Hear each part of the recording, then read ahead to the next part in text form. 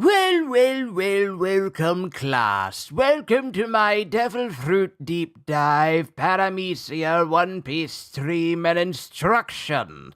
It is time for us to dive deeply into the world of power within the world of One Piece. So we shall start with the most prominent of powers throughout this series, Devil Fruits. Particularly starting with the first version of that type of devil fruit in the beginning of the series. I am making up this speech as I go along, so forgive me if I slur.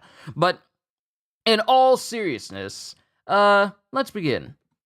Yo, peoples! Kyushu92 here, and welcome to a deep dive on devil fruits in the world of One Piece. I wanted to do like individual videos and stuff, but I figured it would be more fun if I interact with you guys and we talk about these sort of subjects, live. So, let's go ahead and get started with basically, well, what I'm doing is aside from me doing like One Piece reflections where we go over every chapter of One Piece each month, at the end of each month, I want to incorporate some of these little streams and whatever. These little streams, hold on, let me get chat on my phone just a little bit so I can see you guys because I want to focus on the webpage here. But I want to get like these, I want to do these streams where just in case there's anyone who is not very knowledgeable about One Piece, or the things that One Piece actually has in it, in certain aspects, and maybe even wants to learn more about, like, different aspects of One Piece, I want these to be the sort of sessions where we can just, like, not only chill, but you guys can also learn as well. So, let me just get my feed up. It won't let me... Let me go to my channel so I can get my stream up so I can see people talking to me. There we go. Much better. But Psycho, it's good to see you. Gonna be interesting? Yes, it is.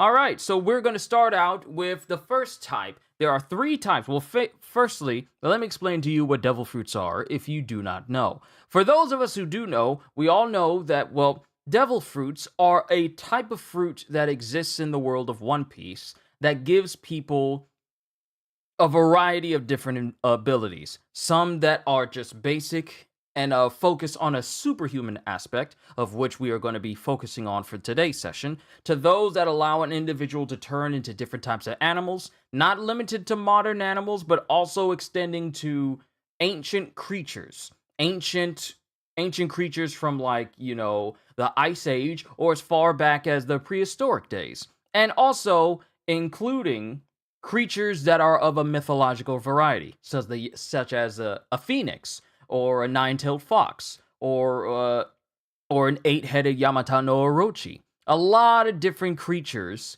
and even some creatures that are basically human-like, but can give you the powers of an actual god, literally turning that individual into a deity. And of course, we have Logias, which are, well, actually, hold on. Paramecia is the superhuman aspect.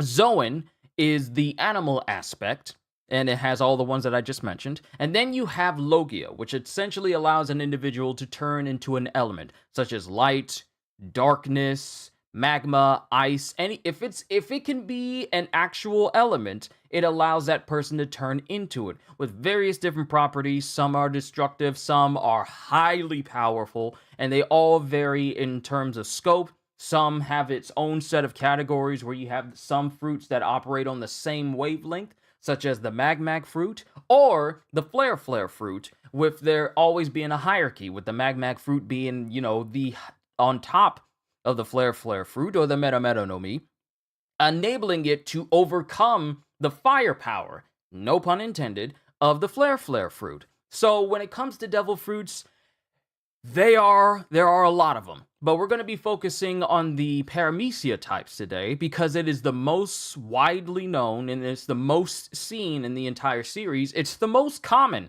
and it's also the very first type of devil fruit.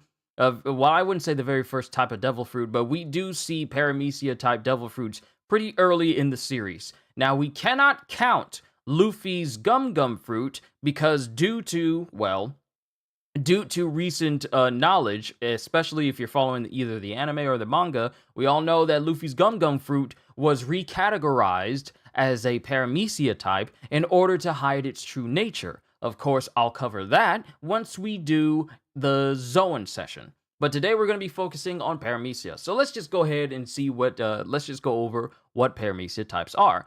Paramecia is one of the 3 devil fruit types, being the most common and diverse. Fruits of this type allows the consumer to achieve one of a large variety of abilities that enables them to become superhuman or perform a superhuman feat. Now, the thing about Paramecia types is they do a lot of things in terms of their powers, but they never really get into there's only one type of devil fruit that is very close to operating on the level of another devil fruit, but we'll cover that in a minute. Special type. There's only one type of Paramecia type devil fruit in this entire series that is considered a special Paramecia type. That being the Mochi Mochi no Mi, eaten by Charlotte Katakuri, which allows his body to turn into and create mochi. And since it's a man-made substance, it cannot be classified as an element. Though Katakuri is capable, I was about to call him Katakuri, my apologies. Katakuri is able to move his body akin to that of a Logia simply because of the special nature of his own Paramecia type, but there's no other Paramecia type in the entire series that operates like that. The term Paramecia was first used when Wiper witnessed Luffy's unawakened devil fruit abilities. So, we have the etymology of it. A Paramecia singularia paramecium are a genus of slipper-shaped ciliate protozoa, single-celled organisms that thrive in freshwater, brackish, and marine environments, able to swim by moving the hair-like organelles attached to their body. Easy to cultivate, Paramecia are widely used as biological research material, especially genetics and cytology. Their ability to flourish in water stands in contrast to devil fruit's users losing all power in water and being unable to swim. And of course, it goes down to its different meanings and whatnot. So now let's just focus on the overview of Paramecia. And of course, I'm going to be giving my own takes as well while we're reading through this.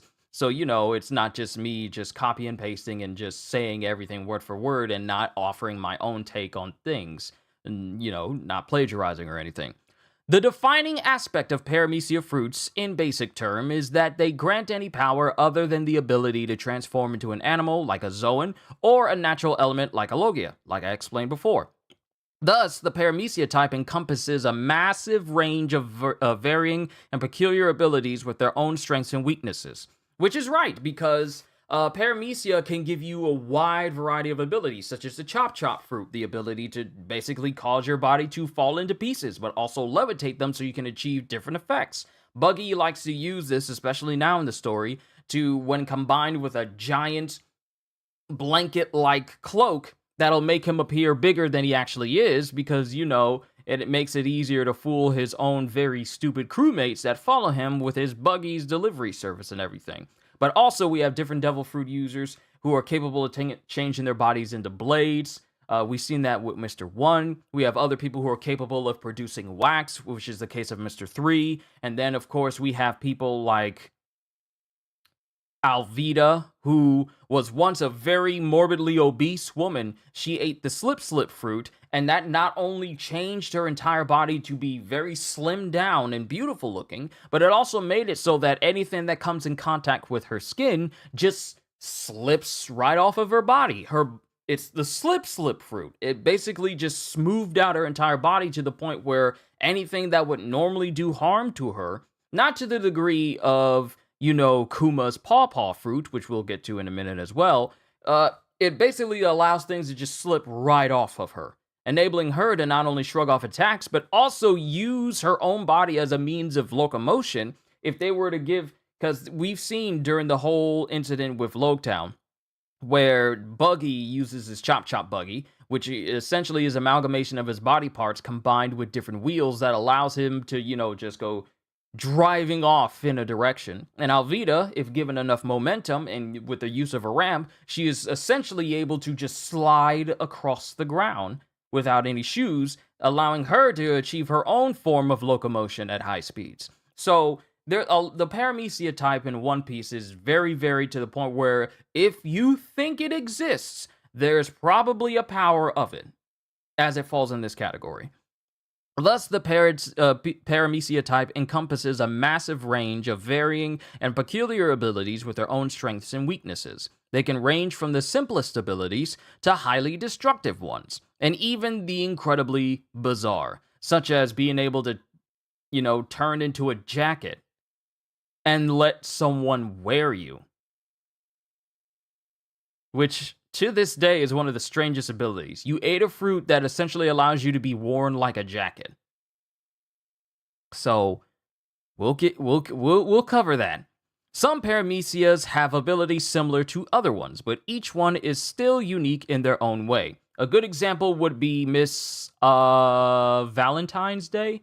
I want to say it's Miss Valentine's Day, where she has the Kilo fruit, which allows her to increase her weight exponentially. But a higher grade of that type of devil fruit would be Mach Weiss's Ton fruit, which allows him to increase his weight in accordance to tons, rather than Miss Valentine's Day increasing her weight in accordance to kilos. So there's, like I said, there's a hierarchy and there's categories of devil fruits that do the same thing, but some do it on a higher degree than others.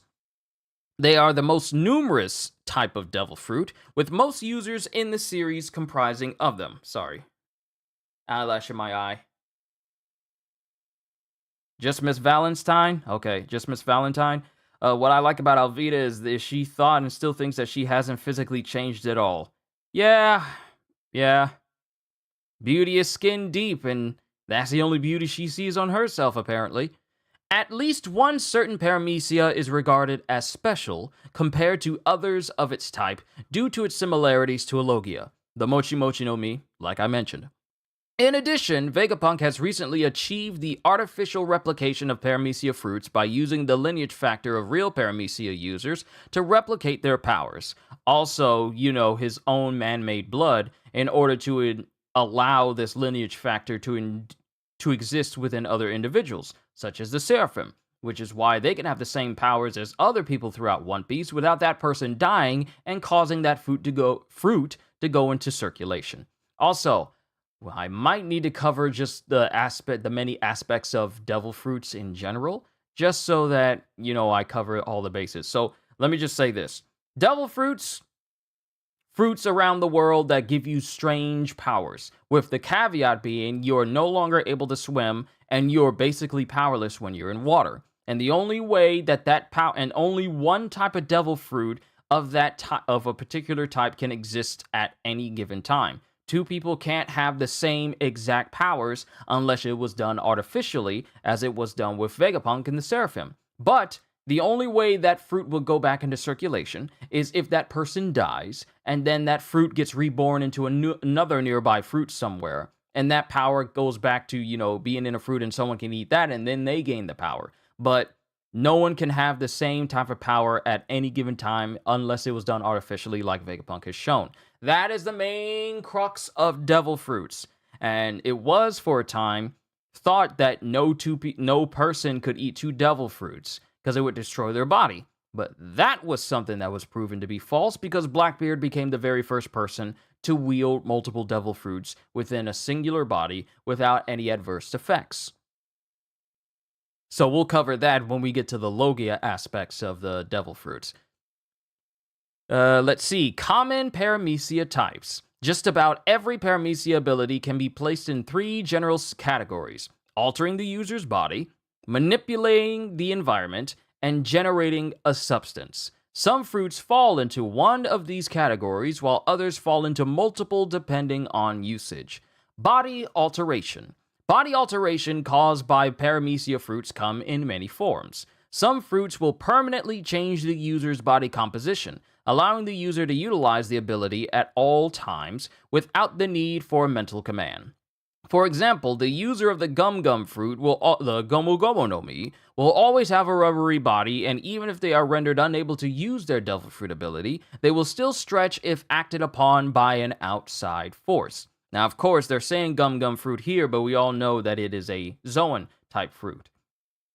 Yo, CDs and Ravi, it is good to see the both of you. What is this, a new type of video? Yes, we are doing a deep dive into the world of One Piece and the powers of the devil fruits. Today's Devil Fruit Deep Dive is about Paramecia type, the superhuman oriented devil fruits. So we're going to be going on a nice deep dive of all these different powers we've seen over the years, talk about them, and then stack up which ones are strong and which ones are weak and which ones fall in the middle. I won't say we'll do a tier list because that'll probably take a minute, but we'll be, as we go over all these different fruits and see these different users, because it will list all of the known Paramecia types in the entire series thus far, we can then gauge which one is at the top and which one's at the bottom. Phone on mute, and guess what? Phone has caption nouns that detect speech. Good! So now you should be able to keep up with everything that I'm saying, but I'll make sure that I enunciate my words, so that way, just in case the subtitles mess up, you'll be able to read my lips a little bit better. Body alteration, let me go. For example, the user of the Gomu Gomu no Mi will always have a rubbery body, and even if they are rendered unable to use their Devil Fruit ability, they will still stretch if acted upon by an outside force. The example being when Luffy tried to stomp his feet into the ground in order to take on Arlong and his crew during the Arlong Park section of the story, and Arlong threw him in the water, he couldn't move, he could only hold his breath, but his body was still able to be stretched thanks to Genzo and Nojiko, stretching his head outside of the water so that Nojiko can, give him mouth to mouth in order to keep air in his lungs and at least make it so that he couldn't, drown while they worked on breaking up the stone that was locked around his feet. Glad I can understand you while I can't hear. Good they're looking out for the hearing disabled crew. I'm glad they are. I'm glad they are. Thank you. Glad I came just in time. Yeah. Fun fact, Paramecia is my favorite group of devil fruits. At least it always flops between them and Zoans. Zoans are fun. I can't wait to talk about Zoans. Logias going to be the last one. Logias are going to be the last one because they are also some of the most powerful fruits out there. Among the rarest, but they're also the most powerful, but we'll talk about them during the Logia stream. Other users must alter their body on command, whether it is mental or through some physical gesture, like transforming their entire body or certain parts of it into other things, both organic and inorganic. An example being Inazuma, who is capable of creating scissors out of his hands and cutting apart the environments as if they were paper, or Mr. One, who's capable of turning his body into a blade, either selectively, like blades lined up along the palm of his hand, or along the length of his body, or just straight up turning his entire arm into just like a full-on blade, with the fingers being gone and him just being like a giant blade human, or Diamond Jozu, who is able of either fully turning his body into diamonds or partially, for his brilliant punk. So there are those examples of being able to selectively turn sections of your body into a certain alteration with a Paramecia type, or completely, depending on the user. Let's see. Examples include the Buki Buki no Mi user transforming their body parts into a variety of weapons. Baby 5. She is essentially able to turn any part of her body into a weapon, from turning her entire upper torso into a giant bazooka, or turning her leg into a giant Gatling gun, or turning basically her entire body into a giant blade that can be used by Buffalo, who is another example of a Paramecia user, essentially being able to turn parts of his body into spinning propellers so that enables him to fly, and also helps with his own spinning strength, which allows him to use Baby 5 as a giant weapon and increase both her cutting power and his strength, which allowed them to, dent in General Frankie during the whole Punk Hazard arc. Let me see. Am I going to read Dragon Ball Z? I hadn't planned on it. Also, hi, Sam. But when it comes to Paramecia types, there's a lot of good examples of, like, let me see here. The Mane Mane no Mi user transforming into other people. Yes. If I pull this up, this is actually the clone fruit. Yeah, this is the clone fruit that allows the user to transform into other people. Now, I know Apu is another one. Yes, basically turning his body, or any part of his body, into an instrument. fingers into like his finger, his arm into a saxophone, or his head into like a cymbal, or his chest into a drum, or his literal teeth into piano keys. Which means like you gotta be you.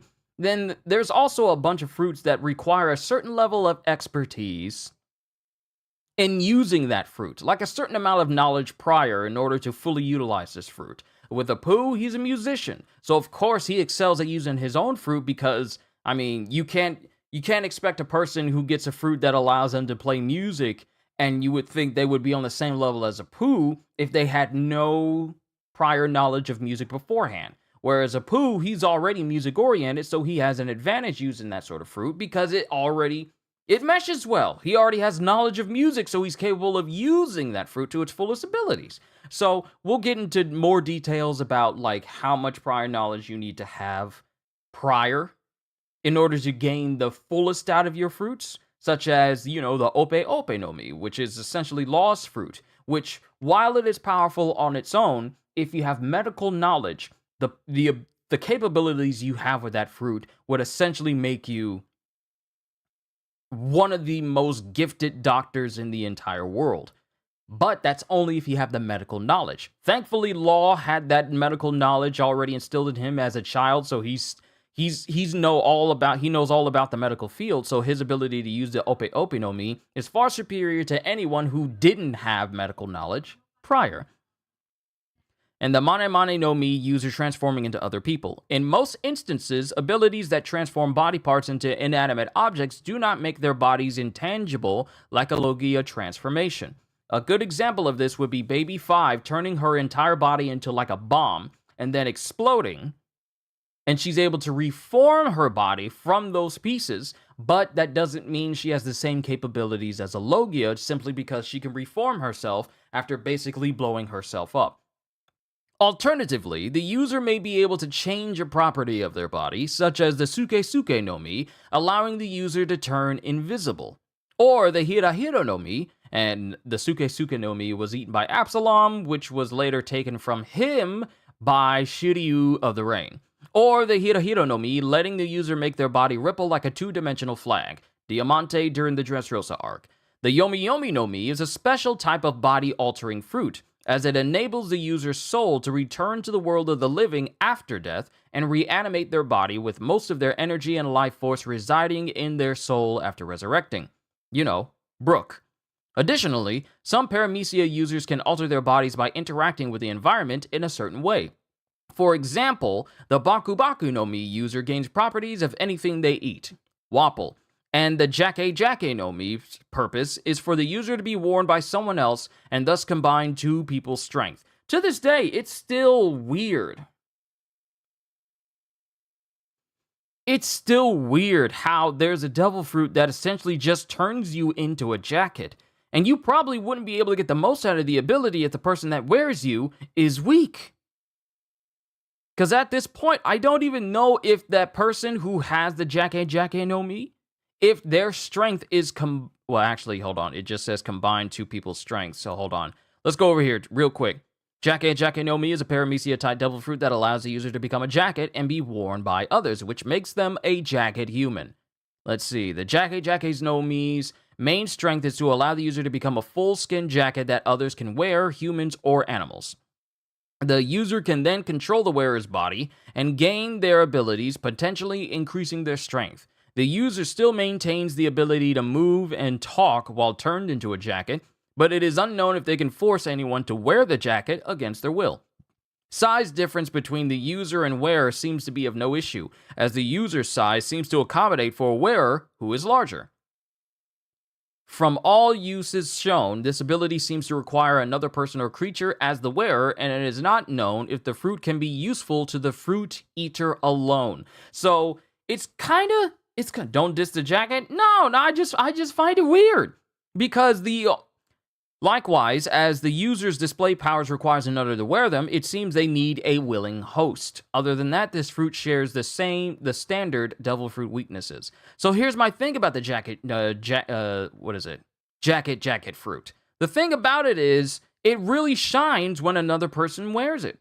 But we haven't seen Kelly use any ability extending from the jacket fruit on his own. It requires another person. So that's the reason why, for me, if I was to put like a list of where a devil fruit lies for the Paramecia types, they would have to be kind of far down on the list, because really the strength of the fruit itself pops up when another person is actually wearing the other person. And that's it. If they ain't got nobody, then it's just like, you got a power, but how useful is it to you if no one else is around to help you use it? That's the thing. But that's just me. Let me see. What will happen if you go back in time and give a caveman baby Five's fruit? I mean, when it comes to baby Five, it doesn't mean it's not gonna. The only reason why it works for baby Five is because, I believe with the, hold on, where is it? The Buki Buki no Mi. The Buki Buki no Mi works well with people who know what weapons are. Like, Baby Five is capable of turning all of these weapons because she knows what these weapons are. It doesn't just give her prior knowledge of what these weapons are already. Like, it doesn't just give her the knowledge of, like, oh, I can turn into a machine gun. Oh, I can turn into a bomb. Oh, I can turn my entire upper body into a blade. That requires prior knowledge. This just allows her to turn into any weapon she can think of. If a caveman can't think of any weapon other than, like, your most basic weapon, the caveman is probably not going to do much with it. If you taught the caveman, hey, this is a weapon, that's a weapon, that's a weapon, yeah, they'll be able to turn into it. But if they don't know it, it's not going to be too much useful to them if their knowledge on what weapons to use is limited. So that's my opinion on it. I'm just saying, people are laughing until someone like Kaido or Shanks puts them on. But like it said, the person has to be willing to put the jacket on. And it also said that it's not like it can force itself onto people. They literally have to willingly put it on. Because if you remember during the Colosseum fight, he told his brother to put me on, but it's not like he can just envelop his brother and then just zip up. No, he literally had to wait for his brother to put him on. So when he goes into that jacket state, he's pretty much kind of helpless until someone puts him on, or until he chooses not to be a jacket anymore. But that's it. So I still feel like it's kind of low on my list, and it all really depends on whether the person wants to wear Kelly or not. But that's it. Let me see. For example, the Baku Baku no Mi user gains properties of anything they eat, and the Jake Jake no Mi's purpose is for the user to be worn by someone else and thus combine two people's strength. Some body-altering Paramecia users can apply the alteration to the surrounding environment, usually by touching it. For example, the Hira Hira no Mi user can make any object they touch ripple in addition to their own body. And this is Diamante, where he's able to ripple the ground. He's able to ripple shards of paper that basically stone iron spike balls, but turn them into confetti, or fold them into confetti so that when they're up in the air, they completely fill the sky, and then he can release it, and then they all turn back into spike balls, and it just becomes this downpour of iron spike balls that falls down on people. So and mind you, that is a separate object other than himself. Not to mention, like I said, he can ripple the ground, causing the whole ground to just go wavy. Now, mind you, some people could see that as like, oh, that's kind of similar to when Luffy goes into his Gear 5 state, and it just, like, ripples the ground because of the awakening. But this is something that some Paramecias can do. Oh yeah, you're definitely right. It's low, but I'd argue there is almost no bad devil fruits. It's just many of the lower tier fruits shine in very unique situations. Really, when I put these devil fruits up on a tier list, or put them on a list of strongest to weakest, I really am going based off of the expertise and skill of the person who is using it. Because every devil fruit in One Piece can become incredibly strong. A lot of them have that potential. However, it is limited by the willingness of the user to train themselves to become stronger, to discover its ins and outs, to perfect them even. A lot of people do that in One Piece right now. Some people have not done anything to their power to even see if they can become stronger in the slightest. Biggest example, Buggy. Buggy's devil fruit chop chop fruit has been the exact same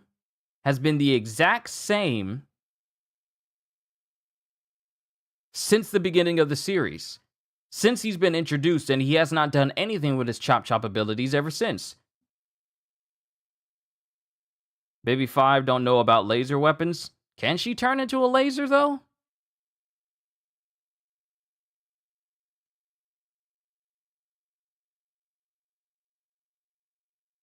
Let's see. Okay, so she has Espada Girl, Missile Girl, Revolver Girl, Sickle Girl, Flying Disc Girl, Fire Girl, Gatling Girl, Revolver Leg.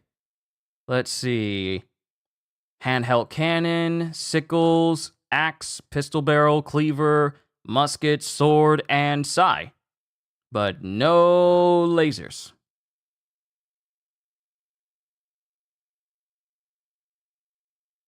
Yeah, she doesn't know anything about lasers because she hasn't been shown to actually use laser weapons, but I'm pretty sure if she actually seen it, that would be something that she could replicate. I mean, it lets you turn your body, different parts of your body or your whole body into a weapon.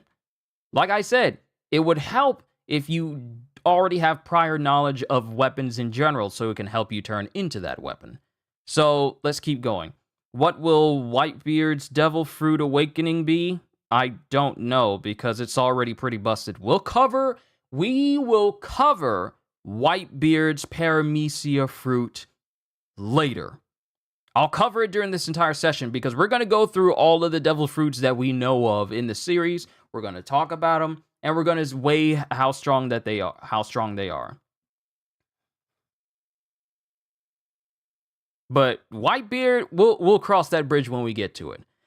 So now that was bodily alteration Paramecia types. Then we move on to environmental manipulation. One big example is Fujitora's Press fruit, which is basically the ability to manipulate gravity.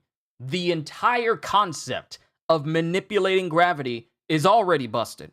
And by far, I want to say his devil fruit has the farthest reach out of every single devil fruit that exists. Simply because it is capable of grabbing meteors from space. They're not in the stratosphere. They're not within the range of the clouds or anything. Meteors from space. Literally grabbing things from space, which makes Fujitora's Press fruit have the longest effective range out of devil fruits I've ever seen. Period.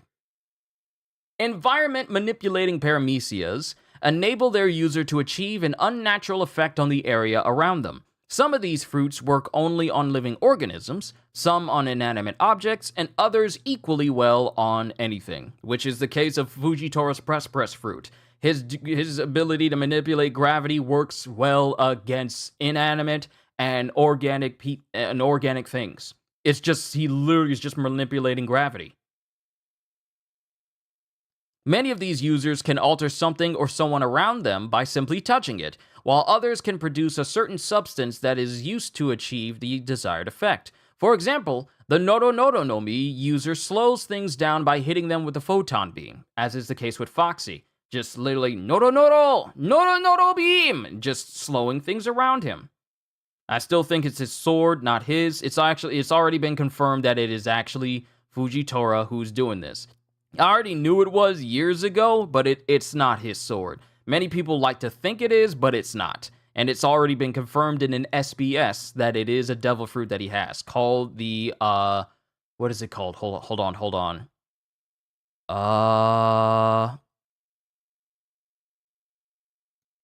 Hold on, what is it called? Yeah, Zushi no Mi.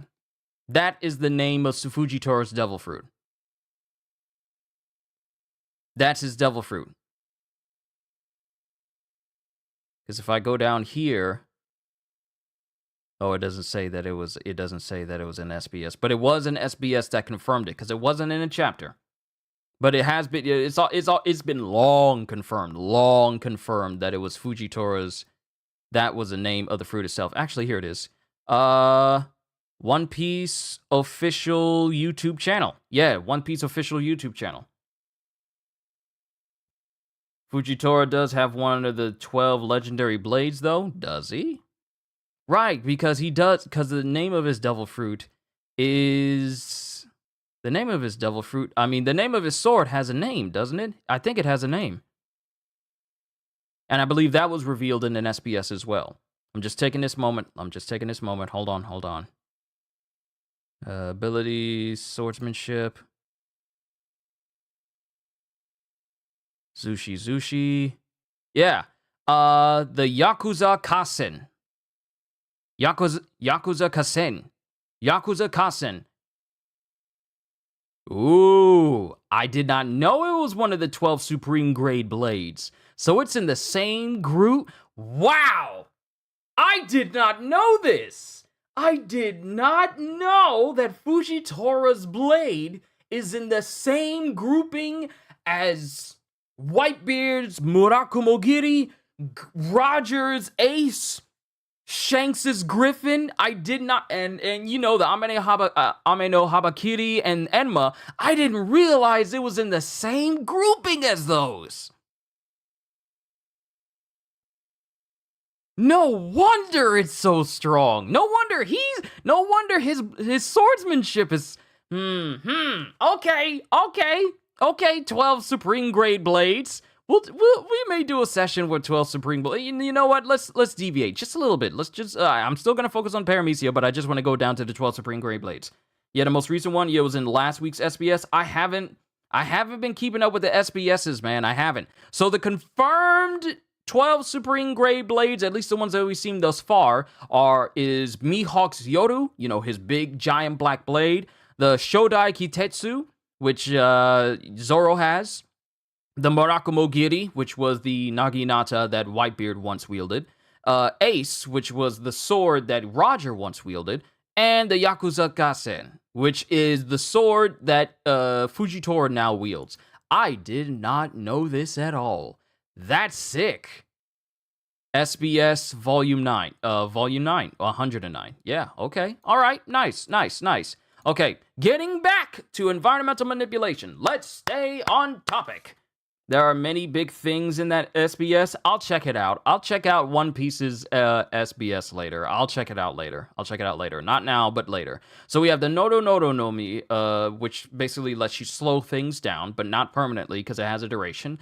Tama with the kibi, allowing her to basically turn a piece of her own cheek into like an edible kibidango that has a phenomenal effect on animals and animal-oriented people.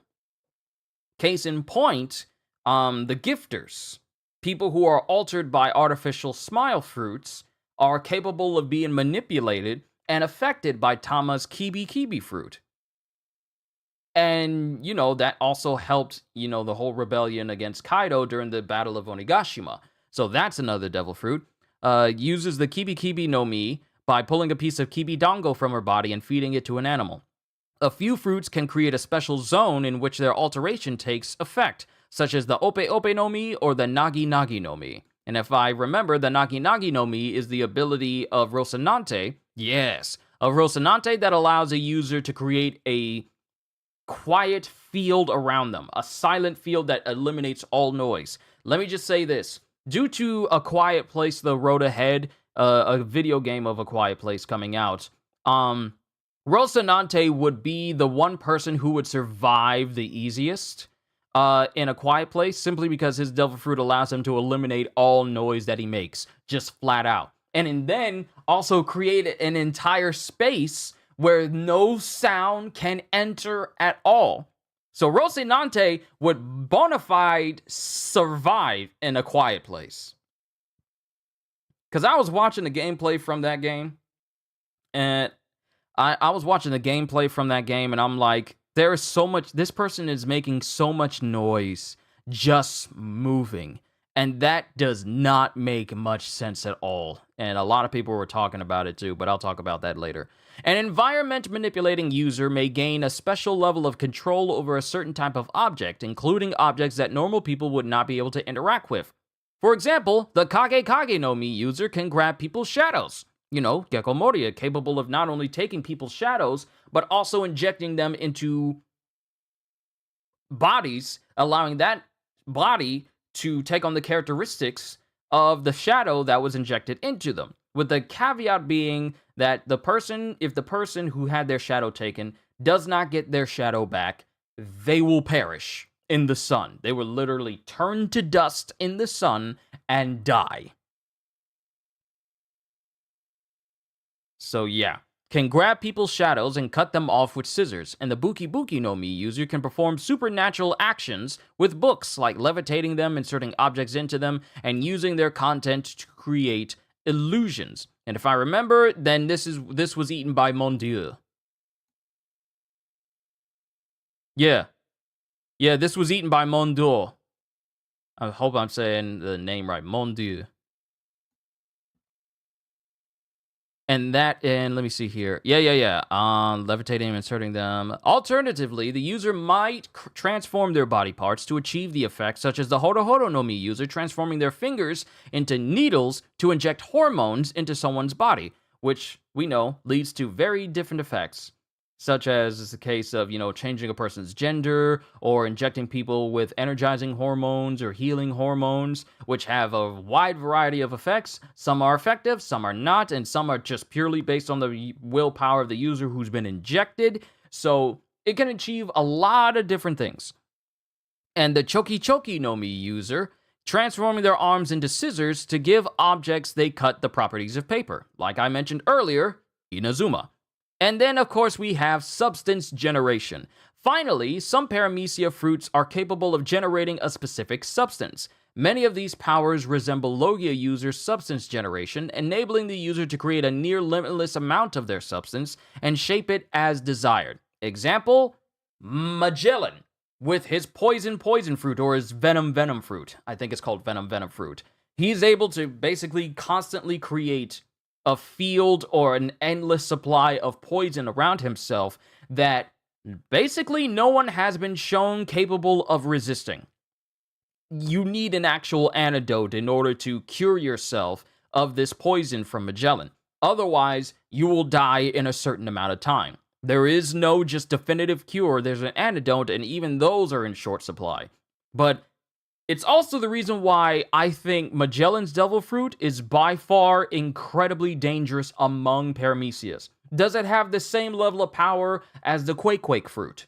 No, not even. But its ability to basically debilitate an individual with no one having any natural means of resisting it makes it dangerous. Because not only is it highly corrosive, because it burns a person when they're touched by it, but it also starts infecting the person almost instantaneously. And unless you get the antidote in a certain amount of time, you will die in a certain amount of time. And you will be in agonizing pain the entire time you are suffering. However, should you survive, you may have some of the strongest you may have some of the strongest antibodies known to man if you survive. Because when Caesar tried to kill everyone with like poison and stuff during Punk Hazard, Luffy inhaled it and he just blew it out of his ears because, him being poisoned by Magellan gave him like a high resistance to being poisoned. Of course, he's not immune to it because he almost died on his way to Whole Cake Island because he was trying to eat this poisoned fish that Chopper tried to warn him of. But conversations for later. Substances, create a near limitless amount of their substance and shape it as desired. However, users of these fruits cannot transform their bodies into their respective substances like Logia users. They can produce it, but they can't turn into it. Magellan can produce poison, but he can't just simply turn into poison and move and function like a Logia could. Substances generated by Paramecia users are distinct from those of Logia users in that Paramecia-generated substances are typically refined and man-made, including wax, string, and poison. String is related to Doflamingo and his ability to create strings, which has like a very It's very versatile. It's very versatile.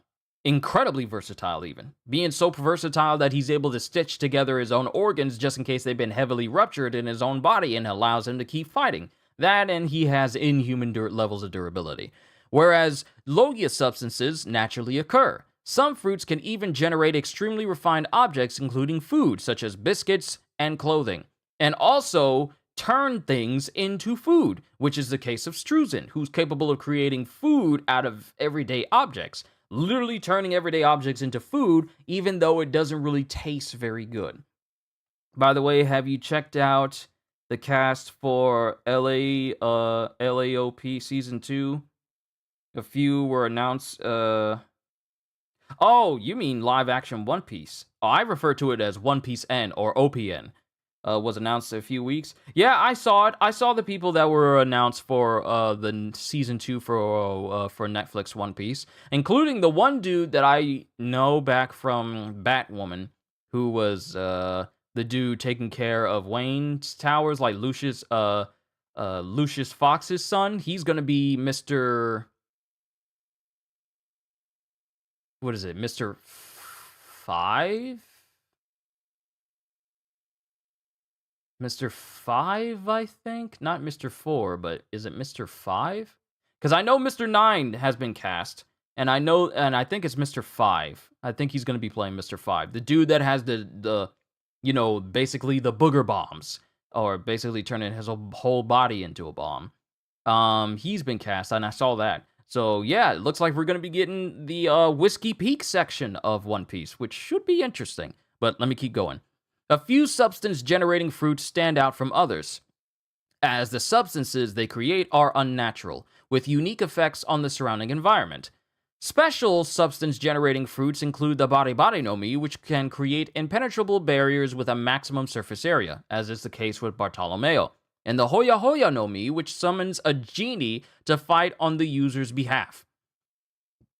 And that was eaten by Daifuku. Yeah. Charlotte Daifuku. The Horo no Mi can create ghosts with a large variety of effects on the environment, including allowing the user to see what the ghosts see and inflicting negative emotions on people they pass through. Perona. Her name almost escaped me, by the way. Additionally, some fruits generate real substances with unusual and sometimes supernatural properties, such as is the case of Big Mom being able to manipulate the souls and even rip the souls out of people to not only rejuvenate herself, but also use it as a means of giving life to things that normally would not have life at all, such as animating furniture and food and different types of objects as well.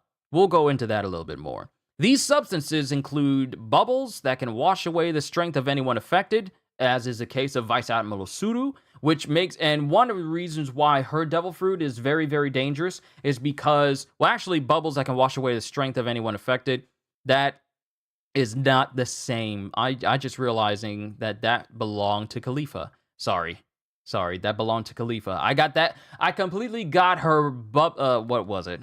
Her soap fruit? Is it called the soap fruit? No, bubble fruit. The bubble fruit, and I got her devil fruit mixed up with the wash fruit. Because the wash fruit, it was eaten by Suru, which allows her to basically wash people and hang them out to dry. But it also washes a person's heart, and which is very dangerous to a pirate, because if you have your heart washed, then you are less inclined to be a pirate, which makes her devil fruit power very dangerous to pirates in general.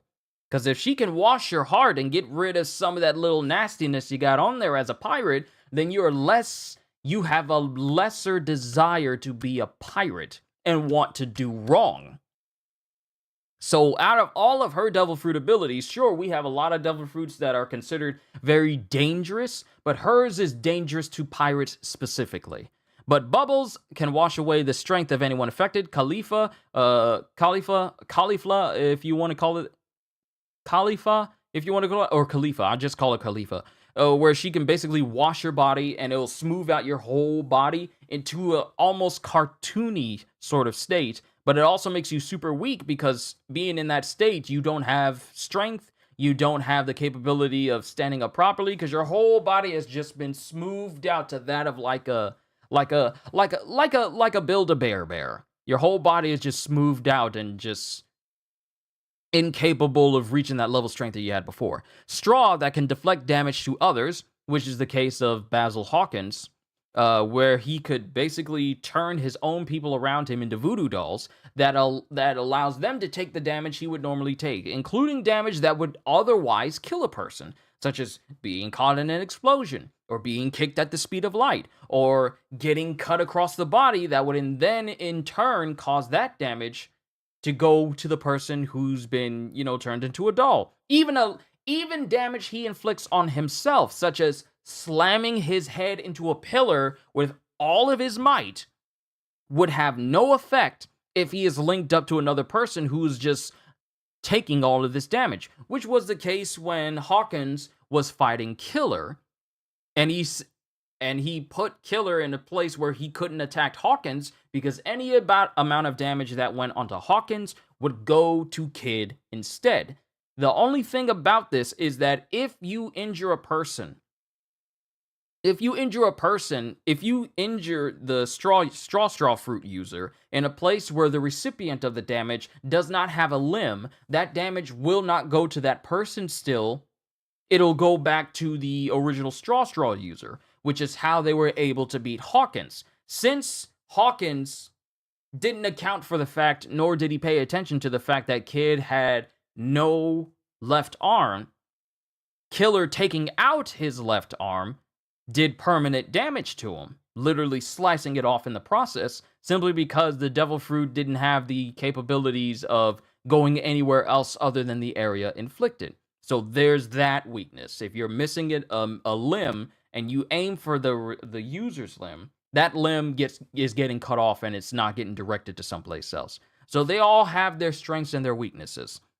Mucus that is flammable, as is the case with Treble and his, sticky fruit, where he can cover his entire body in a mucus, and I question why this dude didn't have stuff just sticking to him all the time, where he can cover his whole body in a mucus, even make it seem like he has a larger body than he actually does. Cover his whole body in a mucus that is not only incredibly elastic, not only incredibly malleable, but also highly flammable with extreme explosive properties. Butter that is adhesive instead of slippery. Bada no me. Is this real? Oh yeah, it is. I forgot it was eaten by Galette. Yeah, it basically allows a user to create and control butter. I keep forgetting that so many of Big Mom's children have the abilities of creating different types of foods. Yeah, butter. It's not good for you. It's not good for you if you consume too much. And I imagine having butter all over your body for an extended period of time is probably not good either. Cream that can burn skin, and dongos that can tame animals. We've already spoken about Tama's Kibi Kibi no Mi, but Kuri Kuri no Mi. This was by Charlotte Opera. Allows a user to create and manipulate cream at will, and it can also burn as well. The cream sugar is capable, the fruit allows a user to create and control seemingly limitless amounts of cream, which they can use to attack and capture their foes. The cream sugar is capable of inflicting painful second or third degree burns to anyone it comes in contact with, allowing the user to physically harm their opponents while also making them hard to approach in battle due to the risk of coming in contact with the cream, as is the case of Magellan covering his entire body in poison. You can't really touch him without a fear of poisoning your entire body, and repeated attempts to do this will just make it even worse.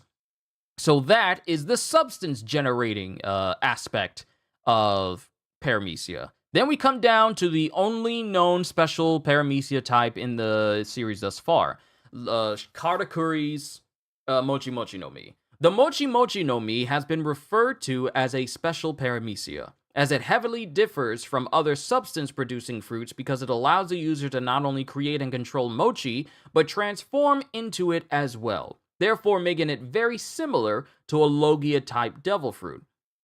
The only clear difference between this fruit and actual Logia fruits is that the Mochi Mochi no Mi's powers are based around a man-made substance, while all Logias, canonically speaking, are based on natural elements. As of now, it is not known if there are any other special Paramecia fruits in existence with similar capabilities, or why exactly the Mochi Mochi no Mi in particular is classified as Paramecia.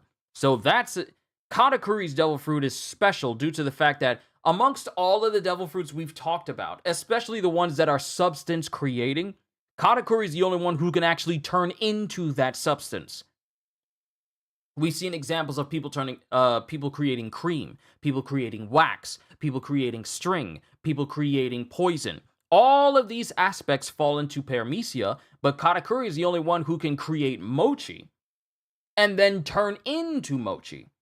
Essentially, because in his fight, during his fight with Luffy, he basically morphed his entire body to be just one big giant donut, allowing him to speed around the entire area in the mirror world where he and Luffy were fighting, which is something you don't see any other Paramecia type trying to do, especially ones who can create a substance.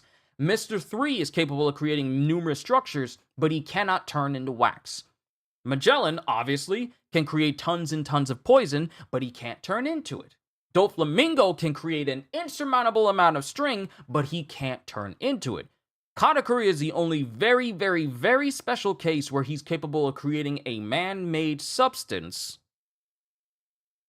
Man-made substance, or I wouldn't even call it a naturally occurring substance, but a unique type of substance, and he can actually turn into it akin to a Logia, but he is not exactly a Logia. But that's the special Paramecia type that we've seen thus far in the series. So now we move on to the artificial Paramecia types. So far, only Zoan-type fruits can be artificially produced. Paramecia types have to be, artificially injected into a body that has a special type of blood that allows that lineage factor to, proct and allow that body to use that power. That's the only reason why the Seraphim on Egghead are capable of using the abilities of Paramecia type users, is because it requires a special transfusion. However, Vegapunk managed to develop a method to recreate Paramecia powers artificially. By using the lineage factor of real Paramecia users to synthesize green blood and transfuse it into beings, granting the recipient the same exact powers, which is why S-Shark is capable of using the Swim fruit from Senior Pink, and why S-Hawk is capable of using the Dice fruit from Mr. 1. And of course, why S-Snake is capable of using the Love fruit from Bo Hancock, and of course S-Bear using the same exact Paw fruit of Bartholomew Kuma. And I would not be surprised if the other Seraphim that we've seen are capable of using the exact same abilities as their recipients as well. But since they haven't, I don't think they've been shown yet. I think they have, but I don't think they've been shown yet. Yeah, they're more than likely capable of using those same abilities as well. This has only been demonstrated with the Seraphim, who are clones of members of the former 7 Warlords of the Sea. Some of them possess the same abilities as their original counterparts, while others received abilities from entirely different individuals. And that is the last of all the descriptions when it comes to what Paramecia devil fruits are. So now we have all of these users, all of these Paramecia type users, and the list goes down. The list goes down a ways. So, if we make our way all the way down, we have Luffy, incorrectly classified as a Paramecia type, but he's actually a Zoan type. At first in the series, it was called the Gum Gum fruit, but we know better. Then we have Buggy with the Chop Chop fruit, and we have Alvida with the Slip Slip fruit. His name is Gem. Cool, I was right. It was Mr. 5. Gem of the Border? I didn't even know this was his name. Vivre card number 139. Information about Gem is revealed. Gem of the Border. I did not know that this dude had... I did not know that was his name. Interesting. That's interesting. Then Mikita? Miss Valentine's name is Courier Mikita? Well, dang, I'm learning all sorts of new stuff. But hold on, let me go here. She has the ability of the Kilo fruit. Then we have Nico Robin with the Hana Hana no Mi. We already know what her capabilities are, being able to sprout numerous hands and limbs all over the place. Since Logias weren't able to be recreated, so he'll probably have a different well, except Seraphim Crocodile. Yeah. Yeah, Logias are not capable of being replicated in any way. They are just simply too difficult. So I'm pretty sure Seraphim Crocodile will probably have something a little bit different. Yes. The same way S-Shark, while he can't go in water because, actually can. No, he has the same weakness. He can't go in water, so give him the next best thing. Give him the devil fruit of an individual that can swim on land and through different objects, and you can still have the capabilities of a fishman without having the weaknesses of having to go in water because of the devil fruit weakness. So, next best thing. Nico Robin with the Hana Hana no Mi, Galdino, aka Mr. 3, with the Wax fruit, Wapple with the Munch fruit, Mr. Bon Clay with the Clone fruit, Daz Bones, Mr. 1 with the Dice fruit, Zala, aka Miss Doublefinger with the Spike fruit? Yeah. And then Hina with the, what is the Cage fruit? Hold on. No. Oh, it is. It was called Bind fruit. It's called Bind fruit in Viz, and it's called the Cage fruit in Funimation, which allows her to basically create a cage around another individual. She produces it by running into people, and then her whole limb that she runs through creates this solid binding that is incredibly difficult to get through as it just bends around an individual. Bellamy with the spring fruit, allowing him to turn parts of his body into spring, also giving him incredible maneuverability and agility, but only if he's faster than the opposing person. Otherwise, he gets done up like he did when he went up against Luffy. Not once, but also both times they tried to fight each other. Then we have Doflamingo with the string fruit. We know how capable this fruit is. It's capable of sticking to clouds, allowing Doflamingo to fly through the air, capable of sticking to people, allowing Doflamingo to manipulate them like puppets, and he can do this to hundreds of different individuals all at once, which makes me wonder just how much control he has, considering he was capable of controlling the entire army of King Riku during his takeover of Dressrosa in the past. And how was he just from a distance, and mind you, he's miles away, watching all of this carnage and massacre unfold, and he's just manipulating every single one of these soldiers effortlessly. Then we have Foxy with the slow fruit, Bluno with the door fruit, allowing him to open doors into different dimensions. Actually, you know what? I'm kind of curious about that. Is there a certain limitation to how many times he can open up a door into a place? Hold on, let's go to the Doa no Mi. Allows the user to create doors through anything they touch, making the user a door human. The doors they create can be created from any part of their body, from the palms of their hands to their entire body itself, and usually take the shape and form of the body part creating it. The doors remain as passageways anyone can pass through until closed completely. So let me see. The fruit's first and foremost strength, as demonstrated by Bluno, is that it gives the user the ability to create a door on almost any solid surface so that they can enter through. This allows them and anyone else passage through the object no matter how thick or strong it is. Though this ability is normally used to gain free passage, the user can also exploit this in other ways, such as trapping an opponent's feet in small doors created underneath them. This power can also be used on living persons as well, and thus can be used to deter opponents by creating doors on their body in order to immobilize them. One of the greatest strengths of this fruit's power, however, is that the user can also create doors through the very atmosphere itself. These air doors lead into a pocket dimension of sorts that is apparently within the air itself. This is ideal for escape or stealth purposes, since this dimension not only allows the user and anyone else accompanying them to travel across vast distances, but also provides a safe haven for them should they need to hide from an enemy or survive through large-scale attacks. Its only downside is that while inside this pocketed dimension, the user has no mean to interact with the real world other than to exit first to return themselves back there. Honestly, when I think of this, that's the only real downside.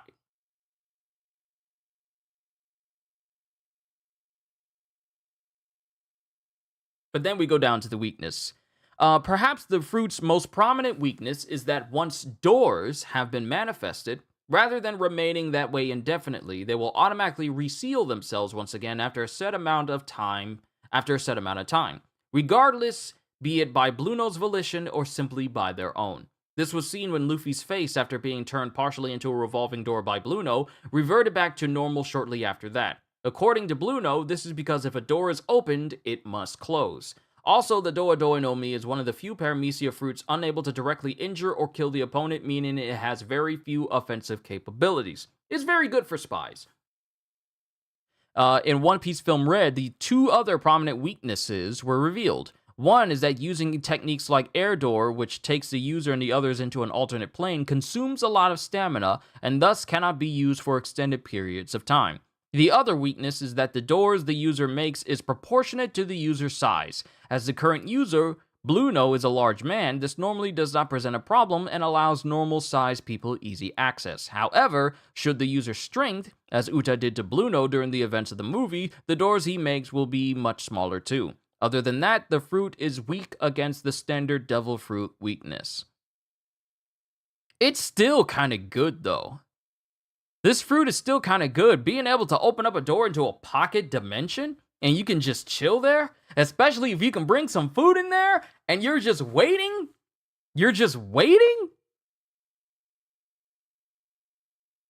I wonder how good the range is. on this Door fruit as well. It said it was capable of crossing vast distances. So then, of course, we have Khalifa, who can basically becomes a bubble human, allowing her to smooth out an opponent. We have Captain Very Good? Yeah, Captain Very Good, who has the power of the berry fruit, which allows him to turn his whole body into berry shapes, just like orbs. Upon eating the fruit, the user is able to divide themselves into several spherical cannonball-like projectiles. This makes the user immune to blunt attacks, similar to how the Bara no Mi makes its user immune to cutting attacks. By turning into berry-shaped balls, an attack like Frankie's Punch, Strong Right, appears to be nullified. Weaknesses.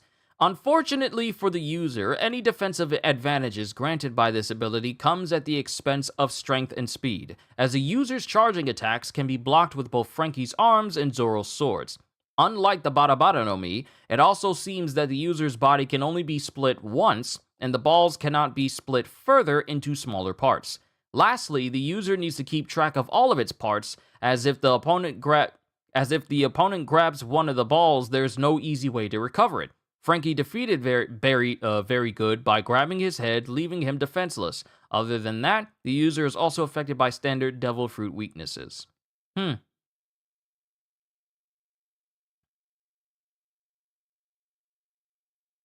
This fruit's power can be considered the polar opposite of the Bara no Mi, as the latter is immune to blades but not blunt attacks, but the former is immune to blunt attacks but not blades. So we have the Bara no Mi and the Berry no Mi. Interesting. Very interesting. Then we get to Captain Shu, who is a person who ate the Rust fruit, which allows him to basically rust anything that he comes into contact with, specifically metallic objects. Yeah, and that's the reason why he was able to rot Zoro's sword, and Zoro had to get some brand new ones, because he rotted one of Zoro's swords. And if I go down here, yeah, he rotted Zoro's Yubashiri. Just easily destroyed it. So we have an ability of someone who can just rust some things. And we have an ability that can turn person into berries. Then we have Sharinguru. Who is Sharinguru? Oh, okay, this is another individual who helped with the Buster Call on Annie's lobby. What are your abilities? Wheel fruit. Let's see. Sharinguru ate the Shari Shari no Mi, a Paramecia class devil fruit that allows him to transform his arms and legs into wheels and rotate them at very high speeds. He can use these rotating wheels as formidable weapons to drive against his opponents to inflict scraping damage. However, targets with a higher defense, such as Frankie's metallic body, are resistant to this, thus proving the fruit's rotating velocity or overall piercing powers to be rather low. This power was shown only in the manga. Because they didn't show it in the anime, they just showed him using his sword there, but this dude has basically a wheeled devil fruit. And let's see, Perona. We already know the Horo Horo no Mi. We already know that with her ghosts, she can basically create an endless supply of ghosts that are capable of allowing her to see all sorts of different things, search out people, can create ghost illusions of her own self. They can also explode, and they can also pass through people that can negatively affect a person. The only person that is incapable of being affected by this devil fruit is Usopp, who he himself has already said he's extremely negative. So that makes Usopp the very worst person for Perona to ever fight, because no one else has shown to be immune to this sort of thing. Then we have Brook with his Revive fruit. If I got that name right, I want to make sure.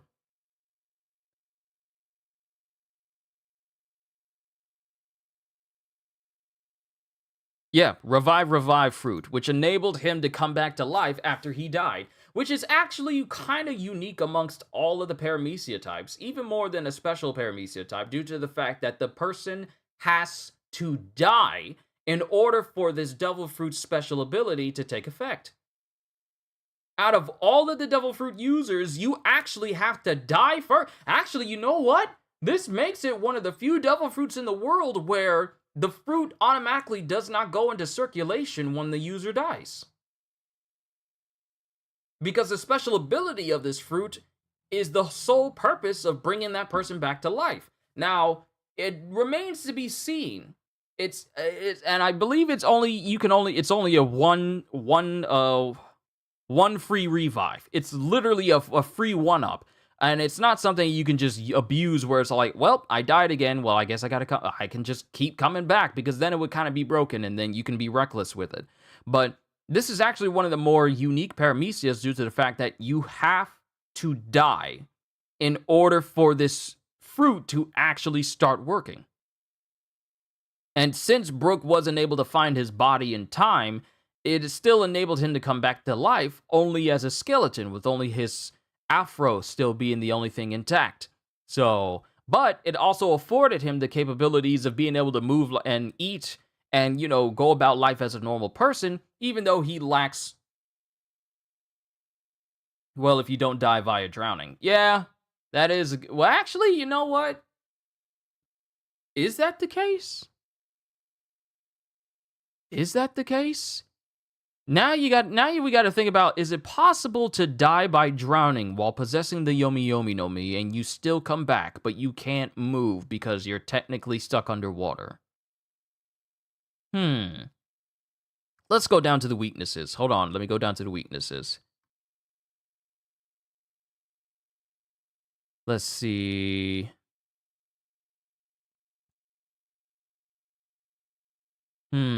Main strength of this fruit, as demonstrated by Brook, is that it gives its user another chance at life after dying once before, and thereby a literal second chance at living.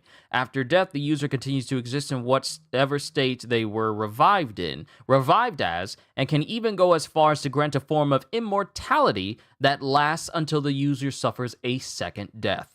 However, since the main attribute of the fruit is resurrection, the Yomi Yomi no Mi's power will remain dormant until the time when the consumer suffers his or her first death. As a result, until such time, the only aspects the fruit bestows upon its eater are the typical devil fruit weaknesses. While the fruit allows a user's soul to return from the land of the dead, it does not automatically return them to the physical body that it once resided in during its mortal life. Thus, it is up to the disembodied soul to search for the corporeal body in order to once again reunite with it.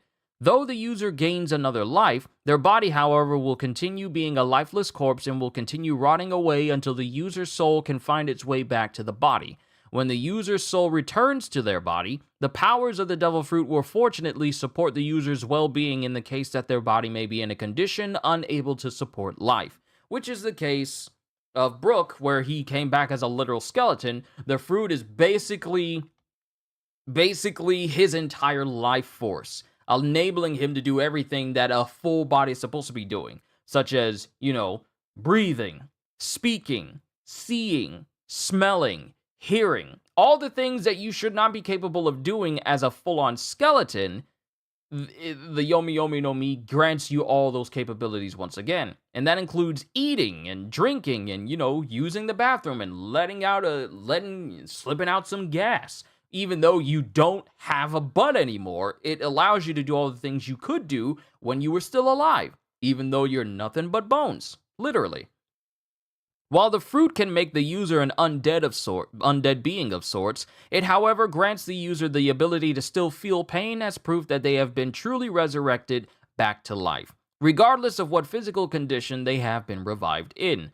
This is noteworthy because it separates the power of the Yomi Yomi no Mi from the zombies created by the Kage Kage no Mi, because although both powers work to make the dead come alive again, the Kage Kage no Mi zombies do not feel pain because they are not truly alive at all.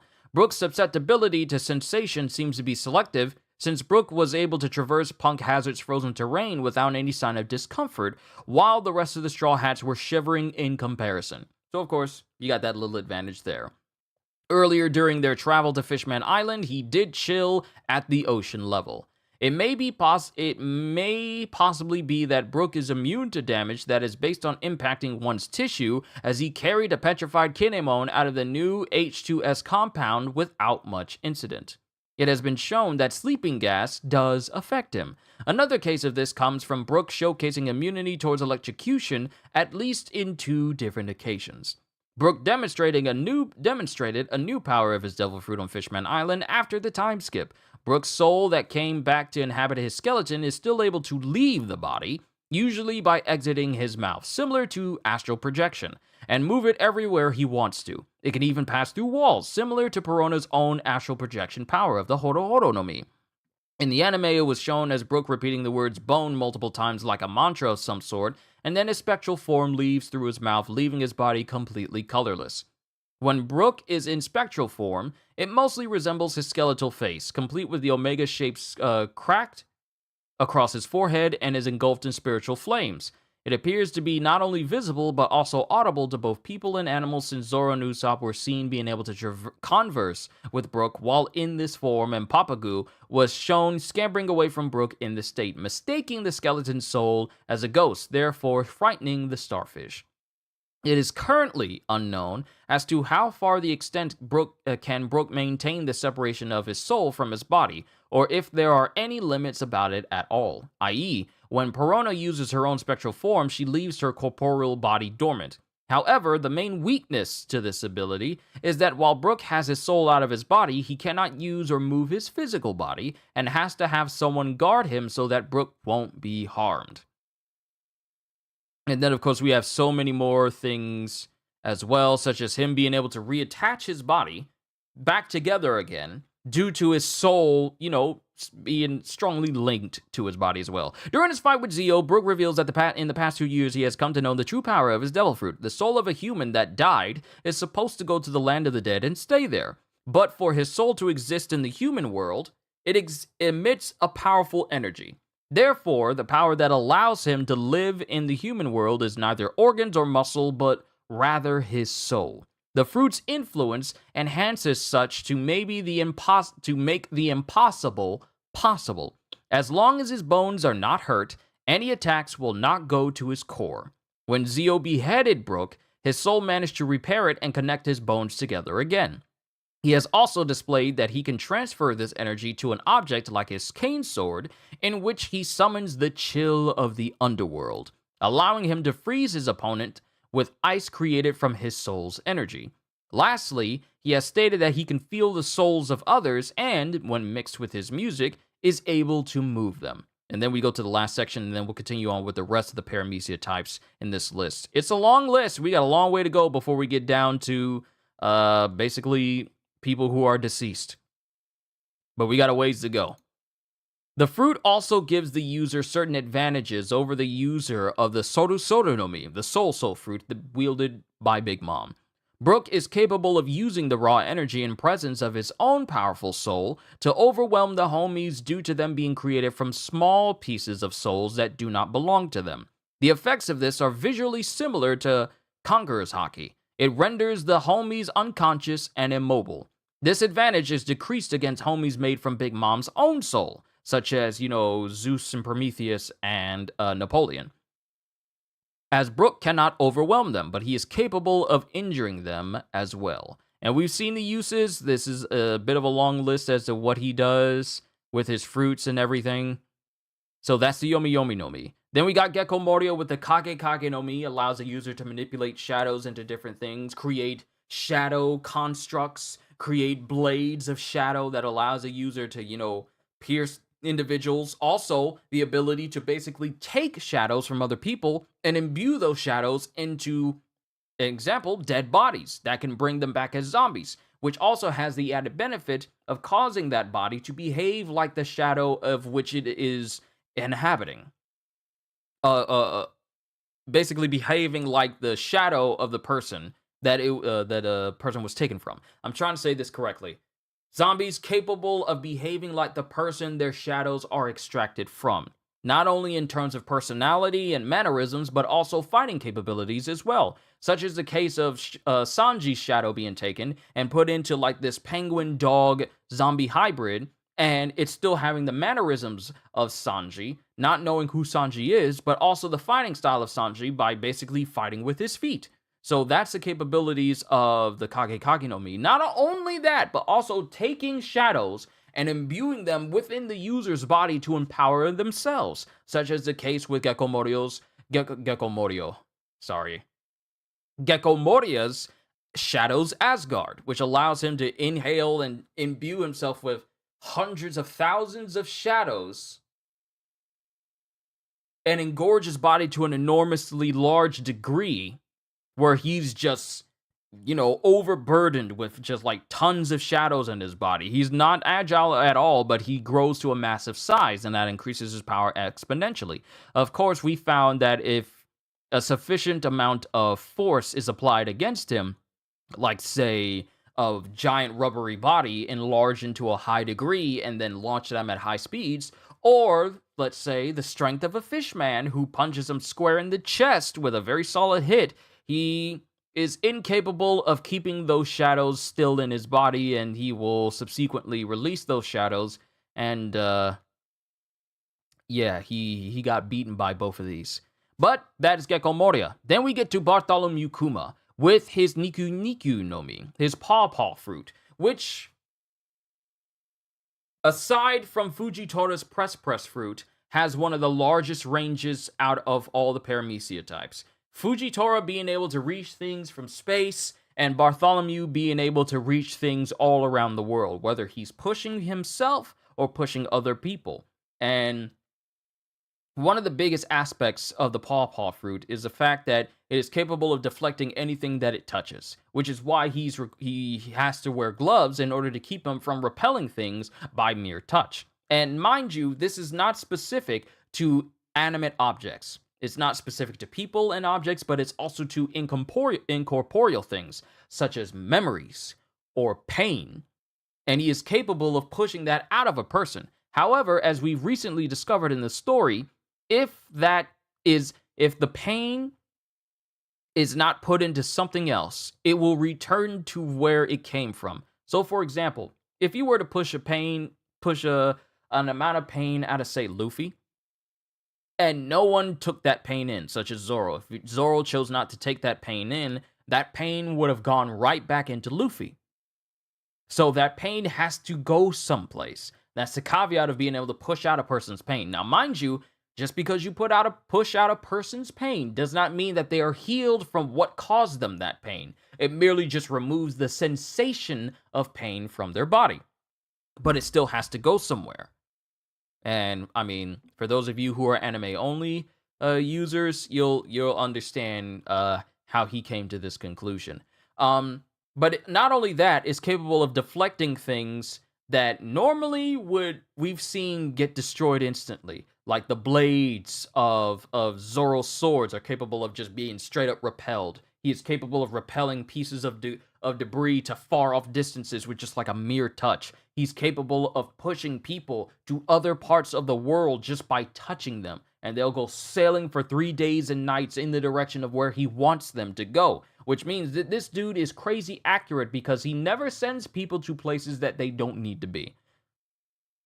And he can also move himself anywhere he wants to by pushing himself. And in some cases, he moves so fast, it almost makes it seem like he's teleporting. That's how fast he is. So when it comes to the Nikyu Nikyu no Mi, its essence for travel and going to different places is literally second to none out of everyone in One Piece. But another thing he's capable of pushing is air, which he has used offensively, which in certain cases where he uses what he calls his pad cannon or paw cannon, he is capable of pushing the air into becoming a literal bullet of air in the shape of a paw print that can go through multiple people. It's not like a physical object. Well, it kind of is, but it kind of isn't. It's capable of going through multiple people, but it's also highly destructive and can leave a massively deep hole when it hits something solid. He can also do this in rapid succession with Supari Patoho, where he could just launch a giant torrent of air bullets at a person that are all highly destructive, or if he wants, he can take a ginormous portion of air and start pressing it together and then start condensing it until it gets smaller and smaller and smaller and smaller and smaller. And mind you, this is highly pressurized. This is highly pressurized and pushed together air being forcefully condensed into this incredibly compact ball of air, which he can then release, which will then start to suddenly expand almost rapidly into a gigantic nuclear-like explosion that has entirely incredibly destructive properties, which he calls Ursus Shock, or Ursa Shock. He's capable of doing that as well. The capabilities of the Paw Fruit are very extensive, but most we've seen is basically being able to repel things and push himself, which have all been like capable of being destructive, but also incredibly versatile as well. Let me see. Like he has to have been there, hence why he needs to know where he wants to go. Yes, and you can travel anywhere as long as you know where you want to go. I can't explain it very clearly, but it was talked about in SBS 109 too. Oh no, I get what you mean. See, while Kuma is capable of being very accurate with sending people anywhere, he also has to have prior knowledge of the location as well in order for him to send it there. But I still need to talk about his capabilities of sending people to where they need to go, and it's accurate 100% of the time, meaning that Kuma might be one of the most accurate people in all of One Piece, simply because of that. Give me one quick second. I gotta blow my nose, because it's been bothering me for the past several minutes.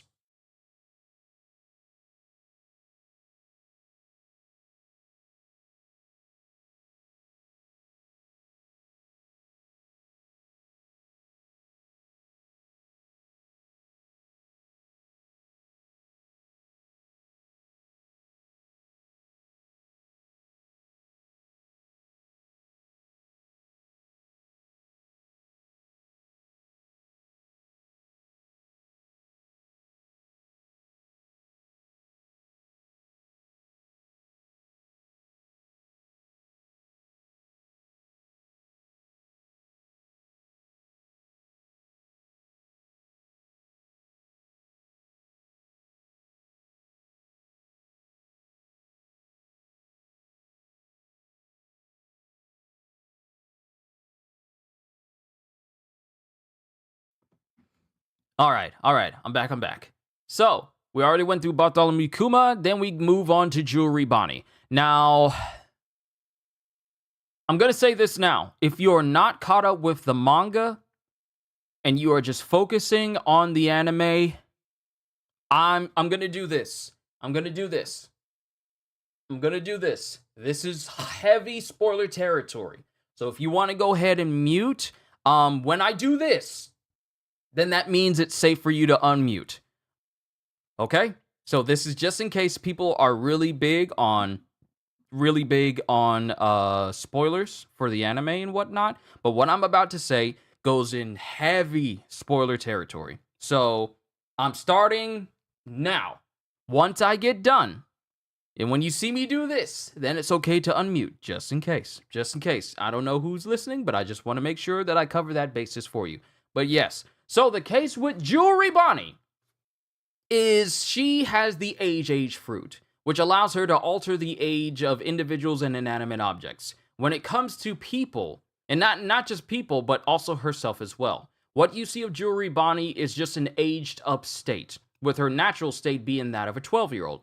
Now, with Jewelry Bonnie, her capabilities are far more extensive than I once thought. I originally thought that with her abilities, she was capable of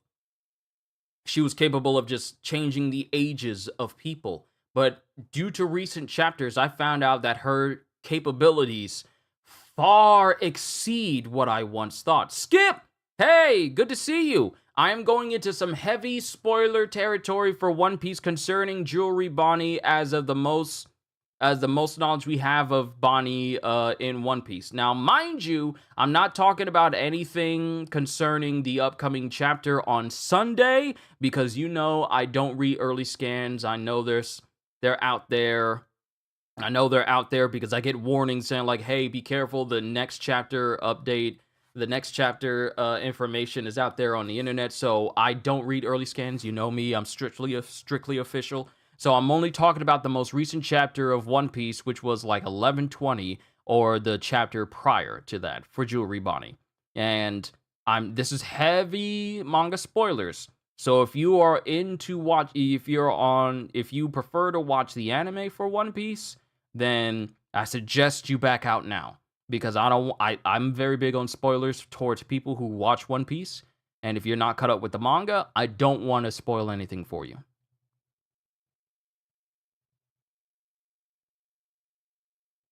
So I just wanna make sure we're good here. I want to make sure that we're good here before I continue. Caught up. All right. So the thing with Jewelry Bonnie, originally I thought it was just her being able to manipulate the ages of people, but we find out during the not Punk Hazard, but Egghead arc, that she's not only capable of altering the ages of people, but also altering the age of objects, which allow her to basically rust and age a locked door very easily. But also we find out that one aspect of Jewelry Bonnie's entire Devil Fruit repertoire enables her to tap into alternative futures of herself to access different versions of herself and thus have access to those capabilities.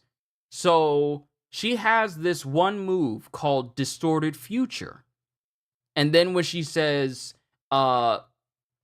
Distorted Future, Nika-like future, or actually, you know what? Let's go into it. Let's actually go into her fruit, because it's, like I said, it's called the age fruit.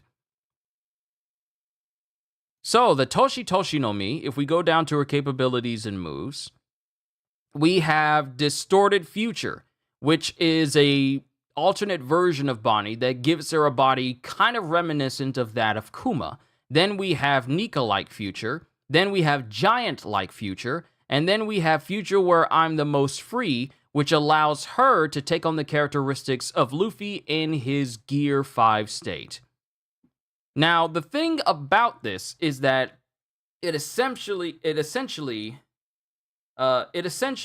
makes it so that Bonnie can access a future where she's this, or she can access a future where she's that. Bonnie, and I've said this before, Bonnie is the living embodiment of Vegapunk's theory of what devil fruits as a whole are. What if I could do this? What if I could be that? Her ability to tap into different futures is essentially her being the living example of that theory. So she is and since she is capable of accessing a future where she's like her father, accessing a future where she is like a giant, accessing a future where she's able to take on characteristics akin to that like Nika. Specifically, the stretching aspect and the gigantification aspect, or even take on the entire visage of Luffy in his Gear 5 state, where he fights with the absolute amount of freedom. Since she is able to access different futures like that, it stands to reason she has access to a ginormous amount of possible futures that she can tap into to gain different sorts of abilities, making her potential almost limitless. Now, we haven't seen her trying to access a future where she could take on the characteristics of a Zoan, and we haven't seen her access a future where she could take on the characteristics of a Logia. I'm not counting Luffy's Gear 5 state because, to both of their knowledge, they don't even know that it's a Zoan type. They just think it's a state of being, and that's it. But we haven't seen her take on a future where she takes on the animalistic properties of a Zoan, and we haven't seen her take on the characteristics of an elemental creating being like a Logia. We haven't seen that yet. But if she's capable of accessing that, she may have one of the most broken devil fruits in all of One Piece. Because if she can think of that future, she can access that future. All of these alternate futures we see of Bonnie is literally based off of her imagination. If she can imagine a future where she's doing this, she can become that. That is busted. That's essentially like giving a child the ability of a Green Lantern ring. If you can think it, you can make it.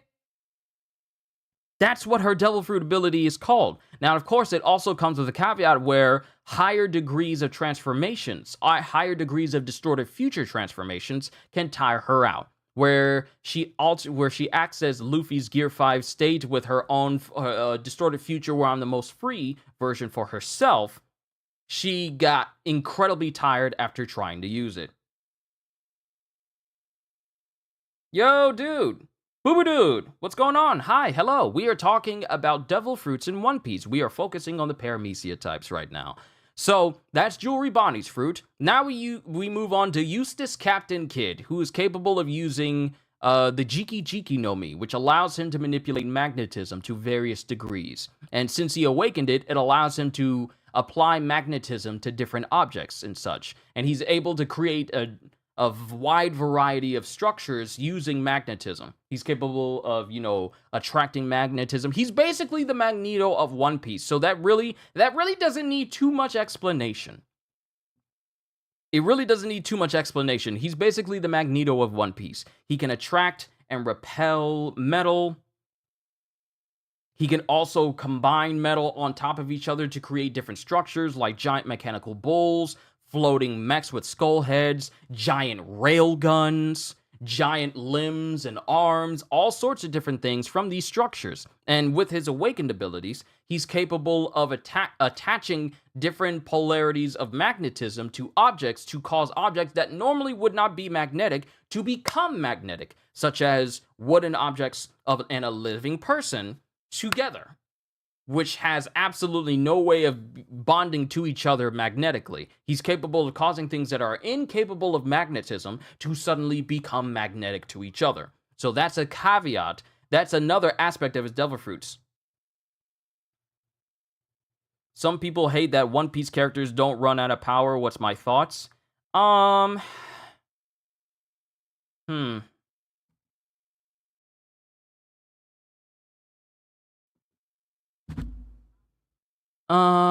don't think it's that big of a deal, because if they want, because this isn't My Hero Academia where people can use their powers and they have like a certain limitation. This is not that kind of a. I don't think it's a problem. I don't think it's a problem. Because it shows you that this world is just built different when you have people who are capable of using an insurmountable amount of power for an extended period of time with seemingly no weakness. This is a world where people train to ludicrous degrees, to inhuman levels. So, of course, their power needs to be working in accordance with that. So, I really don't think certain people within One Piece operating as if they have absolutely no limit to their power, I don't think that there's a problem with it. Because even people who operate where they have absolutely no limit to their power, even they tend to have moments where they gotta, stop at some point. So I really don't think that's too much of a major problem. I don't think it's a problem. Now, if this was My Hero Academia, sure, that thing sort of works because all quirks have a limitation. But this isn't the case for One Piece. I mean, they have physical endurance issues. Yeah, it's just basic stuff. But if you mean just like if people don't like it that people can just keep using their powers without limits, I mean, that's not an occurrence that happens all the time. It happens in One Piece, but it's not something that happens all the time.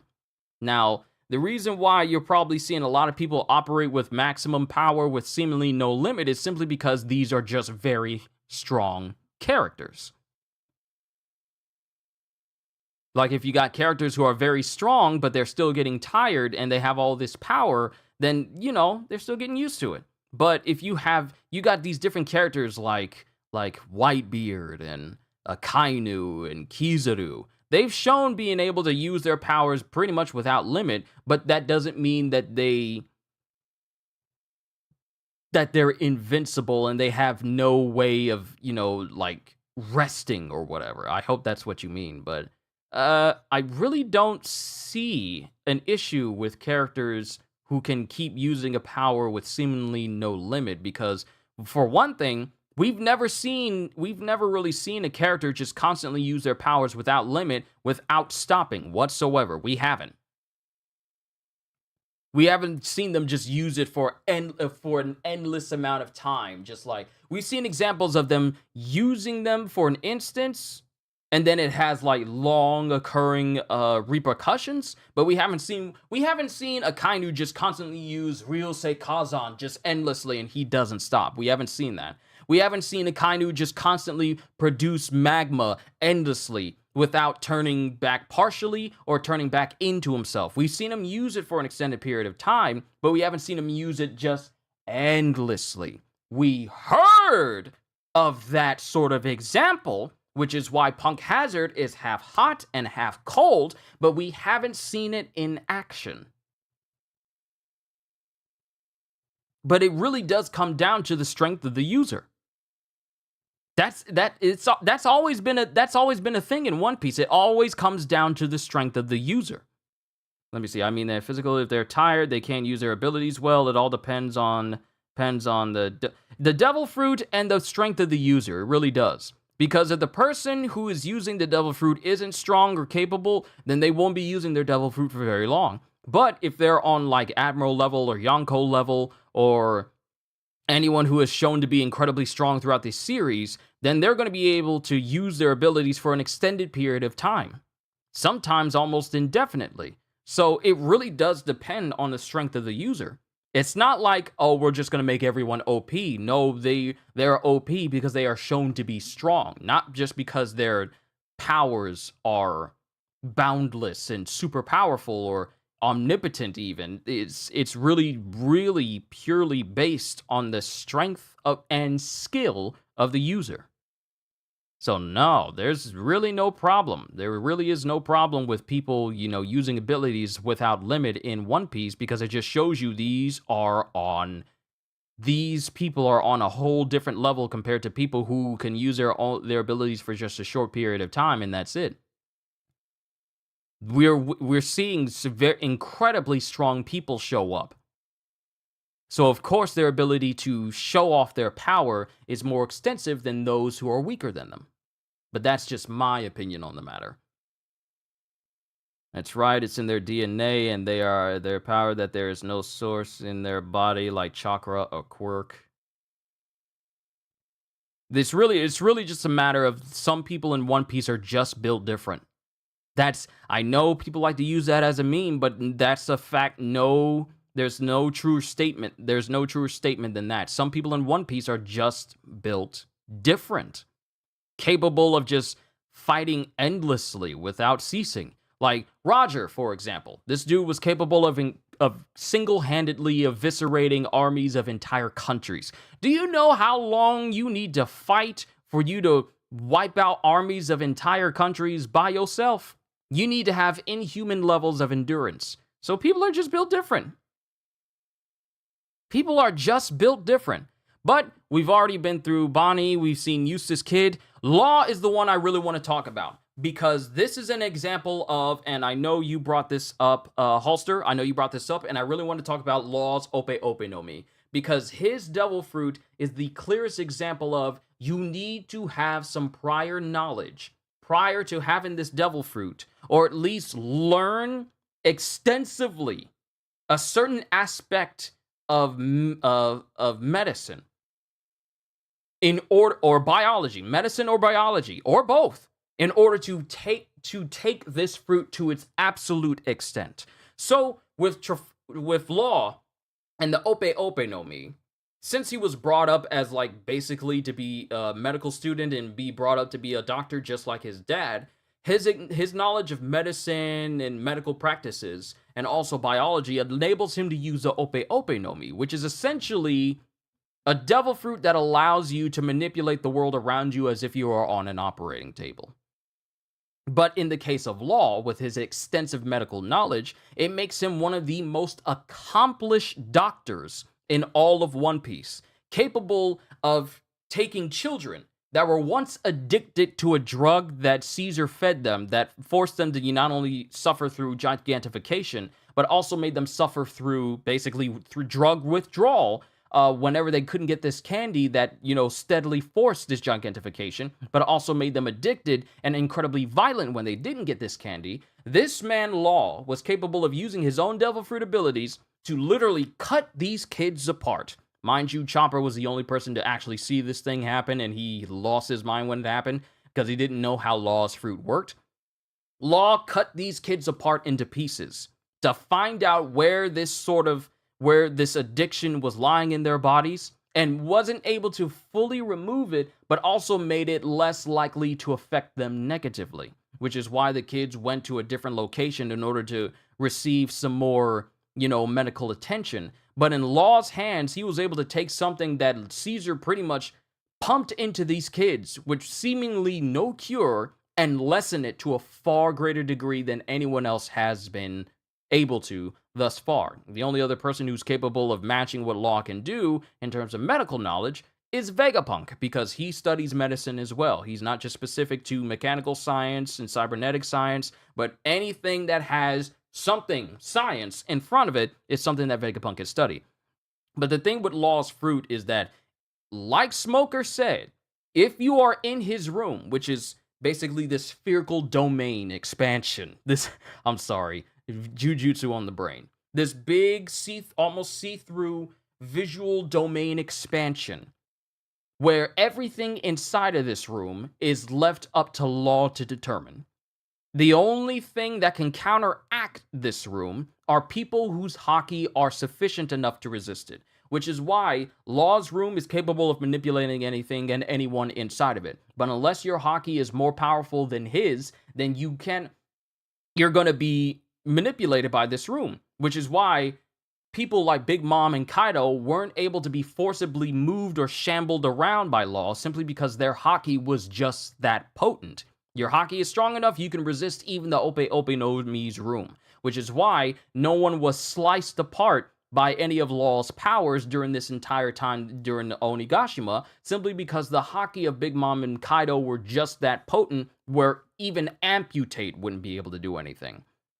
So he's capable of manipulating everything in this room, and with Amputate, he's capable of cutting people without actually physically cutting them fatally, which is how he was able to, cut into people and perform operations. He can basically, if he wanted to do like a brain operation on you, he could literally just slice the top of your head and look into your brain and operate that way, and then just reattach it without actually having to surgically remove it like we do in real life. He can literally do that. Or say, for instance, you're missing a leg, then Law is capable of attaching like a prosthetic to it, or even a supplementary difference in, lower appendages to another person that has lost them. For example, the centaurs of Punk Hazard, who are basically regular people on top, but they have horse bodies on the bottom. This gives this individual a new way of getting around, and it's now their, their new state. He's capable of attaching people and different objects to each other in rather unorthodox ways in some cases. The biggest example is when Law was going up against the members of G5 when they first arrived on Punk Hazard, and he was slicing people apart, and he sliced their Navy ship apart and had it attached to different things, different portions of Punk Hazard, and weird puzzle jigsaw pieces. Anything that is in his room is subject to his will.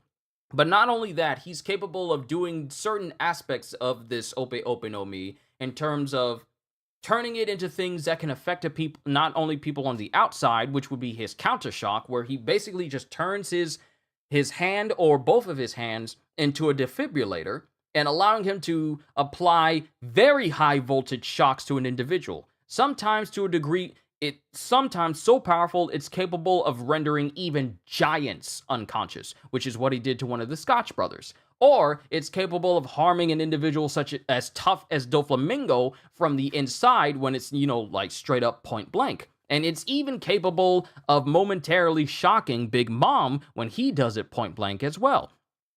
Another example of medical practice that Law can apply that is not only something that is done in real life, but it also can be an attack he uses against an individual, an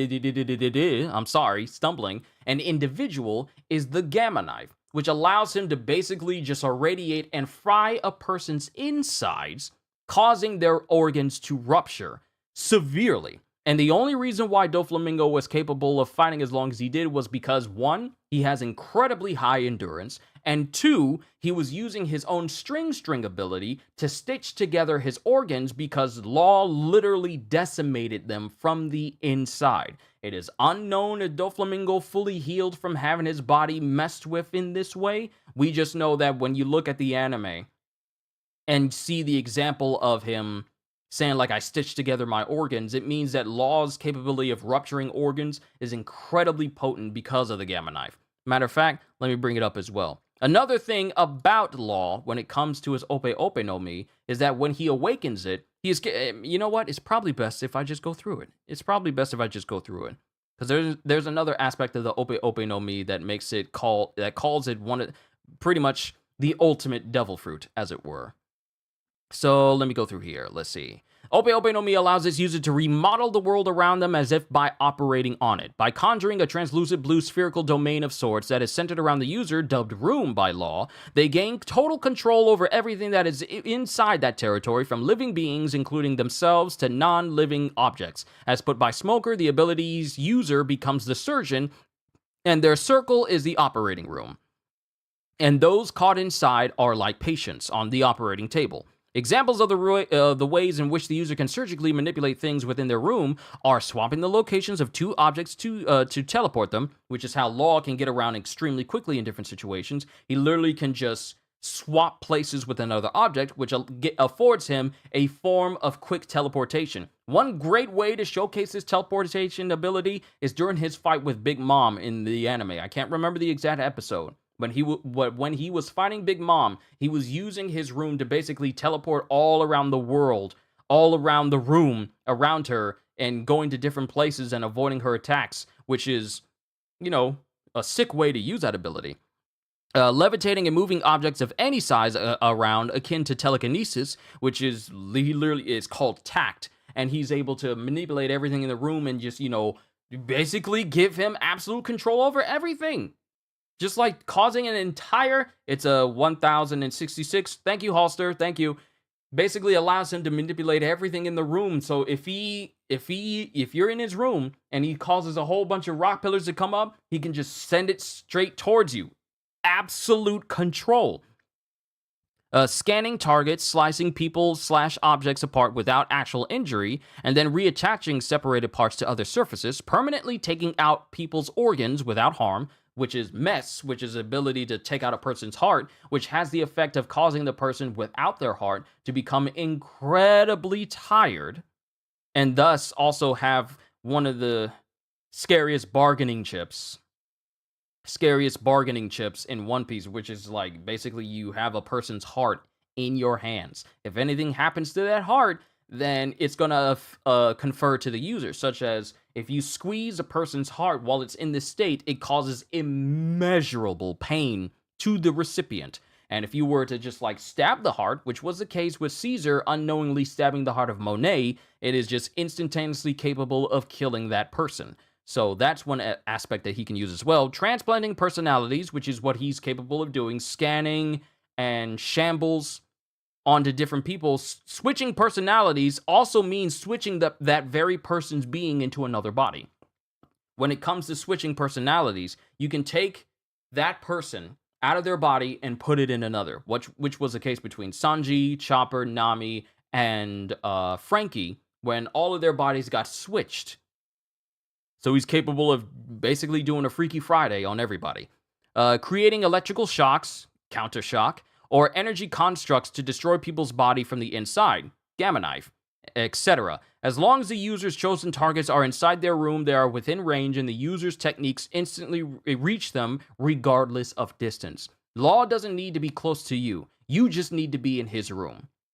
More specifically, inside room and with the use of a blade, the user can perform long-range spatial slicing to cleanly sever flesh and bone without actually hurting the victim.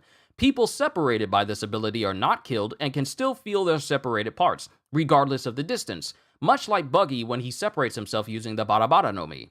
Internal organs removed by this ability will become vulnerable and unprotected. The effects of this application of the Ope Ope no Mi persists even after the room is disengaged. Separated parts can be reassembled back to normal or be mixed up and reattached in any manner the user sees fit, such as sticking someone's severed head onto other surfaces, including inanimate objects, or onto someone or something else's body. However, even if a victim gets reassembled back to normal, the possibility of said body part splitting up once more with the appropriate injury still exists. This happened with Kinemon during the war against the Beast Pirates after Kaido's pierced him with a sword in the spot his legs were first split by Law, a long time after his reassembly back in the Punk Hazard arc. Apparently, victims with Devil Fruit power still retain their abilities after being cut into pieces. But only parts with conscience, i.e. the head, seem to be able to access them while in this state. Devil Fruit users who have been split by this power will still feel the effects of seawater if one of their body parts has been submerged. When the cutting power is used on a non-living object, the effect will result as if it were a normal cut. Another major ability granted by this fruit is the control over spatial positions, which functions like swapped-based teleportation. Welcome back, dude. This technique is especially useful in rain or snowstorms since there are several droplets of water or snow in the air that can allow the user to place anything almost anywhere, where and whenever they want to. So this really is useful when there's heavy rain or snow, because given the millions upon millions of different particles in the air, you literally can just displace yourself with any of those droplets. And that gives you unlimited teleportation range, when you think about it. Moreover, it is possible to even transplant abstract concepts such as one's personality or spirit, much like how Bartholomew Kuma is capable of removing one's pain with his Nikyu no Mi. After switching people's spirits, only the user himself can reverse it, but the recipient's bodies must be present in order for him to return them back to their original bodies. In the case of switched spirits, Devil Fruit powers are maintained within the original physical body, while voices and other abilities, such as Haki, go along with the switched personalities, due to Haki originating from the individual's spirit and not their bodies. This was demonstrated when Sanji was capable of using observation Haki in Nami's body. While the ability to freely manipulate people, objects, and even abstract concepts within a defined space is the fruit's signature power, it is far from being its only one. Just like with Room, the user is capable of manifesting other energy-based constructs that work for a variety of purposes and grant massive versatility in combat. From this vast power over space, the user can release spatial energy in the form of high-voltage shocks that act like defibrillators, or form electric blades that can bypass physical flesh, directly destroying internal organs. Another similar technique involves the creation of a scanning light encompassing the entire room with the intent of locating specific objects inside of it. For defense, the user can manifest transparent veils to protect them from incoming enemy attacks. It's worth noting that the effects caused by this Devil Fruit's operations persists even if the user is rendered unconscious or restrained with Sea Stone. such as Nami and Sanji's minds remaining swapped, or Law, Smoker, and Monet still living with their hearts removed from their bodies when the user found himself in such conditions. Also, it has been shown to be possible to use this ability in conjunction with armament hockey. Law was able to bypass Smoker's Logia defenses through his mess technique, and later on overpowered Virgo's armament with his own. In addition to its many combat applications, this Devil Fruit special abilities can also be applied for medical purposes. The Ope Ope no Mi has been described as having miraculous properties, having the ability to cure any kind of illness. You remember when I said that you need to have some medical knowledge? You need to have some extensive medical knowledge in order for you to be able to use this fruit to its highest extent. But at the same time, still requires some extent of medical knowledge in order to be utilized effectively. Why does it feel like there's something on the edge of my nose? It was a piece of string trying to hang on my nose. That dog hair? Is that dog hair? I need to vacuum when I'm done. As such, but at the same time, still requires some extent of medical knowledge in order to be utilized effectively. As such, if a doctor of prodigious medical expertise were to obtain this fruit's power, their medical abilities would be second to none. Let me see. Imagine getting pierced up by Law so badly that he just swaps your arms with fish fins. I mean, yeah, that's something that's capable of happening. There really isn't a limit on what Law can attach to another individual. So, yeah. He has demonstrated the medical prowess of this fruit by curing himself of Amber Lead syndrome as a child, and again when he cured the giant children at Punk Hazard from their drug addiction and poisoning. So while the drug addiction and poisoning isn't out of the substance itself is not out of the children's bodies 100%, he basically cured them. He basically cured them of the poisoning effect of it and the addiction effect of it as well, just completely. The greatest power of this fruit, which has earned its reputation of being the ultimate devil fruit, is the ability to grant another person eternal youth via the perennial youth operation, or immortal operation, or the perpetual youth surgery, if you're going by the Viz and Funimation name, respectively. Though performing this feat comes at the cost of the current ability user's life. Doflamingo sought out this fruit in order to trick Law into performing it on him so he could conquer the world and possibly rule over it forever. According to Doflamingo, the world nobles possess a treasure that, if used in combination with the Ope Ope no Mi, would allow the user to effectively conquer the entire world. And then, of course, we have to talk about the awakening aspect of the Ope Ope no Mi. Once this fruit is awakened, the user gains the ability to create special rooms that adhere directly to foreign objects or living beings instead of surrounding a specific space around the user, not requiring their presence within the operating field for techniques to be performed, unlike normal rooms where the user needs to be inside at all times. This directly addresses one of the fruit's biggest weaknesses, which is the stationary nature of its normal field of range. So, when it comes to this fruit being awakened, everything that Law and everything that I just mentioned, Law is no longer bound to having to be inside of a room in order for him to get you. Because when he extends his awakening to his sword, then his sword becomes engulfed by a room, and it is thus able to be manipulated to various degrees, such as causing it to extend to miles in length, which was a case when he stabbed through Big Mom all of Onigashima, and then proceeded to stab straight through Wano into the deepest recesses of the region, down to basically where it opened up a giant pit that led down into a lava flow deep underneath the country. It led all the way from miles in the sky down to miles underground, all because of his awakening. It also allows him to send shockwaves through his sword that are capable of bypassing even the superhuman durability of not only Kaido, but also specifically Big Mom, repeatedly. Using shock will, he was able to basically deliver a shock to her insides. Due to all of Big Mom's durability strength being purely just on the outside, organs cannot be armored. Organs cannot be trained to withstand heavy damage. No one is capable of doing that. So when he's able to stab through Big Mom or anyone else for that matter, Big Mom, Blackbeard, they suffer just as much. They suffer immense damage on the inside because there's no active way you can protect your organs inside your body from the outside. There's just absolutely no way to do it.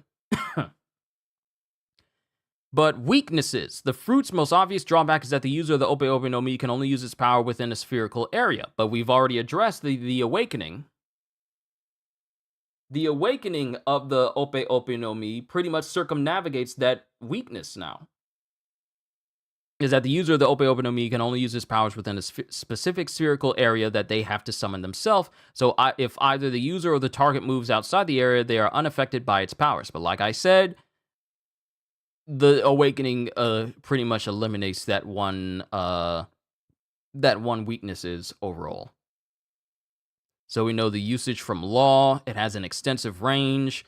Scan, Mess, Durbin, Tact, Personality Transport Surgery.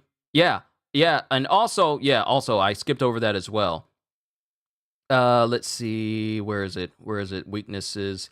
Let's see. It should be here. Another major weakness. Oh, it's really right here. A major weakness of this fruit is that usage of the fruit's abilities depletes the user's stamina. This results in situations where the user must rest after or avoid long or multiple enemy confrontations in order to use his powers further down the line. Overusage and exerting to the range limit can even result in shortening of the lifespan, especially when making use of the fruit's awaken abilities, as they likely consume more stamina than usual. The usage of the perennial youth's operation in particular will cost the user his or her own life. So yes, while this is an incredibly powerful devil fruit, accessing it multiple times repeatedly, and let alone accessing its awakened state, can cause massive drops in stamina. And continual use, especially if you think about like Law overextending himself like he did during Dressrosa, where he extended a room so far that not even Trouble and Doflamingo are capable of seeing it. He was sacrificing a little bit of his lifespan in order to keep it open long enough for him to be able to manipulate everyone on the inside. It's just a big, giant dome of a room that not even they could see. But he had to use his own lifespan in order to extend it that far. Can you use armament hockey on your organs? I mean, it's not outside the realm of possibility. It's not outside of the realm of possibility, but I don't know how one would do that. Focusing hockey on your organs? Because I think that would be a bit risky. Wouldn't you agree? I think being able to harden your organs would be a little bit of a liability, because if you're using armament hardening in order to harden your organs, you are also hardening your ability for your heart to pump. See, we've seen people armor up, but we've never seen them, just like move super malleably. But we've seen them put themselves in a position where they can use armament using limbs that shouldn't have too much trouble being able to move when they're armored up. But using it on your organs, though, seems risky, because when you harden your arm, you're basically just stiffening up your arm with willpower, and it just becomes rock solid, right? But who's to say that it'll be easy to use armament on your organs, which would, then themselves be hardened and toughened up by hockey, and that would possibly cause your organs to not operate as well. Maybe the organs would work worse and sacrifice a bit of your lifespan. All the more reason why not to use it.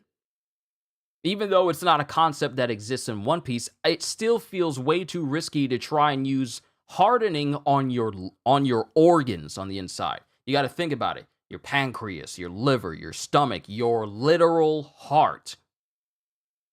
Your literal heart. If you try to armor up and harden all of your organs on the inside, who's to say that your organs will still be functioning normally since they've been stiffened up and now they won't be as capable before because they've been stiffened up and hardened up with hockey? I feel like that would be far too detrimental because all it takes is for someone to do it wrong and they could wind up causing their organs to either fail or rupture due to them trying to harden their organs that are not meant to be hardened in the first place. It just feels like using hardening on your own organs seems way too risky. It seems way too dangerous. Because those are your organs.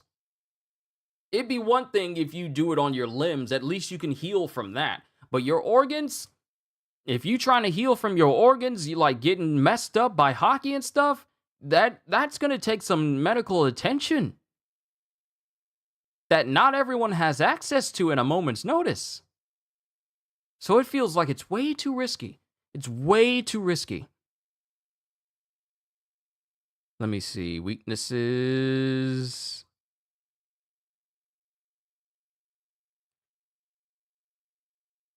Okay, here it is, and this is what I was saying. Hockey being used as a deterrent to this fruit's effects was further proven in the Wano Country arc, where Law confirmed he was unable to displace either Big Mom or Kaido around due to their far superior hockey. Now, we could go down the list of all the things that Law is capable of doing. We've seen this.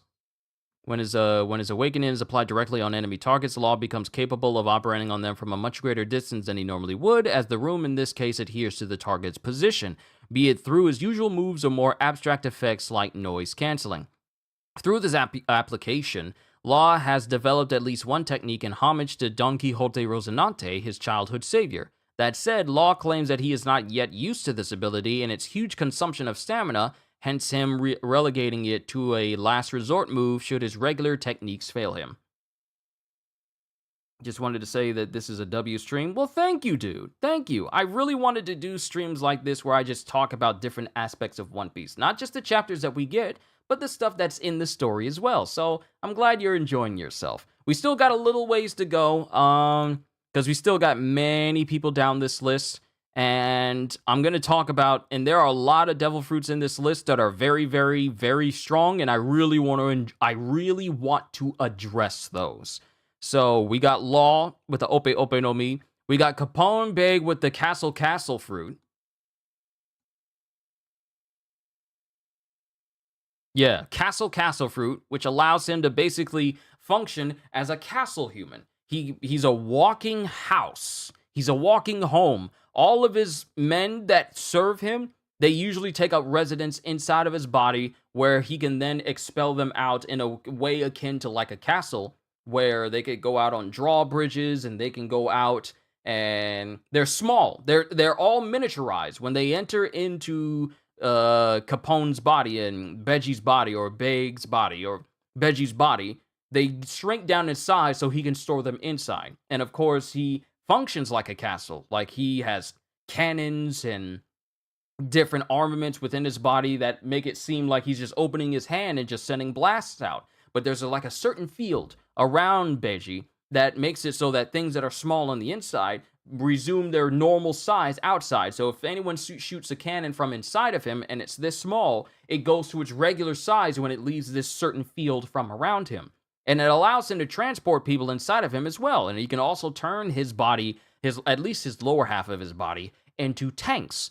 I don't know of many castles that have tank treads, so I've always wondered what type of castle enables him to turn into like a tank castle.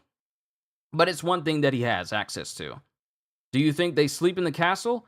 You know what? I wouldn't be surprised because he's capable of creating all sorts of different constructs inside of this inner part of himself. Tables, dining rooms, chandeliers, and ornate images all over. So I imagine he's capable of having entire rooms dedicated for lounging for all of his guys should the need arise and they're not just resting on his ship.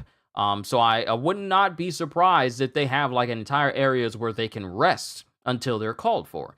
It would not surprise me at all. And on top of that, he's capable of having his body automatically act out on its own while he is conferring with things on the inside. So, for example, when he brought Sanji and company into his body to tell him about the tea party that was happening at Whole Cake Island, he was capable of manifesting himself inside of his own body so he can speak physically with Sanji and company, while his real body on the outside was moving forward and proceeding to another location. So that's one thing he can do as well. He is also capable of turning himself into a gigantic castle kaiju, if you will. A gigantic castle golem, if you will. And he is adorned with many cannons all over. Everyone is normal size. He's just gigantic now. And it allows him a gigantic amount of firepower due to his increased size. Of course, it doesn't mean that since he's bigger now, he's even more tougher. He's tougher than before. Because it's been shown that if you are capable, if you have the strength necessary, you're capable of overcoming the effects of Beji's Big Father transformation, as was the case with Big Mom when she, punched him once, and he severely felt the effects, because any damage that's done to Capone in this big, talked about Gang Beji, right? Yes, I am. We're going through this list, CJ, of, these different devil fruit users, specifically because we're talking about Paramecia class, Paramecia devil fruits. My next session will be centered on Zoans, and then lastly, the last one will be centered on Logius. But with Capone, any damage you do to him during his Big Father state will confer to him on the inside. It'll visibly show that he's being damaged, because any damage basically connects with him, both outside and inside. And that's Capone.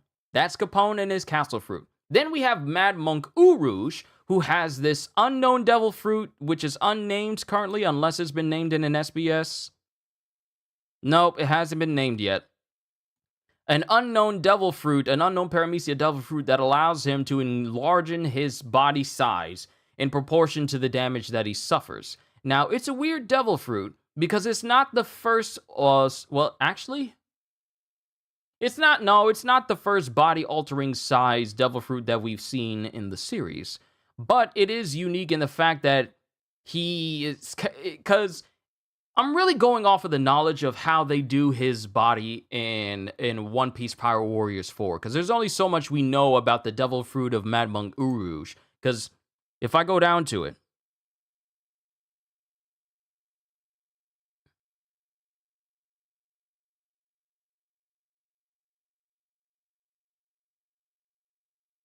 I'll scroll down to it because it's taking too long. Okay, ate a currently unnamed Paramecia-type devil fruit that allows him to convert damage inflicted on him into physical strength, which results in expanding muscles and enlarging body size. Using this ability, he was able to exceed a Pacifista's body size and actually damage it with his punches, although he was still vulnerable to its lasers and a kick from Admiral Kizaru. So his devil fruit ability basically just takes any pain he suffers and turns it into physical size and strength. Now, we don't know the fullest extent of it, but we've just seen examples when the last time we saw this being used was during the Sabaody arc. Subbed? Well, I'm happy to have you, dude. Hopefully you enjoy everything that this channel has to offer. That goes to everyone else who hasn't subbed as well. I hope you enjoy it.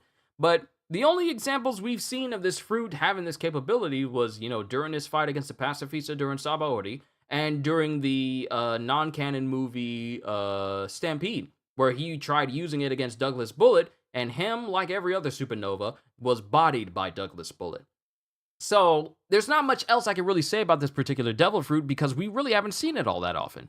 But it's, like I said, it's a devil fruit that enables you to take physical pain, damage you suffer, and turn it into your own strength. So basically, it's it reminds me of, what is his name? Penance? There's this one character in Marvel Ultimate Alliance 2 that can take the pain he suffers and then turn it into actual damage he can, deal to other people. I forget what his name was called. But that's Mad Monk Urouge. Then we have Basil Hawkins. Getting kicked by an admiral is very different than getting kicked by a pacifista. Oh, I know. Kizaru Remember when we were talking about like people saying like they don't like how people have unlimited power, can constantly use their powers without end, without ceasing, and then I said that some people in One Piece are just built different. Kizaru is in the category of people who are just built different, especially during these chapters of Egghead. During the Egghead arc of One Piece, Kizaru has shown that there's a reason why he is built different. There's a reason why he's an admiral. There's a reason why out of all the admirals, I'm kind of scared of him the most. The dude is just broken.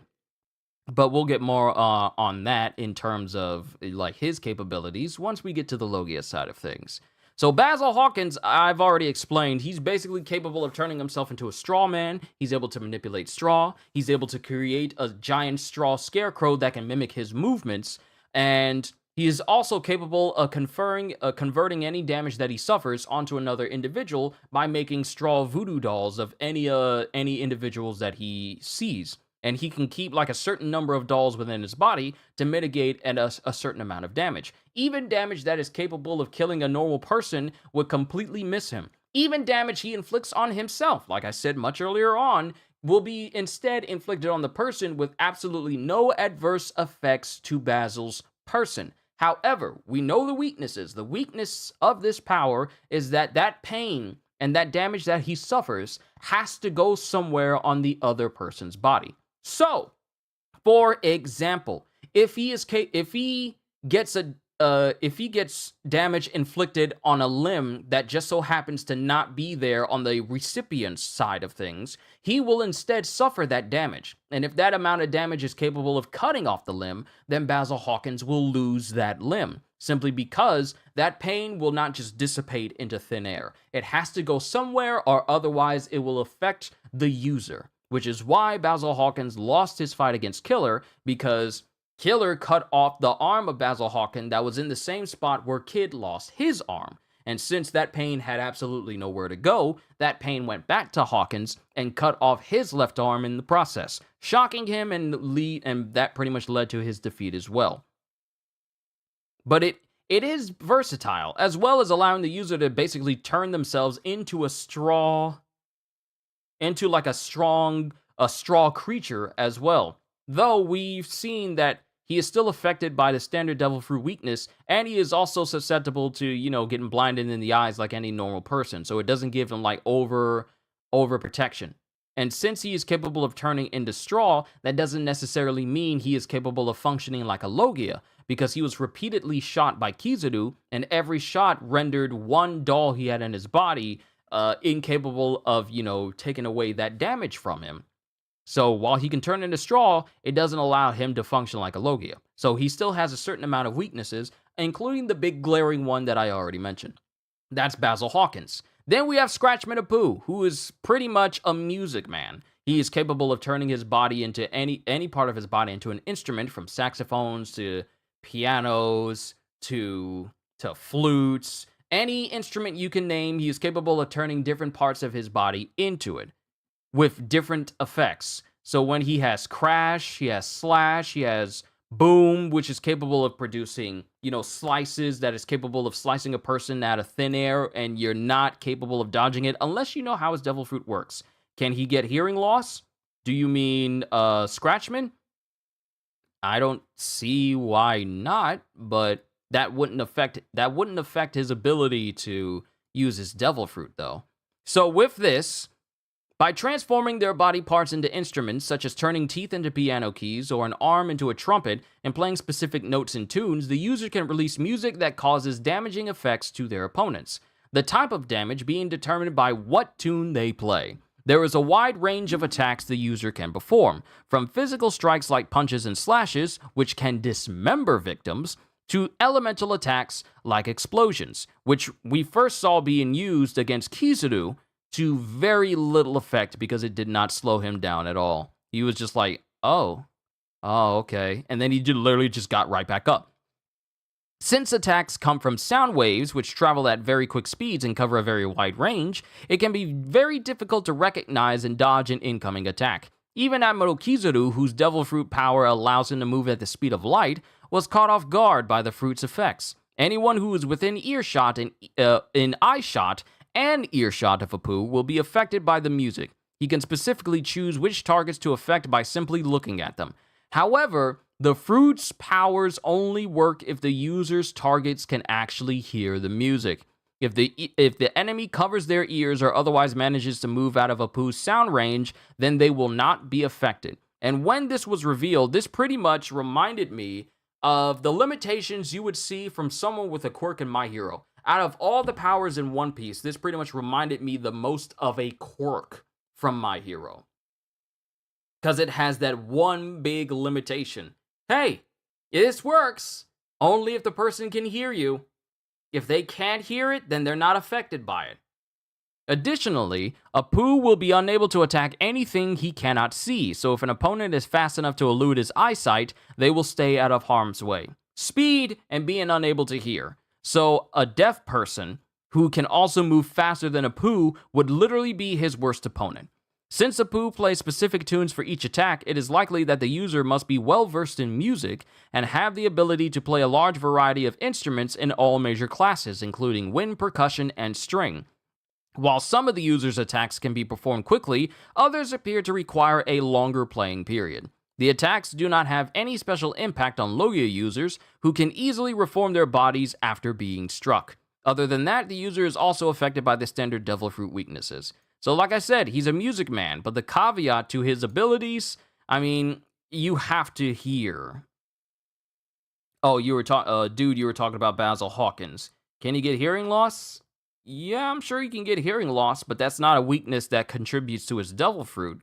That's just, like, he can just suffer the same sort of stuff that anyone else can suffer while he's in that, demon face state of his. But that's Scratchman and Pooh. Then we move on to Boa Hancock, which is essentially the ability to, with her being the Love Fruit, which gives her the ability to turn anyone into stone. Can you just wear noise-canceling headphones? Yes. Yes. Like I said, covering your ears to where you can't hear the music essentially makes it so that the music doesn't affect you at all. Like I said, it is essentially like a quirk from My Hero. So yeah, you can just straight up use noise-canceling headphones and Apu's Devil Fruit will not work on you. But now we have the Meromeronomi. The major strength of the fruit, as demonstrated, well, actually, let me just describe it to you. It allows her to turn anyone who has love or lust in their hearts into just straight up stone. Mind you, she's been capable of using the abilities of this fruit, of turning people into stone, before she actually uses her, love beam on people. She's capable of turning people into stone by just physically touching them, such as with her perfume femur. The major strength of the fruit, as demonstrated by Boa Hancock, is that the user is able to transform those who lust or love after the user into stone in varying degrees by using their dirty thoughts. Alternatively, a person can still fall victim to its effects if they instead find the user cute, which is the case of S-Snake. She's a younger version of Boa Hancock, and though there is no lust or love for her, if a person finds her cute, then that can still affect them. Victims that have been completely turned to stone are incapable of consciousness and susceptible to physical damage unless the user depetrifies them. And the thing is, it stays that way even if the previous user of the Meromeronomi dies. Which was the case when Hancock says, like, if you kill... Because during Hancock's encounter with Blackbeard, when he came there specifically to take her Devil Fruit, she said, after she petrified a great number of his crew, including some of his captains, because he's the Admiral Blackbeard. After petrifying his crew and some of his captains, she said that if Blackbeard killed her, they would stay petrified. And even if he were to use her ability, he wouldn't be able to take them out of being petrified. So the other thing is, if you turn someone to stone and that user does not turn them back and they die, that person who was turned to stone stays stone with no way of ever being turned back to normal. That's scary, ain't it? You get turned to stone, and then the person that turned you to stone dies, so now you are permanently turned to stone. It has to be that user who undoes it. Petrification can also be achieved through physically striking an opponent, although the only area that is turned to stone is the contacted area, as is the case when she kicked a pacifista and numerous Navy soldiers and numerous pirates during the Marineford War. They weren't completely turned into stone. They just had parts of their bodies that was hit by Hancock turned into stone. Now, the thing is, I feel bad for those guys who got kicked in the head by Hancock because those parts of their bodies were already crumbling after she hit them. They were already cracked and crumbling. So even if she were to undo the petrification that was done to them, that part of their body isn't just going to magically regenerate. That part is gone. One reason being is not one reason being, because another example is like a Logia aspect of someone's arm being, frozen, and then they fall on that arm and it's crushed, and now Jozu doesn't have that arm anymore. The case is still the same for someone being petrified. They're literally, turned into a solid, and a part of their body gets smashed. That part of their body is not going to be magically regenerated when they get back into their normal state again, which is why it's such a precarious situation when people get petrified by Hancock, which is why Luffy was so protective of, what is her name? Not Marigold, but, I forget her name. The one that was defending Luffy, and actually the one he interacted with first. He was protecting her so that she wouldn't get injured, because any damage that's done to a person who's petrified will still persist even if they get turned back to normal. So, say, for example, if you get kicked in the head while you're petrified and your head is destroyed, you are essentially dead, even more than you already were before, because you're turned to stone. It's like temporarily dying. No, it's not like temporarily dying. Well, actually, it kind of is. It's just you're in a state of undeath. I want to say you're not dead, but you're not living either. So you're basically just kind of stuck in limbo. Yeah, you're pretty much just stuck in limbo between it, because think about it, it is actually like that. You're stuck in limbo. Either you get crushed to death or destroyed while you're stoned, or you get brought out of it and you continue to live. There's the in between. The in between is you just literally being stoned, and that's just it. You're not thinking. You're not doing anything. You're just stoned. The power also extends to non-living objects, including pacifistas. The powers of the fruit can cause any victims, regardless of gender, with feelings of lust who are captivated by the user's cuteness or beauty, to succumb to petrification. Since Hancock is held to be a woman of near unparalleled beauty, enticing men with her powers takes very little effort. While for female targets, she tends to exhibit more actively flirtatious and cutesy behavior to elicit the necessary feelings in them. Apparently, once the petrification takes effect, victims will experience a state of suspended animation where, from their point of view, it is as though time has stopped up until Hancock may choose to undo the petrification. According to Hancock, killing the current user of the Metal Metal no Mi's power does not undo any petrifications they have induced beforehand, and a new eater of the Metal Metal no Mi will be unable to reverse a previous ability user's petrifications, as they were induced by the previous user's innate qualities, leaving the effect completely irreversible.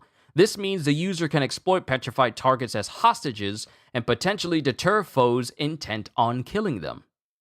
That's a scary deterrent. You either let me go and I turn your people back, or you kill me and they never turn back.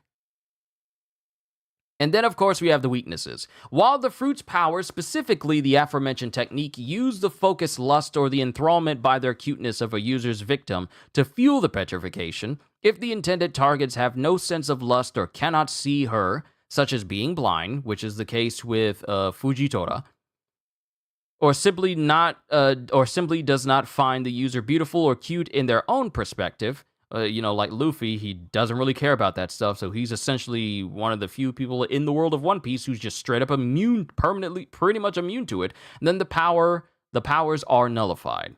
The effects can also be negated if the user distracts themselves with other emotions, such as fear, bitterness, or pain. For example, Vice Admiral Momonga was able to resist her powers by stabbing his hand. Additionally, if the person has a pure heart, thereby having no wicked or ill intentions on their part, they are immune to her powers. Like I said,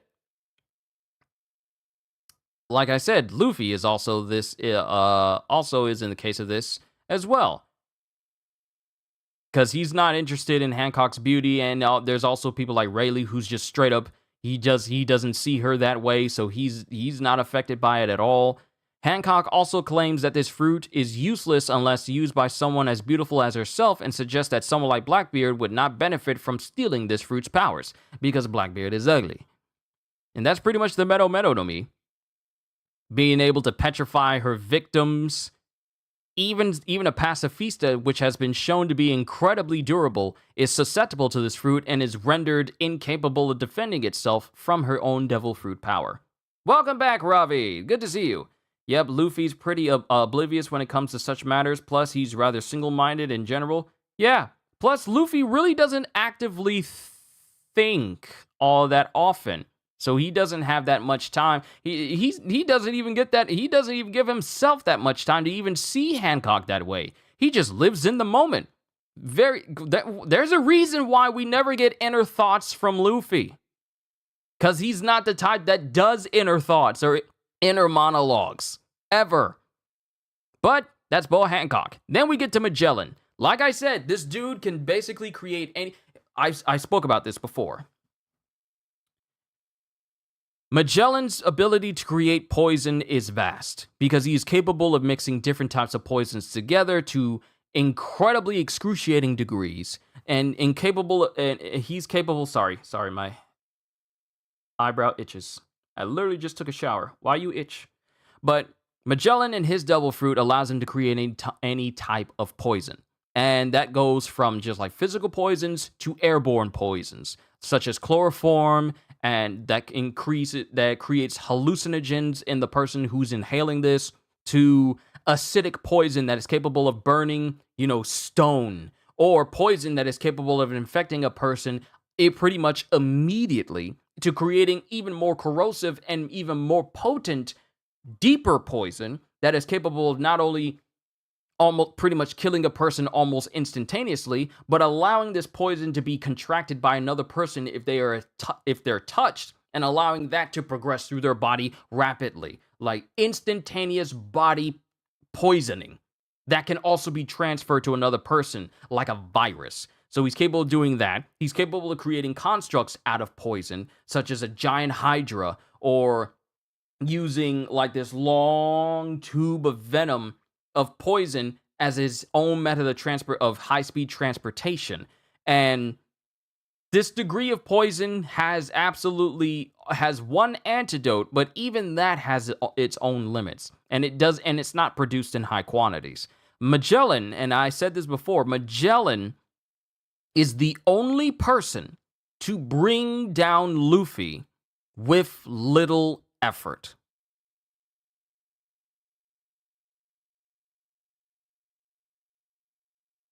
Well, actually, he was the first person to do it, to bring him down with very little effort. The other person would be Kaido. Kaido one-shot Luffy, and Magellan just brought down Luffy without really much effort when you think about it, simply because Luffy had no defense against the poison. He willingly put himself in harm's way in order to harm Magellan, and at the end of the day, he wound up just getting bodied by Magellan because he couldn't withstand the poison anymore. Magellan is the very first person in One Piece that defeated Luffy with barely any effort on his part. He was just it was just a battle of attrition on his part, just slowly poisoning Luffy's body until Luffy was incapable of standing up straight.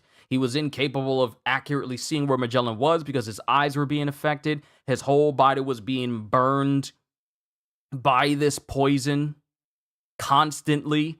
So he was in excruciating pain. He couldn't see straight. He couldn't do anything. Really couldn't do anything to the best of his ability because he was being poisoned to the point of being rendered unconscious by the end of the fight, just covered in poison, and then left to die.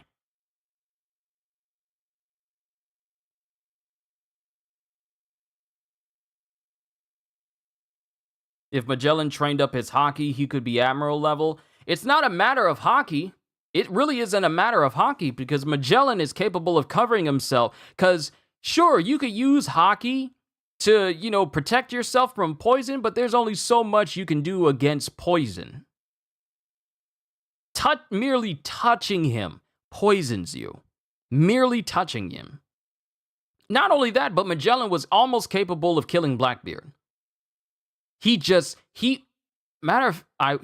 almost capable of killing Blackbeard. Actually, had it not been for Shiryu of the Rain coming by and giving Blackbeard and his crew the cure, the antidote for Magellan's poison, Blackbeard, Jesus Burgess, Van Augur, and Lafitte, all of them would be dead. Magellan didn't even give it a second thought. He just doused them all in poison, literally had this big, massive wave of poison sweep over them and just walk past them like they were nothing. Literally says, I literally don't have time for you right now. That's how strong Magellan is. That's how strong his poison is. Where even Blackbeard couldn't even do anything about it. Now, it remains to be seen if that still stands up today due to the fact that Blackbeard has significantly grown in strength and capabilities, and I'm pretty sure Magellan has as well, even though he's been the personal, prison guard for Doflamingo right now. It remains to be seen if that statement can still be said today, but as it stands, Magellan has one of the most potent Paramecia devil fruits in the entire series in terms of its ability to basically render a person not only immobile, but also kill them in a certain amount of time, with only one known way to cure it, and it only exists in Impel Down. Magellan with either truly using acknowledged hockey skills or with an awakening would be near world beating. That's just how strong the poison is. So, that's Magellan. He's got the powers of poison, and very few things in the world can withstand it. It almost killed one of the final antagonists of the entire series had it not been for Shiryu of the Rain. It almost killed him. Actually, it almost killed the main character, and it almost killed one of the final big bosses that the series has to, that we have to face in the story of One Piece. Just almost killed them in the same arc. Think about that for a second. It almost killed both Luffy and Blackbeard in the same arc. That's Magellan. They need to bring him back for Pyro Warriors, okay? They need to bring back all the characters that they left behind for Pyro Warriors 4 and bring them back. They need to bring them back. Because I would love to play a Magellan with an updated moveset. But then we move on to Emporio Ivankov. He literally has the ability to, inject hormones into a person's body with extremely potent and fast reactions, such as being able to instantaneously change the gender of a person, being able to change the ability for a person to heal themselves over time. Matter of fact, let's just dive into that just a little bit. Just a little bit for the Horo Horo no Mi. Just the Horu Horu no Mi. Okay, let's see. The major strengths of the fruit, as demonstrated by Ivankov, is that the user can create special hormones that can quickly and drastically alter the body of any person they are injected into in any way the user desires, effectively allowing the user to remodel a human from the inside out on a genetic level. The user can also turn their fingers into syringe-like needles, which they use to inject the hormones into a target's body, including their own body if they desire to do so, such as the case when Ivankov decides, you know what, I don't want to be a dude today, I want to be a lady. So, these hormones can be used to freely alter any of the target's physical aspects, such as gender, body temperature, skin pigmentation, growth, stamina, even their emotional state, and many other things as well. This power is what led to Ivankov being known as the miracle person. By using the hormones on someone, the user can grant them physical characteristics that are advantageous in combat. The user can give someone a burst of adrenaline to increase their stamina, allowing them to continue fighting even if they are exhausted, enlarge certain body parts to make specific attacks strong, such as the case as Ivankov does with his head size, making it gigantic to increase the power of his signature Hell Wink attack, and even change a person's gender so that they can take advantage of the beneficial attributes of the opposite sex. By turning a man into a woman, his body becomes lean and agile, as well as soft and flexible, making him or her resistant to blunt force. The user can also create hormones that enhance the recipient's natural immune system, allowing them to boost a person's chance of survival from conditions that would otherwise mean certain death, such as disease and poisoning. However, this does not mean that the hormones created by this power have unlimited capabilities. In fact, they can have potentially deadly side effects if they are overused. While the user can provide a person with healing hormones, the chance of survival is only slightly increased, as the healing hormone cure is extremely painful, and the process can take many hours or even days to complete. So only those with strong enough willpower can recover. Also, the process shortens a person's potential lifespan by years even if the condition was serious enough. Other than that, the fruit suffers from the standard devil fruit weaknesses. And we've seen the examples of Ivankov using his very own devil fruit on himself, Inazuma, different denizens of 5.5, Luffy. We've seen this, being able to enlarge his head to absurdly high degrees, to being able to inject hormones into a person to enable them to fight past their body's own natural limits for stamina, but, with it having some very serious side effects afterwards, because what happens when you try to push your body past the point of exhaustion, and then you keep moving as if you're not exhausted, and then that high dies down? You're going to be hurting the next day. And then, of course, being able to inject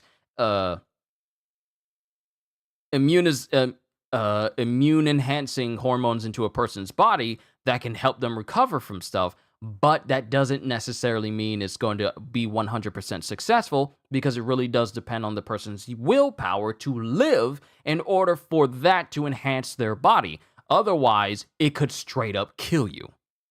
So yeah.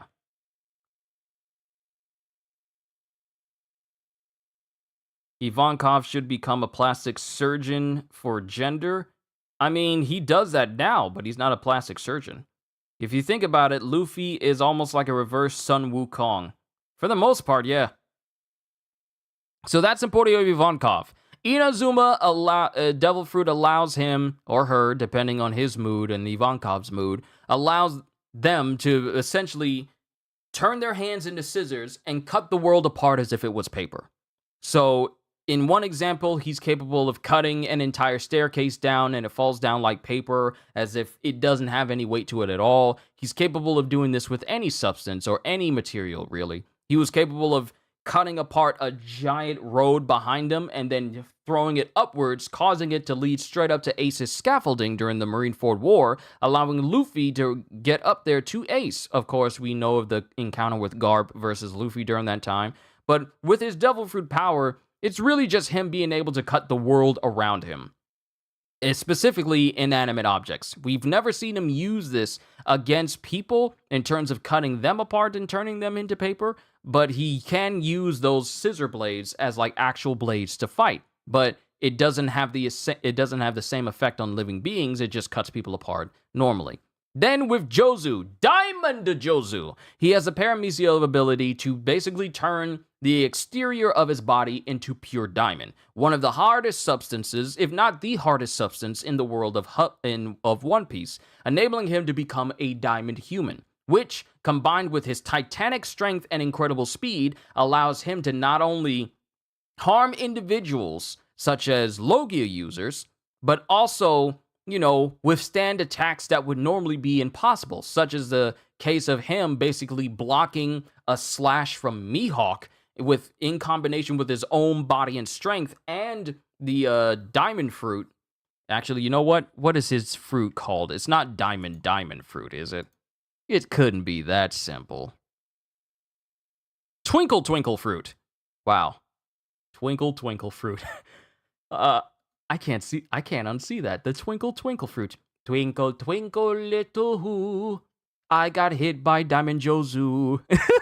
But with the twinkle fruit, he's capable of just turning his body into diamond, and with this brilliant punky, a shoulder charge that's capable of harming even Logias, because he also uses that in combination with armor and with hockey. He uses it in combination with hockey, and it makes it incredibly potent and incredibly makes him have one of the best defenses in One Piece. However, if his body were to be frozen prior to him turning into diamond, then it's not like he can reform his body with diamond and then have that limb back, because he was frozen after being distracted by Kuzan during the fight of the Marineford War, and he fell on his arm, which shattered because it was frozen stiff, and he lost that arm in the process, meaning that is one less shoulder he's going to be using Brilliant Punk with. Then again, he lost an arm and not the entire shoulder, so maybe he can still use his shoulder, but I think he lost that entire section of his arm in general. Jozu is like a combination of diamond formed Emma Frost and a Thing. Yeah, pretty much. It's a nice combination between the two. Then we have Blamenco, who has a devil fruit that essentially, if you look at his chin, he has these little pockets on his chin. His Paramecia ability essentially gives him the ability to access hammer space.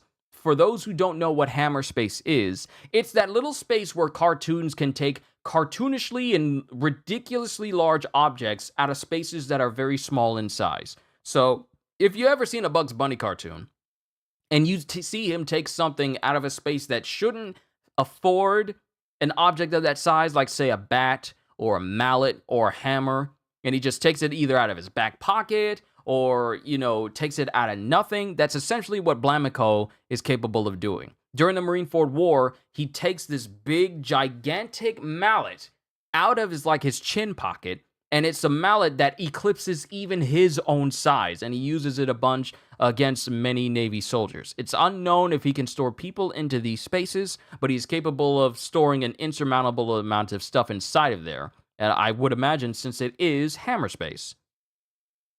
So yeah, there's that. Then we have Vice Admiral Suru, who has the Wash fruit, which allows her to take any individual and wash them as if they were clothing, and hang them up to dry if she wished. The other caveat, the other additional thing to this certain devil fruit is the fact that it can also wash the heart of an individual, which, like I said earlier on in this stream, it makes her incredibly dangerous towards pirates because it washes their hearts and their desires to be pirates. Just a little. Even if it's just a little, it's still dangerous to pirates because that will lessen their desires to be pirates and they'll lessen their desires to do the things that pirates do that is considered evil.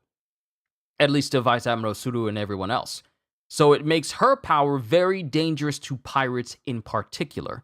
Then we have Shiki, who is capable of using a gravity manipulating devil fruit. However, unlike Fujitora's devil fruit, he requires the touch of the object in order for him to manipulate it. So actually, it's not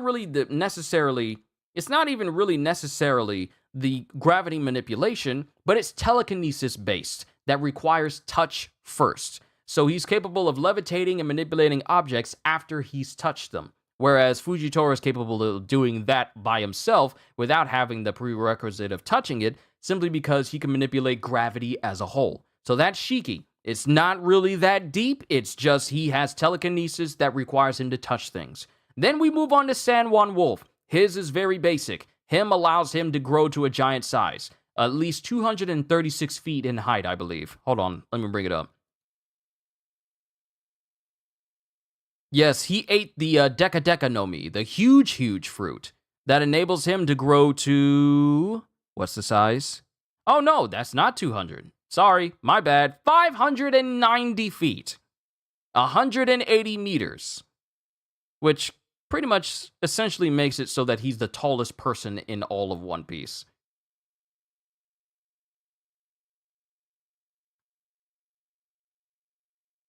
Yeah, because San Juan Wolf is no, what's his height?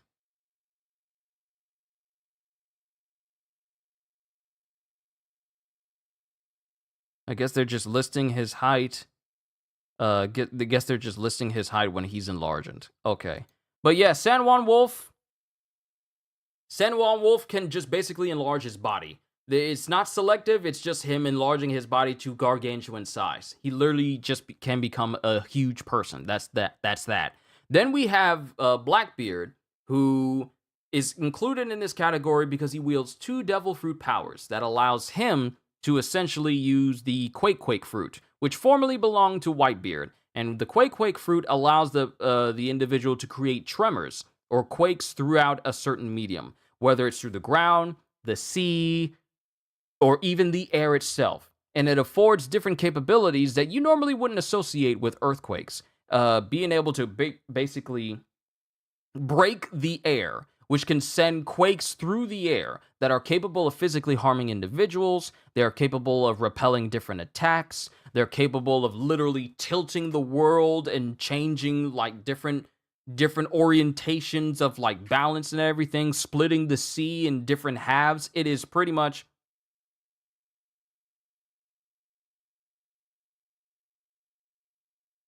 Kyushu is almost using a Caribbean patios with a he enlarging body. He enlarging body. You here to explain the details of devil fruits? I'm just talking about it in general, but also talking about some of the more overpowered nature of certain devil fruits in the whole as a whole. Now, with us focusing on Teach, I might as well focus on the Quake fruit as a whole, which means that I may not have to worry about talking about Whitebeard's fruit. So the Quake fruit in its entirety is considered the strongest Paramecia fruit in the entire series, due to the fact that its power is gargantuan in its capabilities and how it can reach. Because one of the things that even Sengoku, who's a very knowledgeable Marine, said that regardless of our numbers, regardless of how many people fight during this war, we may die this day because that man, Whitebeard, wields the most powerful devil fruit in the world. And this is a devil fruit that helped Whitebeard become known as the strongest man in the world. Now, it's not the one thing that made him become known as the strongest man because he was already strong. He was already strong, but it helped him gain that title even more because this devil fruit's capabilities are very vast. It can create tremors, it can create tsunamis, it can basically break up the sea itself. You can literally flip the world upside down to those who are in the immediate vicinity, knock people off balance. Wow, where did that come from? I am so sorry.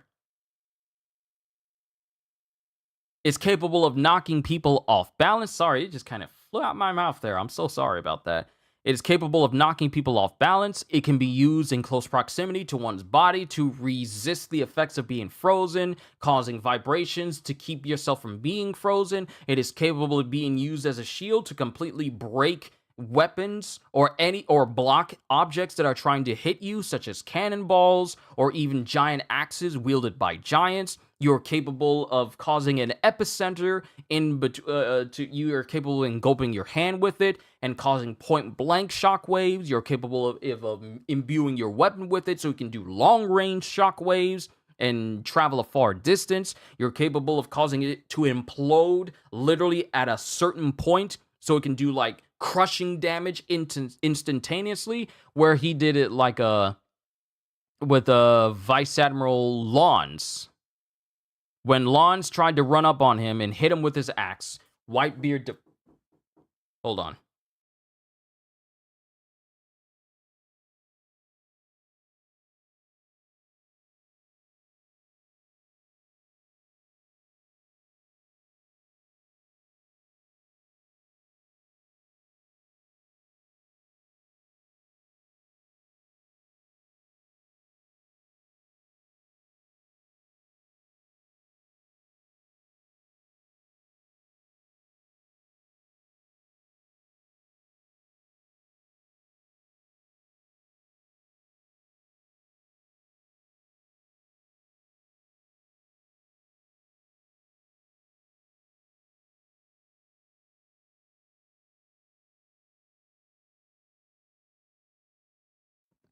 My sister was talking to me. I love my sister. Let me see. Let me see. I wonder if Luffy or someone else will have two devil fruits since Blackbeard has two. Cause that dark devil fruit he has, I'm still trying to figure out his weakness before it's revealed. Oh, there's a weakness to it. There's a weakness to it. I can go ahead and tell you what the weakness is. He has to hold it back, didn't he? Whitebeard did in certain instances. The only thing major thing about the Quake fruit is that you can't use it in close proximity to people. Because the shockwaves and quakes that are created from Whitebeard are indiscriminate. He can't make it so that it only targets certain individuals while other people are in the path of it. It is just one big, massive power that allies need to be aware of. There's a reason why everyone says, like, stay away from Pops. Let him fight in his own space so that they don't get caught up in his destructive power as well. You need to fight away from other people. Kind of like you can't use this power around where other people are too nearby you, especially your allies are too nearby you. Kind of like Shunsui's Bankai from Bleach. I am not going to say anything for those who don't know because we're getting that new season of Bleach very soon. So yeah, I'm going to leave that one alone. I'm going to leave it alone. Still don't like Blackbeard since he's the one that had Ace killed. Since then, I would like to take him out yourself. Best of luck to you. I bet they looking at Kyushu like, what in the world you got on? No, my sister said I look good with glasses. She said I look good with glasses. What y'all think? I look good.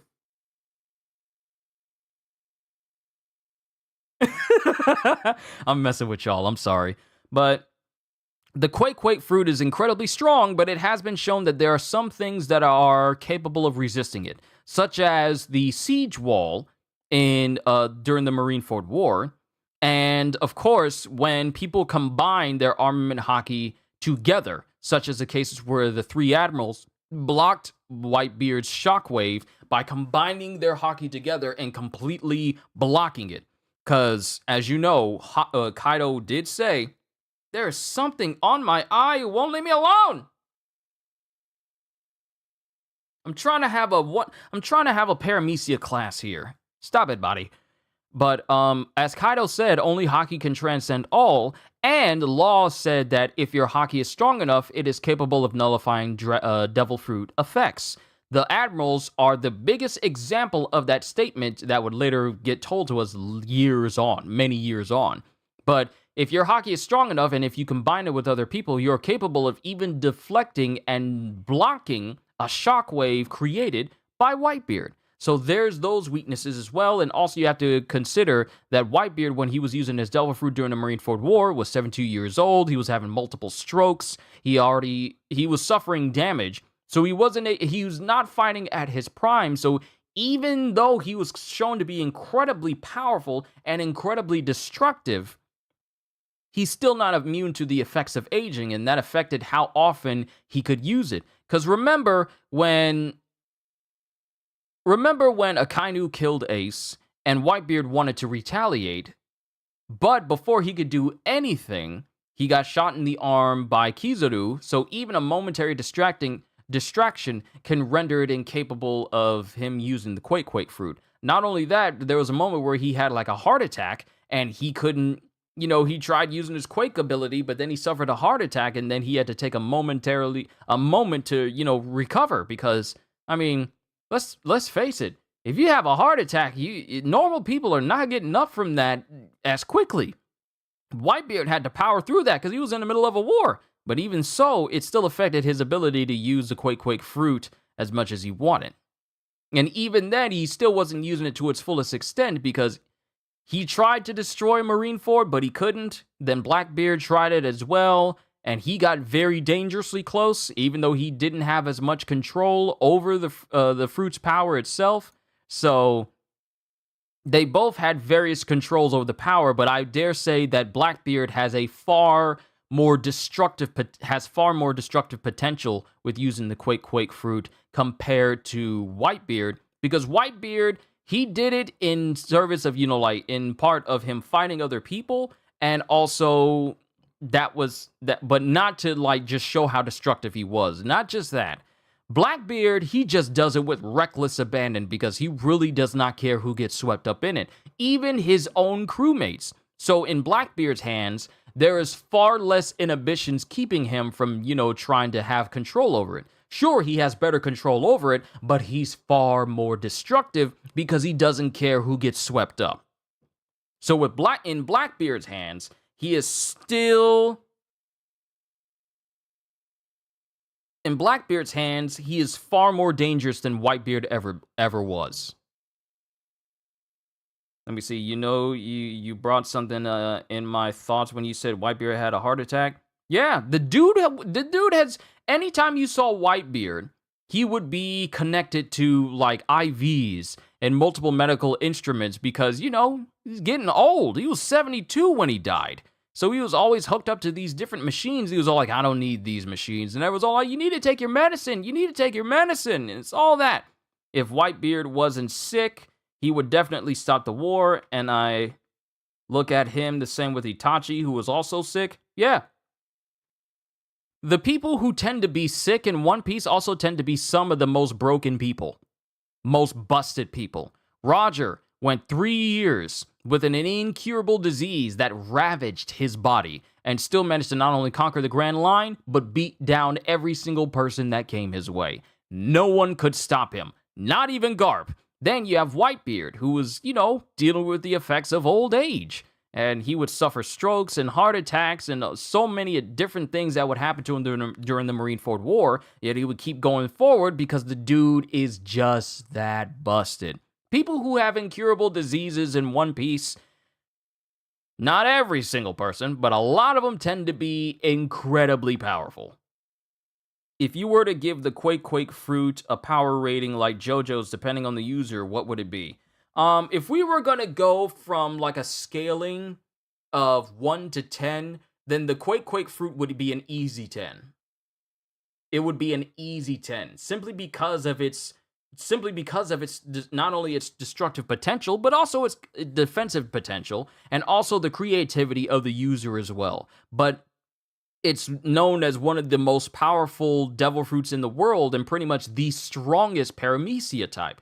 Mind you, there are so many other people on this list, such as Big Mom and Fujitora, and all these... Let me see who else is in this list.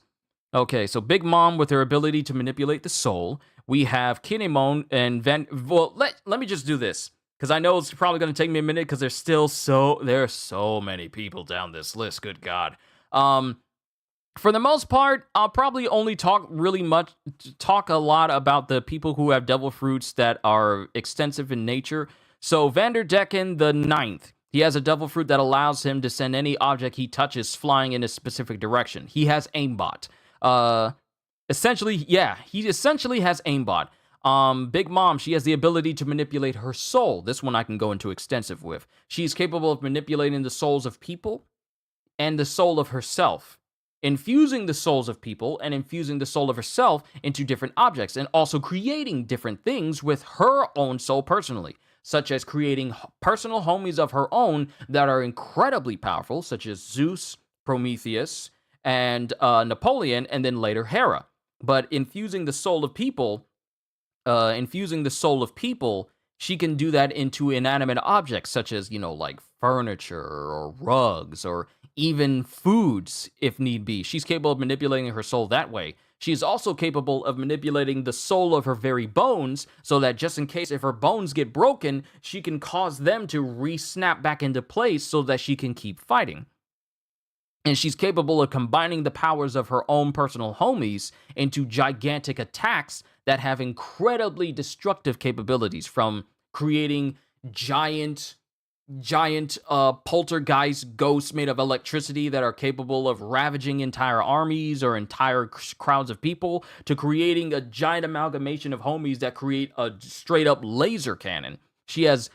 And not only that, but also empower herself by taking a year out of her own soul to give her like this big, massive boost, which I am still shocked to this day was never explained further after the events of Onigashima. What you mean you could take a year out of your life to give yourself a Kaioken boost? But that's one thing that she's capable of doing.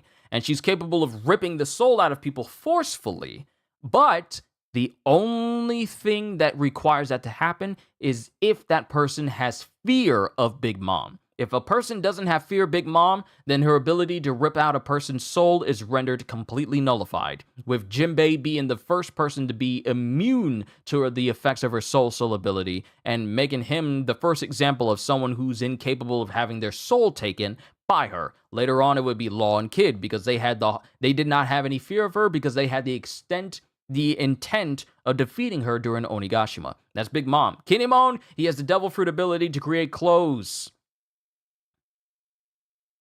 That's it. He has the ability to create clothes. By taking regular objects and placing it on people, he is then capable of creating clothes for that person. Depending on the environment, he can make them look like anything. You know, nice, warm clothes that can function in cold climates like the frozen side of Punk Hazard, or make them look like clothes that allows them to blend in like they did during the party on Onigashima that allowed them to blend in with the Beast Pirates. That's essentially his Devil Fruit. And if damage is done to the person, or if the person takes off the clothing that they have on, then the Devil Fruit's effects are rendered nullified, and the clothes themselves, they disappear. Sugar is capable of turning people into toys, and in the process causes people who are associated with that person who's turned into a toy to forget about him, which was done to half the denizens of Dressrosa, turning them into complacent factory workers. And people went on living their lives not realizing that they forgot about their own family members or loved ones being turned into toys, which is also a very dangerous ability, because if it was done to Luffy, if Luffy was turned into a toy or Law was turned into a toy, everyone would have forgotten about Luffy and everything associated with Luffy. And that pretty much would have been the end of One Piece right there, because there's no other way for that to be undone, because the only way for that to be undone is for the user of this toy fruit to be rendered unconscious, which allowed everyone to return to normal. And not only does this apply to people, but it also applies to animals as well. And once that person is given specific orders, they cannot resist that, and they're forced to work for the rest of their days. People were stuck like that for decades even. So that's Sugar's fruit. Then we have Baby 5. We have already explained hers. She can turn into any type of weapon she can turn into any type of weapon. That's it. Blades, guns, missiles, bombs. Doesn't matter. She can turn into any type of weapon. Buffalo, I need to know the name of, because I forgot it. Was it called the Spin fruit? Yeah, it is. It is. I'm guessing this stuff. I don't look this stuff up all the time, but I'm just guessing this stuff. Let's see. Allows a user to transform any part of their body or piece of worn clothing into propellers capable of rotation at high speed. Yeah. Buffalo can turn any part of his body or any part of his clothing into propellers that can have, basically turns him into a rotation human, which allows him to fly in the air by turning aspects of his own clothing into propellers that he can use to fly. And since he's such a very large individual, he is capable of being like a pseudo-transport of sort for people who ride on his back, because that allows him to just fly with people traveling on his back, being like a flying transport of sorts. And when used in parts of her body, but no, not parts of her body, but pretty much all of her body, because when she turns into a bomb, her whole body blew up. Not just like the upper part of her body, her whole body blew up. Her whole body was just basically a bomb that blew up. So it's not just parts of her body, it's any part of her body, or her whole body if she wants to.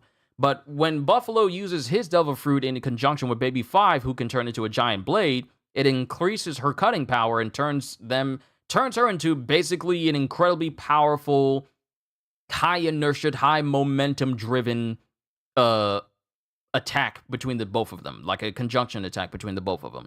Then we have Trouble. We've already explained him. He's capable of creating and secreting mucus that has flammable, elastic, and sticky properties to them. He can also use it to, mask what his body actually looks like, giving him the appearance of a very overweight, fat dude, even though he's very thin. And if you try to injure him or you try to punch him, it won't really do anything, because since it gives him the appearance of a very large, fat individual, it can make you think like, oh, he's a Logia because he's bent out of shape or he's bent out of the way. So no, it is a Paramecia type that he basically hides his whole body with, because he can just cover his whole body into it now. Then we have Fujitora. I love talking about his devil fruit. This man has the ability to manipulate gravity. All just the very concept of gravity. This man has the capability of manipulating gravity to produce different effects, such as levitation through ways of telekinesis by manipulating gravity, which allows him a pseudo way of flying, either on a piece of environment he's ripped up out of the ground using gravity, or on an entire battleship that he's just chilling eating ramen on. He is capable of manipulating gravity to such a degree he can grab meteors from space and bring them down on an environment. Also use gravity to repel said meteor from, hitting him. Capable of using gravity in conjunction with his sword to produce effects that can create gigantic sinkholes due to the forcefulness of the gravity that he can create. He can create gravity that can be used on a lateral movement type level that can basically throw out gravity in a horizontal direction, which is something that you normally would not see, because gravity tends to be up or down, and that's as far as many people see gravity. But Fujitora is capable of using that beyond just up and down. He's able to use it in a 360-degree area around him, which makes his capabilities scary. He's also been shown using it to restrain people, which was the case with Law, where he was having Law under such a forceful amount of gravity that Law could not move at all. And it wasn't until it was only Fujitora being distracted that allowed Law to, resist it just a little bit in order for him to teleport out of the way. But the forces of Fujitora's gravities are immense. Not only that, but he's capable of using Fujitora... Sorry, I saw Fujitora in the chat. He's capable of using his gravity to affect things on a country-wide scale. His range of being able to grab meteors out of space and bring them down to Earth isn't an example of how far his range can go, his ability to affect things on a smaller scale is pretty much absolute. Because during the aftermath of the Dressrosa battle with everyone, he affected the entirety of Dressrosa by raising every bit of rubble that existed in the entire country up above in order to use it against the pirates who were trying to escape. And due to him being a person that follows his humane justice, and also being a nice dude, pretty much the only nice admiral, he instead used that rubble to crush all the pirates that came to take out Luffy and their crews because they brought down Doflamingo, who was supplying the pirates who were trying to come after them. But his ability to manipulate gravity is scary, because think about gravity for a second. He is capable of manipulating gravity itself, increasing it to degrees that some people won't be able to move. Also, channeling gravity into his sword, where he can then throw it outwards, where an epicenter, like an impact epicenter of gravity, can just straight up explode. You know what? Let's look into this. Because we still got Bartolomeo. We know about him and his ability to create barriers, and he can do it to different shapes and sizes and create different things, even have it combined around his fist in order to, increase his punching power. But right now, I want to focus on the press fruit real quick, because I just love everything about it. Whoever eats from this fruit is granted the power to create gravitational forces of extreme potency. The ability user is able to move about living things and objects with little effort, ranging from debris to send flying against an enemy in smaller or massive numbers to a massive battleship. The range of the generable gravity field appears incredibly big, as it can pull down meteors from the highest of skies, possibly the outer atmosphere or even space itself. Able to have their gravity go in any direction, even horizontal as demonstrated by Fujitora, the user can move about matter with precision, effectively granting a form of telekinesis.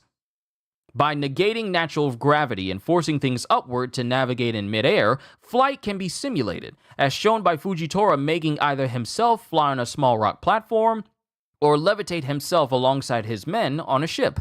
He is also able to manipulate multiple different gravity fields simultaneously, as seen when fighting Luffy at the end of Dressrosa arc, where he kept vast amounts of rubble floating across an island-wide scale while attacking him with offensive gravity wells. Let me say that again. This man was holding up all of the rubble in an entire country and focusing on fighting Luffy and using different gravity techniques at the exact same time.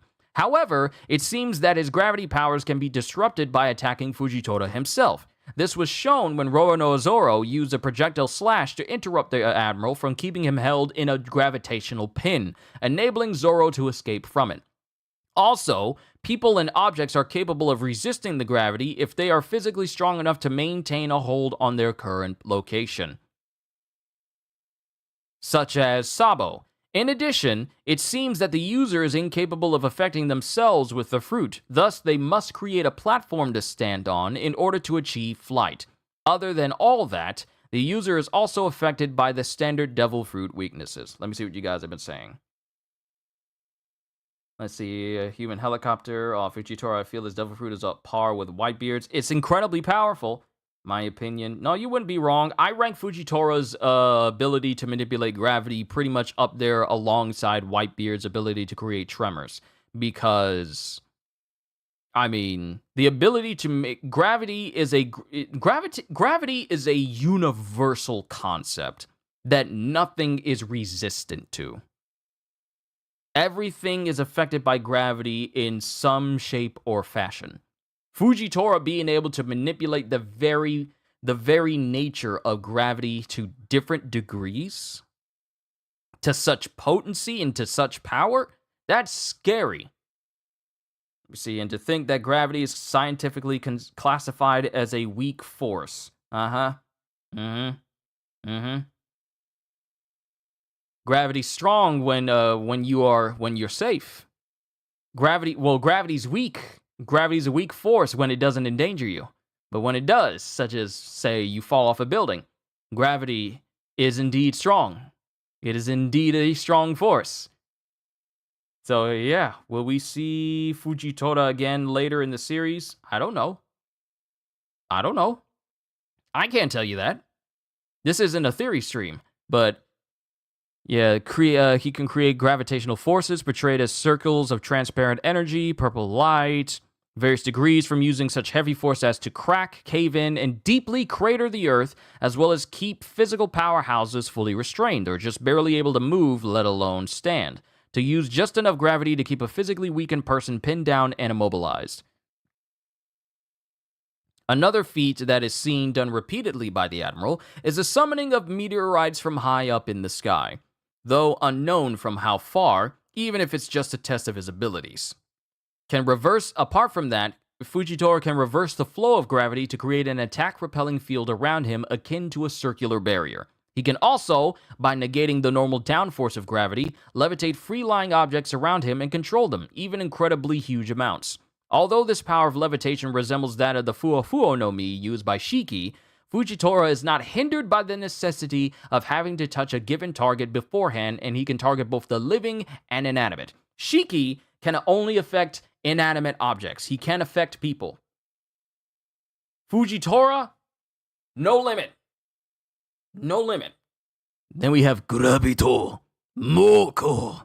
So he just calls it Gravity Blade, which is why he normally channels his gravity powers in conjunction with his sword, which led to a lot of people incorrectly thinking that Fujitora's sword had the devil fruit power and not Fujitora himself. But it's already been confirmed that he himself has eaten the fruit and he has the ability and he's just channeling the power through his sword. So we have Gravity Blade, which allows him to manipulate gravity through his sword, gravitational forces by swinging or just simply moving his weapon. The direction of the gravitational forces can be upwards, downwards, or even sideways, usually just one at a time. Then we have Moko, which is Fujitora generates immense levels of gravitational forces around him that push out horizontally, which knock away anything in its path, including his enemies, buildings, trees, and whatever else that is unfortunate enough to be in the attack radius. The force is so strong that it easily destroys the ground and buildings, reducing them to rubble. It's literally just gravitational forces, crushing forces. but I can go on more on that a little bit later on. So Bartolomeo, he has the ability to create barriers that can have different shapes, that can do different things, from creating stairs to creating closed-in shields that can protect him from attacks from people as fast as Hakuba, or enclosing it around his fists in order to empower himself even further. Then we have Leo, who is capable of basically just sewing things together, whether it be people or inanimate objects. Even entire ships can be stitched together. Then we have Viola, which allows her to read people's minds, which, yeah, it allows her to not only read people's minds, but also turns her tears into physical objects that can attack people, like red-hot tears that are shaped like whales. And with her ability to see in minds, she also has the ability to see across vast distances. Basically like the same capabilities of the Byakugan, but on a far greater scale, like on a far larger range. Then we have Giola, whose devil fruit is basically turning people into weird abstract works of art, which has the added bonus of rendering them incapable of not only fighting her, but also has a time limit. If that person is not released from this abstract art state of being, they will be permanent art and they will die. So that is Giola. Then we have Kelly Funk, the jacket fruit. He needs someone to wear him in order for him to combine his strength with someone else, but that's it. He's literally just Jacket Man. Gladius is capable of making things rupture. He's basically a pop man. He can make his own clothes pop with concussive force, make the ground pop with concussive force, make his own hair pop with concussive force, and it can also send needles out in different directions. He is a pop human. So anything he touches, and specifically inanimate objects, because he's never been shown using this on an actual person, he is capable of making them. He's capable of making these inanimate objects pop as well.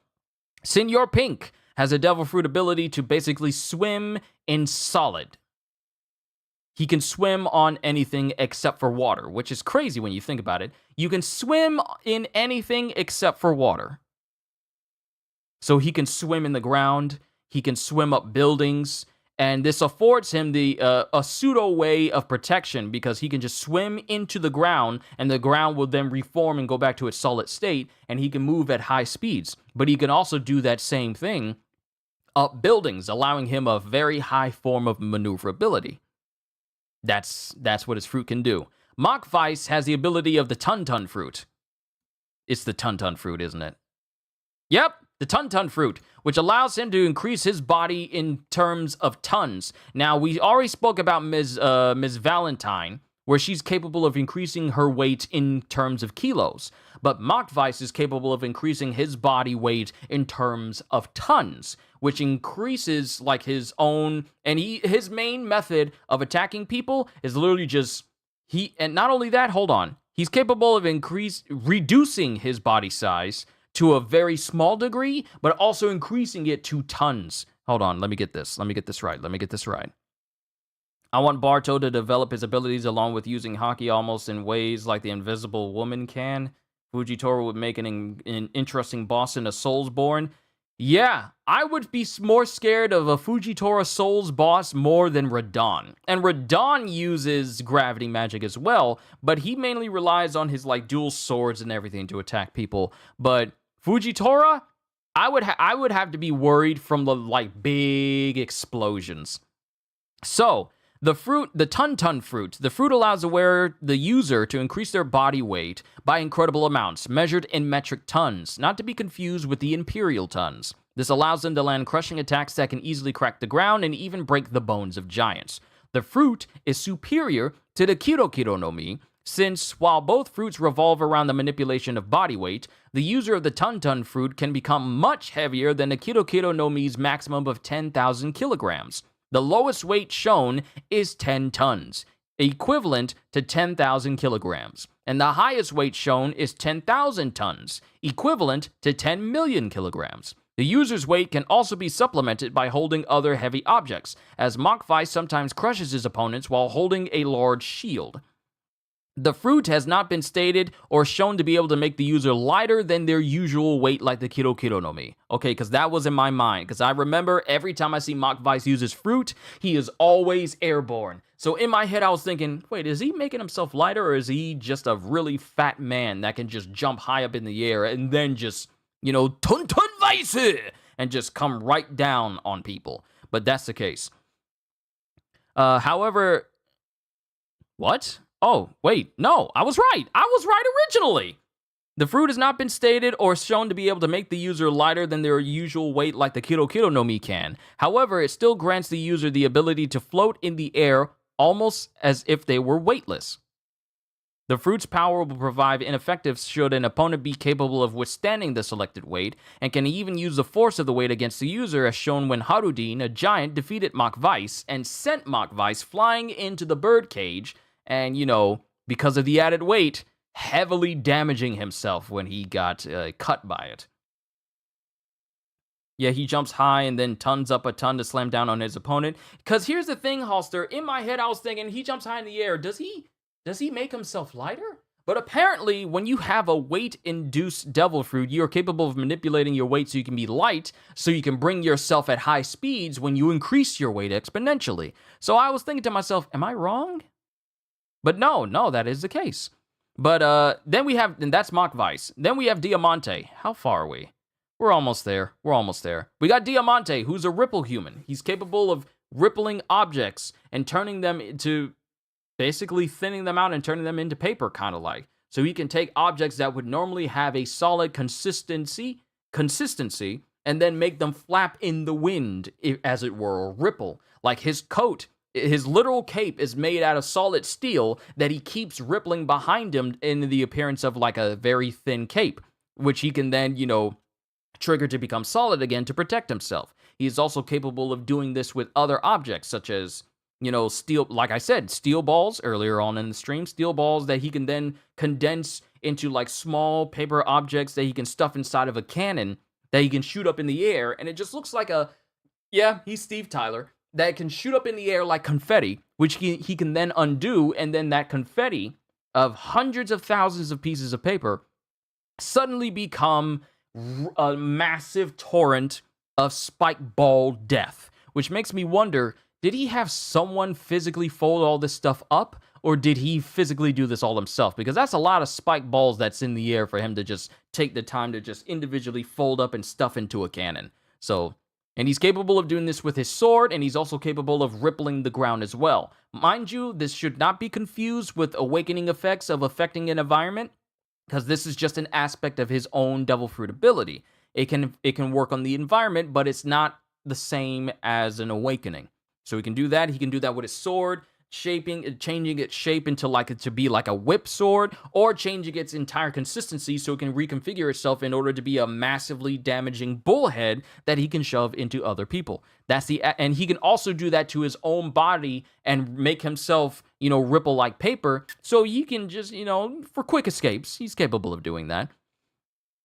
And let's see. Pika, capable of becoming a stone assimilation man. While he cannot create the stone, he can meld into it and manipulate the environment around it. Now, there's an example of someone who has a far more superior version of this fruit, but he is all the way down at the bottom of this list. Pika is capable of assimilating into a stone environment and manipulating it in terms of changing an entire area's topography, such as the case where the castle of Dressrosa used to be on a semi-level area where people could see them, but due to Pika, he basically changed up the topography, caused the entire city to get closer. He's capable of creating a giant stone version of himself, using the surrounding stone to create a golem, manipulate the stone that he is in control of at the time in order to create like stone,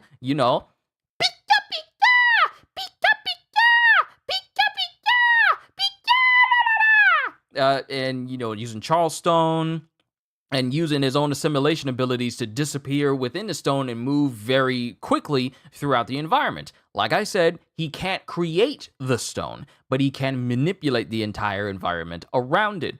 And the weakness for this is that he whenever someone of sufficient strength starts slicing apart the area that he is assimilating, he has to retreat into a new section, otherwise he risks having himself injured. But if that person keeps slicing the areas, it makes it so that Pika is not capable of escaping, and thus he has to reveal himself at some point in order to find another place to go and assimilate back into so he can go hide and attack through his safety again. And that's what led to his eventual defeat by Zoro, because Zoro kept eliminating all the places that Pika could hide, and that led to a hockey encounter, and Zoro beat him. So that's what Pika can do. He's a stone assimilation man. Then we have Mancherry, who is capable of... Now, mind you, I know what a devil fruit can do, but I forgot the name of it. The heal fruit. The unique characteristics of the heal fruit is that it essentially... Hold on, let me see. This fruit allows the user to heal any living thing that is wounded or injured. That's pretty much what it can do. The healing powers manifest in the form of tears from the user's body. As soon as the tears touch a living thing, they are restored to perfect health. However, despite being able to heal body parts back together, it cannot create them from nothing. The user can also create water at the palms of their hands, which also carry the same healing properties. The power does have a limit to how many times it can be used. Since Leo told Princess Mancherry to just heal herself and run after rescuing her, it can be inferred that the user can also heal themselves. It is currently unknown if the user can heal diseases. The user also has the ability to restore damaged inanimate objects to their original form, though their lifespan will be shortened in the process. The fruit's power to heal requires the user's power to actually make contact with the recipient to work. The fruit's ability can also be used by others against their will, as one can force the user to cry in order to heal their allies. There's a reason why so many people hate Giola, because of, her physically harming Mancherry and forcing her to cry. And she got what was coming to her because of it. The user apparently cannot force their tears to not have healing properties, as it was exploited by the Don Quixote pirates. Other than that, the user is subject to the standard devil fruit weaknesses. So yeah, Princess Mancherry's capabilities was tantamount to the Don Quixote family basically continuously fighting, because she can just heal everyone back from their wounds. Now, like I said, it can't bring back wounds that were limbs that were lost, but it can heal them if they're put back together and then healed along with that person. Let me see. The ripple human became a crippled human after his neck smacked against that rock. He probably hasn't that. He hasn't. That is just me hoping. So I hate Diamante so much. Oh, it's understandable, especially what he did to Scarlet.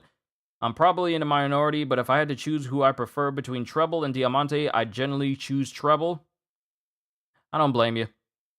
The moment where full body armament went 0-2. It's the most cursed hockey technique. Anyone who has ever went full body armament has lost immediately after. Yeah. First was Virgo versus Law. He got cut in half and then diced up into pieces and lined up against the railing and then left to die in the explosion of the Sad Factory. And then Pika got straight up cut by Zoro through his hockey. Tip: don't go full-bodied hockey mode. You are guaranteed to lose. And then we got to think about that one dude that likes pain and One Piece film Gold. He went full body, and even though it's non-canon, he went full-bodied against Zoro, and he lost too. Case in point, do not cover your entire body in hockey. One of Steven Universe's abilities, yeah. I disagree. I'd say she didn't get enough of what she deserved. Welcome back, dude. Welcome back. I can see it. You should not make people cry. You should not make people cry. Then so that's Mancherry's. Then we have Raizo. We are almost there. Raizo has the ability of the scroll fruit, which allows him to basically create a scroll that he can store things inside, which he does not see as like a devil fruit ability. He just sees it as an ninjutsu. And he's capable of storing anything he wants to in these scrolls. That includes fire from Kaido, water from Zoe. An insurmountable amount of things can be stored in these scrolls. So Tenten and Raizo would have a very successful business venture if they work together. But he's capable of storing or anything. His ability works like 10/10 summoning scrolls, but he can produce as many as he wants, whereas 10/10 always has to have a steady supply. But with Raizo, he basically can create scrolls that he can, store anything in and even shoot them out as projectiles, depending on the situation. Then we have Charlotte Brûlé, who is capable of creating. Is she capable of creating mirrors, or is she capable? Wait, what does her ability do in detail? Yes, it can create mirrors. Okay, I wanted to make sure I wasn't crazy. She can create mirrors. I just wanted to double check before y'all try to correct me. The foremost strength of the mirror fruit is that it allows the user to create multiple mirrors in their own vicinity with their own hands. These mirrors can be used as a shield against enemy attacks, absorbing them and reflecting them back at the attacker, turning their own power against them. These mirrors can also be used as portals into what appear to be a pocket dimension within the mirrors known as Mirror World, sort of along the lines of Blue Nose door dimension, where he can be in a separate dimension by opening up a doorway into that as well. So there's multiple dimensions that people can tap into due to their Devil Fruit abilities, with no apparent way back through, leaving their opponents trapped. The user can even break the mirrors the individuals are trapped in, completely preventing anyone from entering or exiting that mirror ever again. The user is capable of entering and exiting the mirror world at will, gaining access to a house in the realm containing portals to all the mirrors in Totland, as well as ships in the archipelago. This allows them to travel quickly and secretly through the archipelago. However, the user may forget which mirror leads to which place. This is the reason why I'll never want a fruit like this. I'll never want a power like this, because I will forget where leads where. I'll be the person who's putting signs next to each mirror to ensure I know exactly where I'm going. I'm going to be leaving like posts in the ground saying like this way to the one house in your home, to the one mirror in your house. I'd forget. I would forget. He can absorb anything, whether it be a ton of water, him absorbing Kaido's fire, and wrapping set scrolls around Kaido and blasting it back at him. Yep, pretty much. Scroll fruit sounds like a fruit that would be perfect for TikTok users. You know, people on TikTok are not smart enough to know wouldn't be smart enough to know how to use stuff on scroll fruits. Or at least, well, specifically, let me not generalize, specifically the ones that try to get attention on TikTok. The ones that have the brain dead stuff going on. I wouldn't know because I don't have a TikTok. The mirrors appear to have some form of sentience, as they can be asked questions such as their locations or whether they have seen certain people. The mirrors can even ask questions back to specify the results. However, the mirrors answer everyone, not just the user of the Devil Fruit, allowing them to take advantage of the user's power. The user can also transform themselves into mirror images of certain individuals, but also imitate their actions completely. Hold on.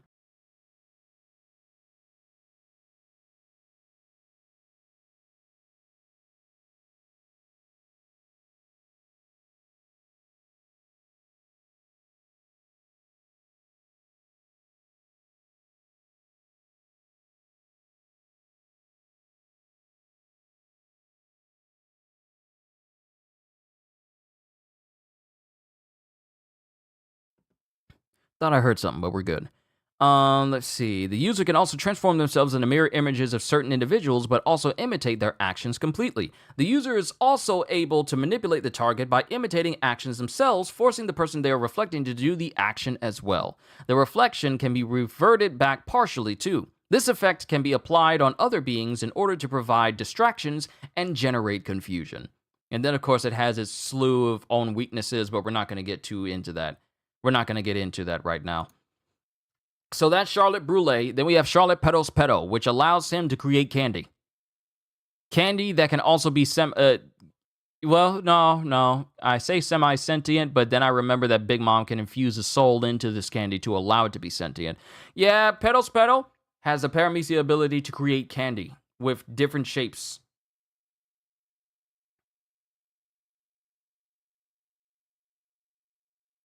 Different capabilities. He can create weapons out of candy. He can create stairs out of candy. He can do all sorts of things out of candy. Charlotte Cracker And pretty much a lot of people on this list, a lot of all of these, except for Charlotte Pudding, she is the, except for Charlotte Pudding and Charlotte Mon Dieu, and Oven and Daifuku, everyone has like a food-related devil fruit power. Charlotte Petals Petal is capable of creating and manipulating candy. Charlotte Cracker is capable of creating and manipulating crackers, which can also be used to create cracker-made golems. Charlotte Galette is capable of creating and manipulating butter. Charlotte Mon Dieu is the exception amongst this list of food-oriented paramecias, where he can manipulate and create books and also do things included with books, such as create entire jails in books and store people in books. Charlotte Opera is capable of creating and manipulating cream and doing all sorts of things with cream, with the added bonus of it also being capable of applying 2nd to 3rd degree burns. Charlotte Smoothie is capable of basically turning anything into a smoothie and also enlarging her own size while also absorbing the juices from people. Just so I can be specific, I didn't really look into her ring fruit all that much either. But it's not like she can create anything and turn anything into a smoothie, but it's her ability, her ring fruit, allows its user to drain liquid from both living and non-living things by ringing them, as well as absorb liquid into themselves and their weapons, making them a dehydration human. Correcting myself before y'all do. This fruit's main strength is the ability to extract liquid from both living creatures, the user included, and inanimate objects. With the user's hands, the user simply has to squeeze and twist the chosen target, akin to wringing out a soaked cloth to extract liquid from them. Notably, she requires physical contact to squeeze them, posing a problem if her target is particularly fast. The wringing itself does not seem to cause any physical pain, no matter how severe, and actually seems to even bring a pleasurable sensation rather than a painful one. However, living beings that are wrung out this way still suffer from dangerous dehydration and can be left as thoroughly shriveled, pale husks. The liquids extracted from this fruit's ability can take the form of special juices that can be drunk and seem to have a variety of delicious flavors depending on what they were extracted from, even if derived from something that would originally been hazardous to consume, such as a lava drink from a volcanic rock. It does not appear that these juices have any special qualities beyond their taste. This fruit also provides great defense against poison, as the user can simply wring it out of their body with ease. As you see here in this image here, where Charlotte Smoothie, the thick Charlotte Smoothie, is capable of wringing out all the poison in her leg just by wringing it out. Additionally, the user can transfer their abilities to their sword. For example, if holding a sword, abilities to their weapons. For example, if holding a sword, they can dehydrate whatever the sword cuts. Furthermore, the user can absorb liquids into their body or weapons to make them larger and heavier, and can then release the stored up liquid as massive super pressurized blasts. Absorbing too much liquid to grow in size can damage the user's surroundings due to their increased weight, such as risking sinking the ship they are riding on. Otherwise, the user is affected by the standard devil fruit weakness. So yeah, that's the capabilities of Smoothie. Then we move on to Pudding, which basically has the rewind fruit? No, Memo fruit. Memo fruit allowing her to manipulate the memories of people.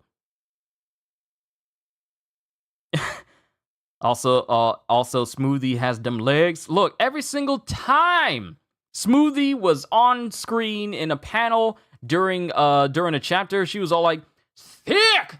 Them thighs, though. That I was saying that all the time. Thick!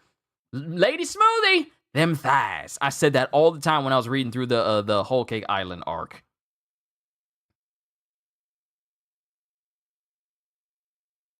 The thick, hilarious. Yeah, you know me.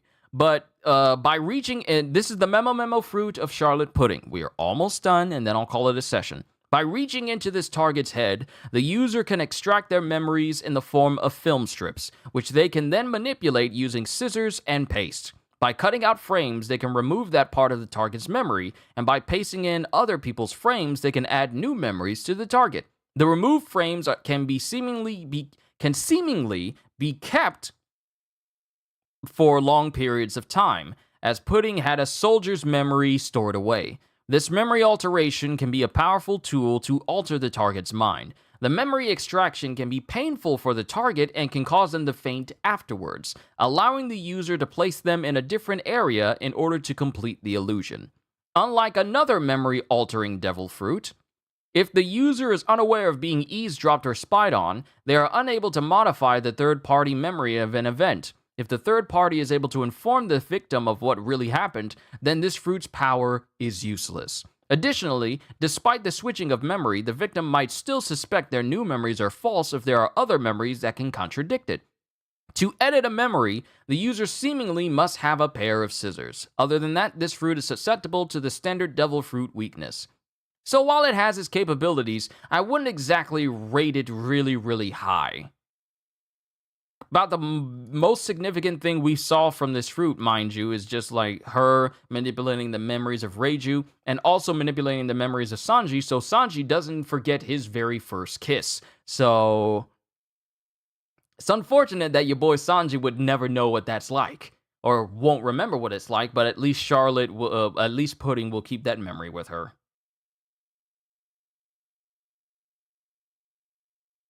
Let's see, I feel like her versus Jinbei or someone could have been fun. Maybe. Wish we saw her actually fight like a full one-on-one. Then we have Charlotte Katakuri. We already know about Charlotte Katakuri. He has the Mochi Mochi no Mi, which is basically a food-based version of the elastic properties of the Gum Gum fruit, or the Hito Hito no Mi Madonika. And he's capable of using it to a far more extensive degree than Luffy. Where Luffy was capable of using Gum Gum Gatling, Katakuri was able to match him and even surpass those punches because he's capable of creating multiple fists on top of his already vast speed, and that pretty much exponentially increases the number of hits. Anything you can do, I can do better. I can be sticky. I can be stretchy and stretchier. Let me see. Anything you can do, I can do better. Anything you do, I'll do better than you. So that's essentially what Katakuri was against Luffy. But he was capable of using Haki in combination with this, where Luffy is capable of enlarging his arm. Where Luffy is capable of enlarging his arm to a certain degree, Katakuri is capable of enlarging his arm to an even larger degree due to his ability to create an endless supply of mochi. And that allows him to do different things, not just simply stretch his body and combine it with Haki, such as when him stretching and doing everything that Luffy can do, but also creating something called block mochi, which essentially allows him to create blocked version of his limbs or blocked version of fists that have exponentially higher striking power in comparison to his regular fists that are capable of even harming Luffy when he's using armament Haki, but also causing this mochi to heat up and explode and become burning projectiles as well. He is also the only Paramecia type in existence that is capable of manipulating his whole body into his own substance that allows him to alter his body's composition. So, when he's using, in combination with his ability to have future sight, he is capable of moving his body and reshaping it and making it malleable so he can dodge all these hits, akin to a Logia.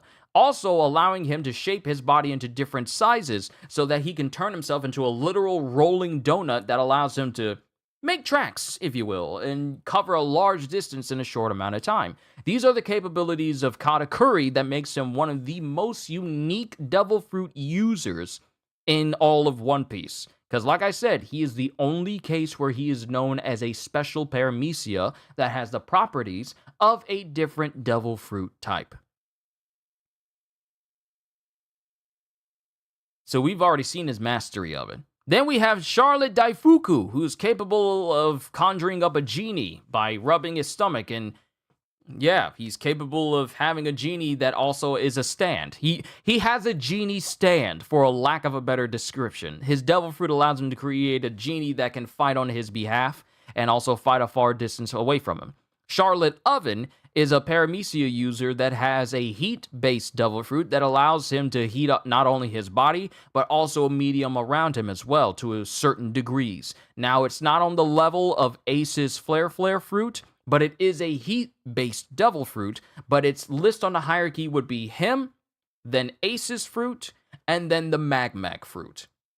That's the hierarchy. I'm not counting that one heat-based dude from the filler arc where he was stealing other people's flags and he stole the Sunny's flag. But I'm just meaning that in the hierarchy of category of heat-based devil fruits, his would be currently at the bottom of the list because the Flare fruit operates on a much higher degree than just simple heat. It's literal fire itself. And then you have, of course, the Mag fruit that trumps both of them. Then we have Strucin, who has a devil fruit that allows him to turn inanimate objects into food. The only thing is, those foods tend not to be very good at all. And the size of the object he turns into food varies depending on the object. He can turn anything from a short log into a piece of food that he can eat and slice it up and make it look like meat, to something as big as the giant tower where Big Mom was having her wedding for Sanji and Pudding, and turn that entire thing into a cake in order to shield everyone who fell off of the tower after, everything went down, and protecting everyone who fell down below by, like I said, turning everything into a cake. I don't know what Charlotte Nushi can do. Who are you? Pile fruit. Ate the Gocha no Mi. I didn't even know this. A Paramecia type devil. Either that or I wasn't really paying attention to every single thing that was going on during the chapters. Chapter 854. Chapter 854. Episode 822. I think I may have read this. It's, you know what? When I was reading through these chapters, it was probably during the beginning of my One Piece reaction career. So Yeah, this might have been before I started reading. No, because I was reading chapters 828 onwards. So, yeah, this was pretty much near the beginning of my One Piece reaction career on this channel as a whole, so I probably pretty much forgot about it. But the Gocha no Mi, Paramecia type devil fruit that allows a user to merge themselves with other people. By merging themselves with other people, the user can grow tremendous in size and strength. Inorganic objects can also be included in the fusion as the merged form of the Charlotte decuplets, who each wield a normal-sized scythe, carried a massive scythe, and wore clothing similar to a mix of the ones worn by them. The fruit seems to offer no benefit to the user if they do not have other people around to merge with them, and it is unknown if they can forcibly merge with unwilling targets. The combined strength of the fusion will also vastly depend on the strength of each individual person in the mix. Therefore, the user will likely need to be accompanied with multiple allies in order for this fruit to be effective. Other than that, it has shown no particular weaknesses aside from the standard devil fruit weakness. So yeah, it functions in the same way as the Jake no Mi, where it requires the use of another person in order for its effects to be, exemplified or even increased. The Jake no Mi requires a person to put them on in order to access, that person's strength and combine it with their strength. And the Gocha no Mi requires multiple people to be willing to come together as a one full combined being in order for this fruit's capabilities to be fully realized as well. So that's another instance. Then we have Morley. Morley possesses the ability...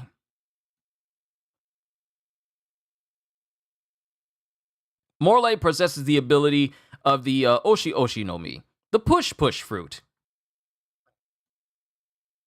Allows the user to freely move and shape the ground as though it was malleable like clay, eaten by Morley. By simply pushing the ground, the user is able to shape it according to their whims. They can manipulate many types of ground, from soft earth to hard rock to even modified stones such as bricks and streets.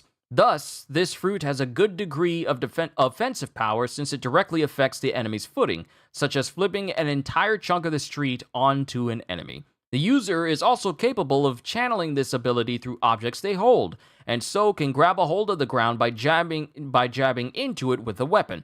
The fruit also gives the user the ability to tunnel through the ground by pushing it to clear a way for them. Unlike conventional digging, the moved earth appears to stay in place, protecting the user from cave-ins. That's actually useful.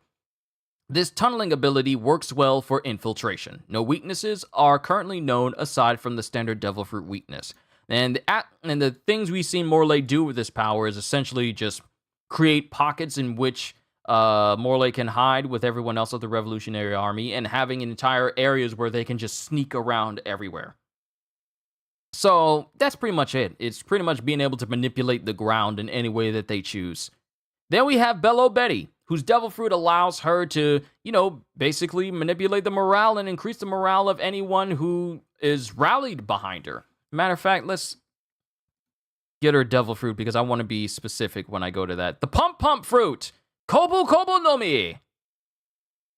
The biggest strength of this fruit is the ability to increase other people's fighting spirit and physical strength by simply encouraging them with words. The user can encourage and strengthen multiple people at once, allowing them to turn entire groups of average people into powerful fighters, possibly turning the tide of battle and making this fruit best applicable in group combat. On the Lelusia Kingdom, Betty was able to turn a group of helpless citizens into strong fighters capable of overwhelming a Grand Line pirate with only sticks.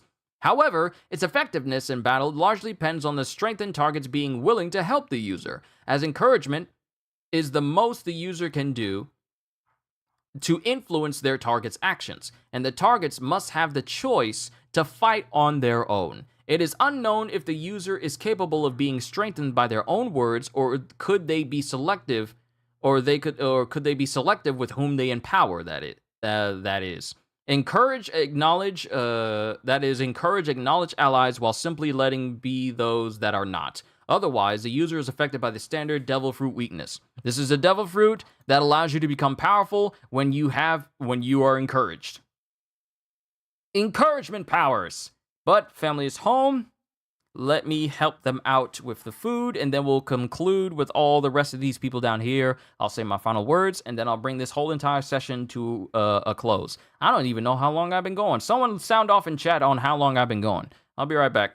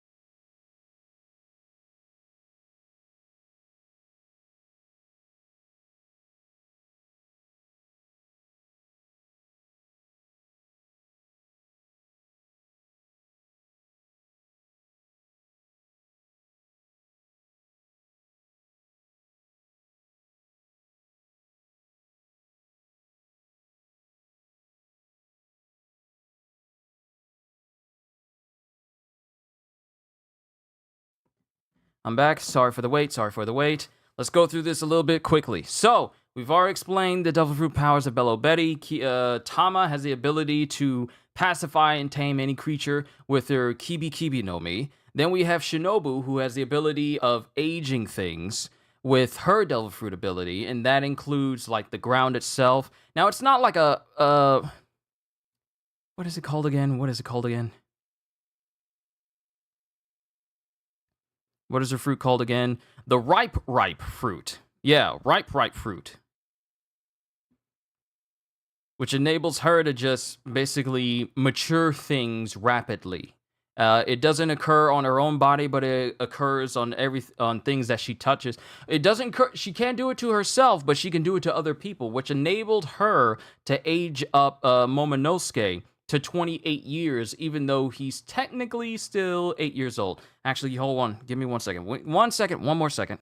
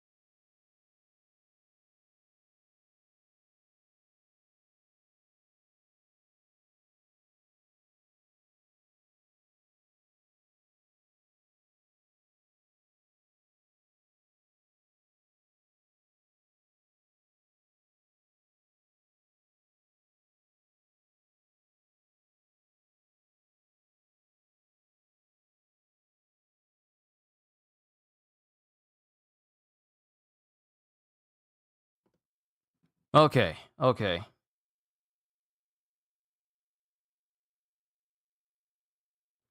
Let me see.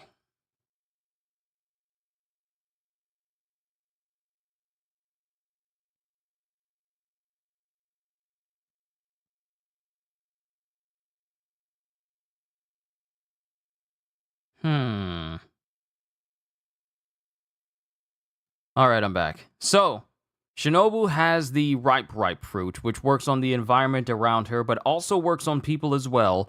And that allowed Momonosuke to age up to 28 years so he could further use his, artificial zone ability to be a dragon like Kaido in order to help, win the war for Onigashima. She can do that. Now, let me just go to the usual thing to it. Let's speed this up. Allows the user to mature and decay anything they touch.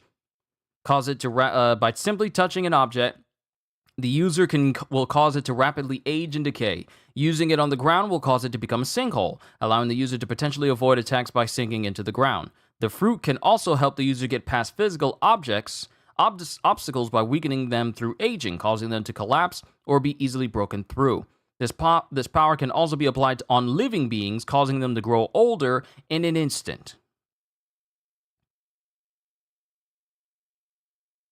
Also, if the user ages a living being, this will only apply physically, as the subject will retain their original mental maturity. Any effect of maturing cannot be reversed, meaning that anything, inanimate or alive, will not be able to return to their previous state. So, yeah, that's Shinobu. Let's speed through this because I got food now. We got Shiryu of the Rain, who has the ability to turn invisible. We have Doc Q, who has the ability to create any disease imaginable, such as an infectious disease that can turn male people into female people, or just like, yeah, that's the first example we have of it. But it essentially allows him to make any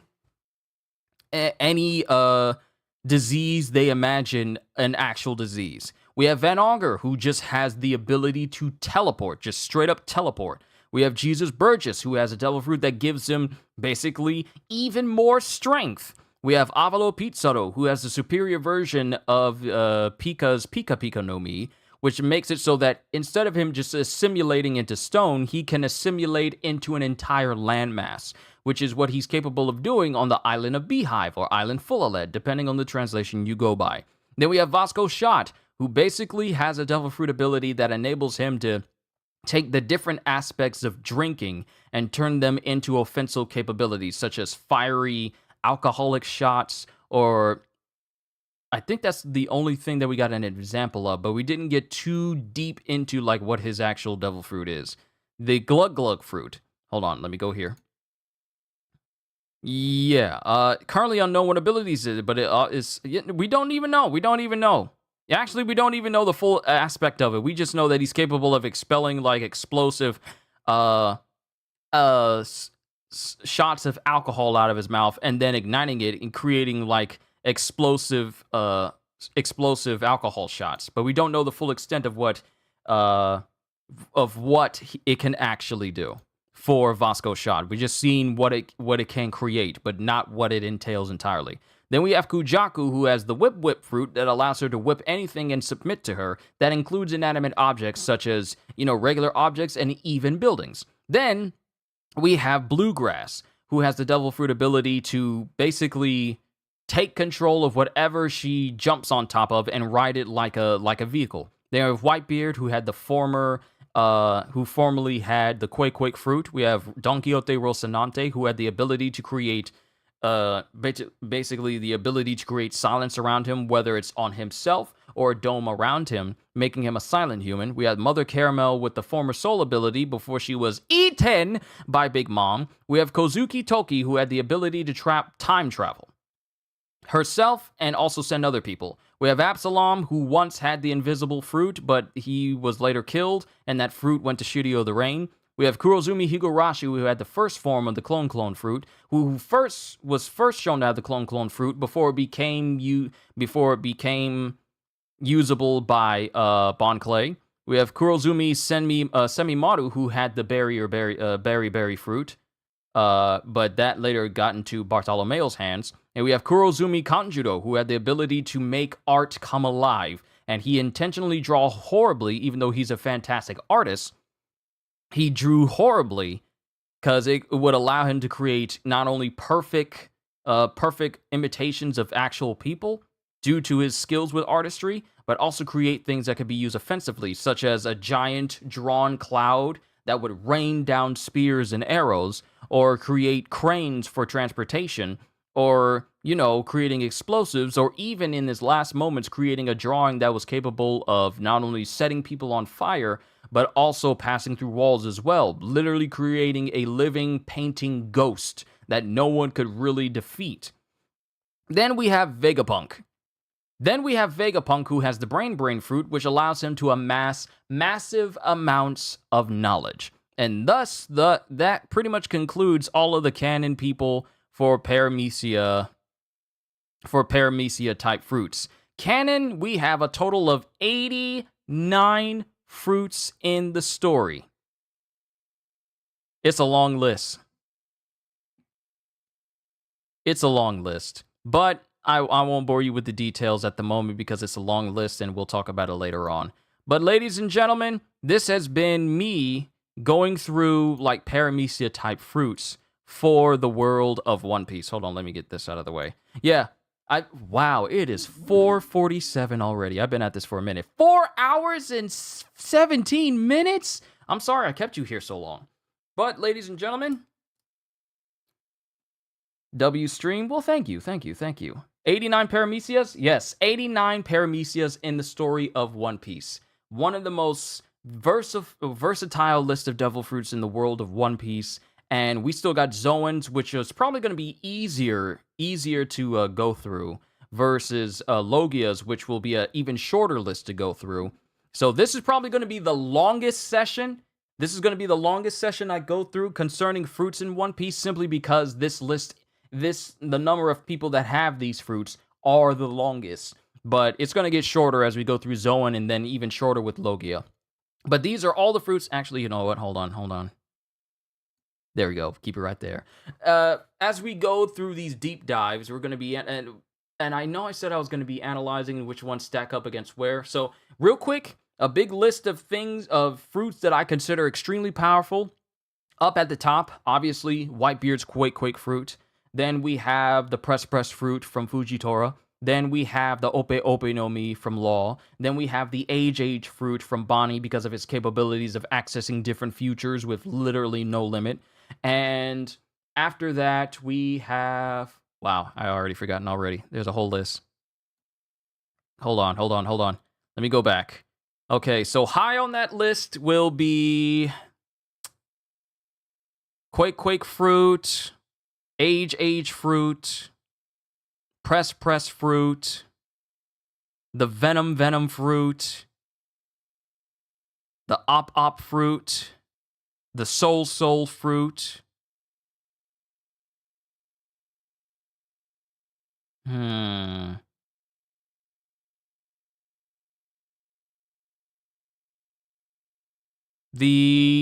Strong fruit. The Sick fruit, I'm gonna be honest with you, that's actually kind of broken as well. The Sick fruit.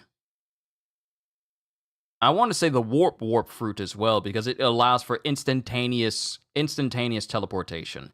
And as it stands right now, I feel like those are some of the more broken devil fruits in the story at the moment.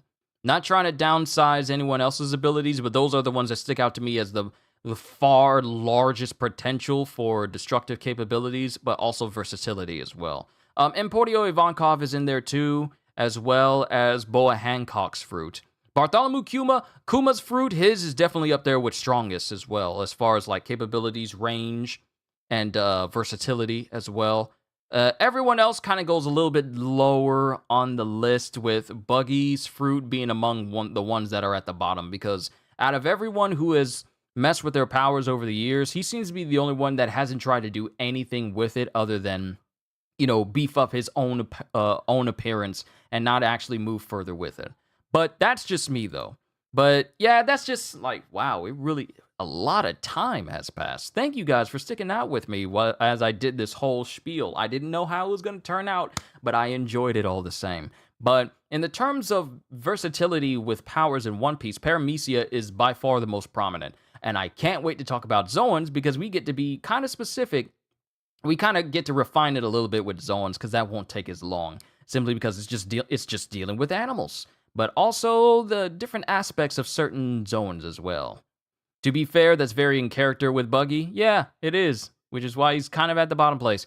Rocinante's abilities would be a hard counter for Apu, as well as the Death Angels from A Quiet Place. CJ, you were not here when I was talking about the Quiet Place video game that was coming out, and I literally said that Rocinante would be perfect in the world of A Quiet Place, because he can make himself and the area around him very, very quiet, to the point where no one can hear him at all. So he would be the best person to be with in the world of A Quiet Place because of his unique Devil Fruit abilities. So yeah. Will it include all the smiles too? If it's in the list, I might as well include it. But I won't include anything that's non-canon or just like done for the sake of a movie. So I won't do that.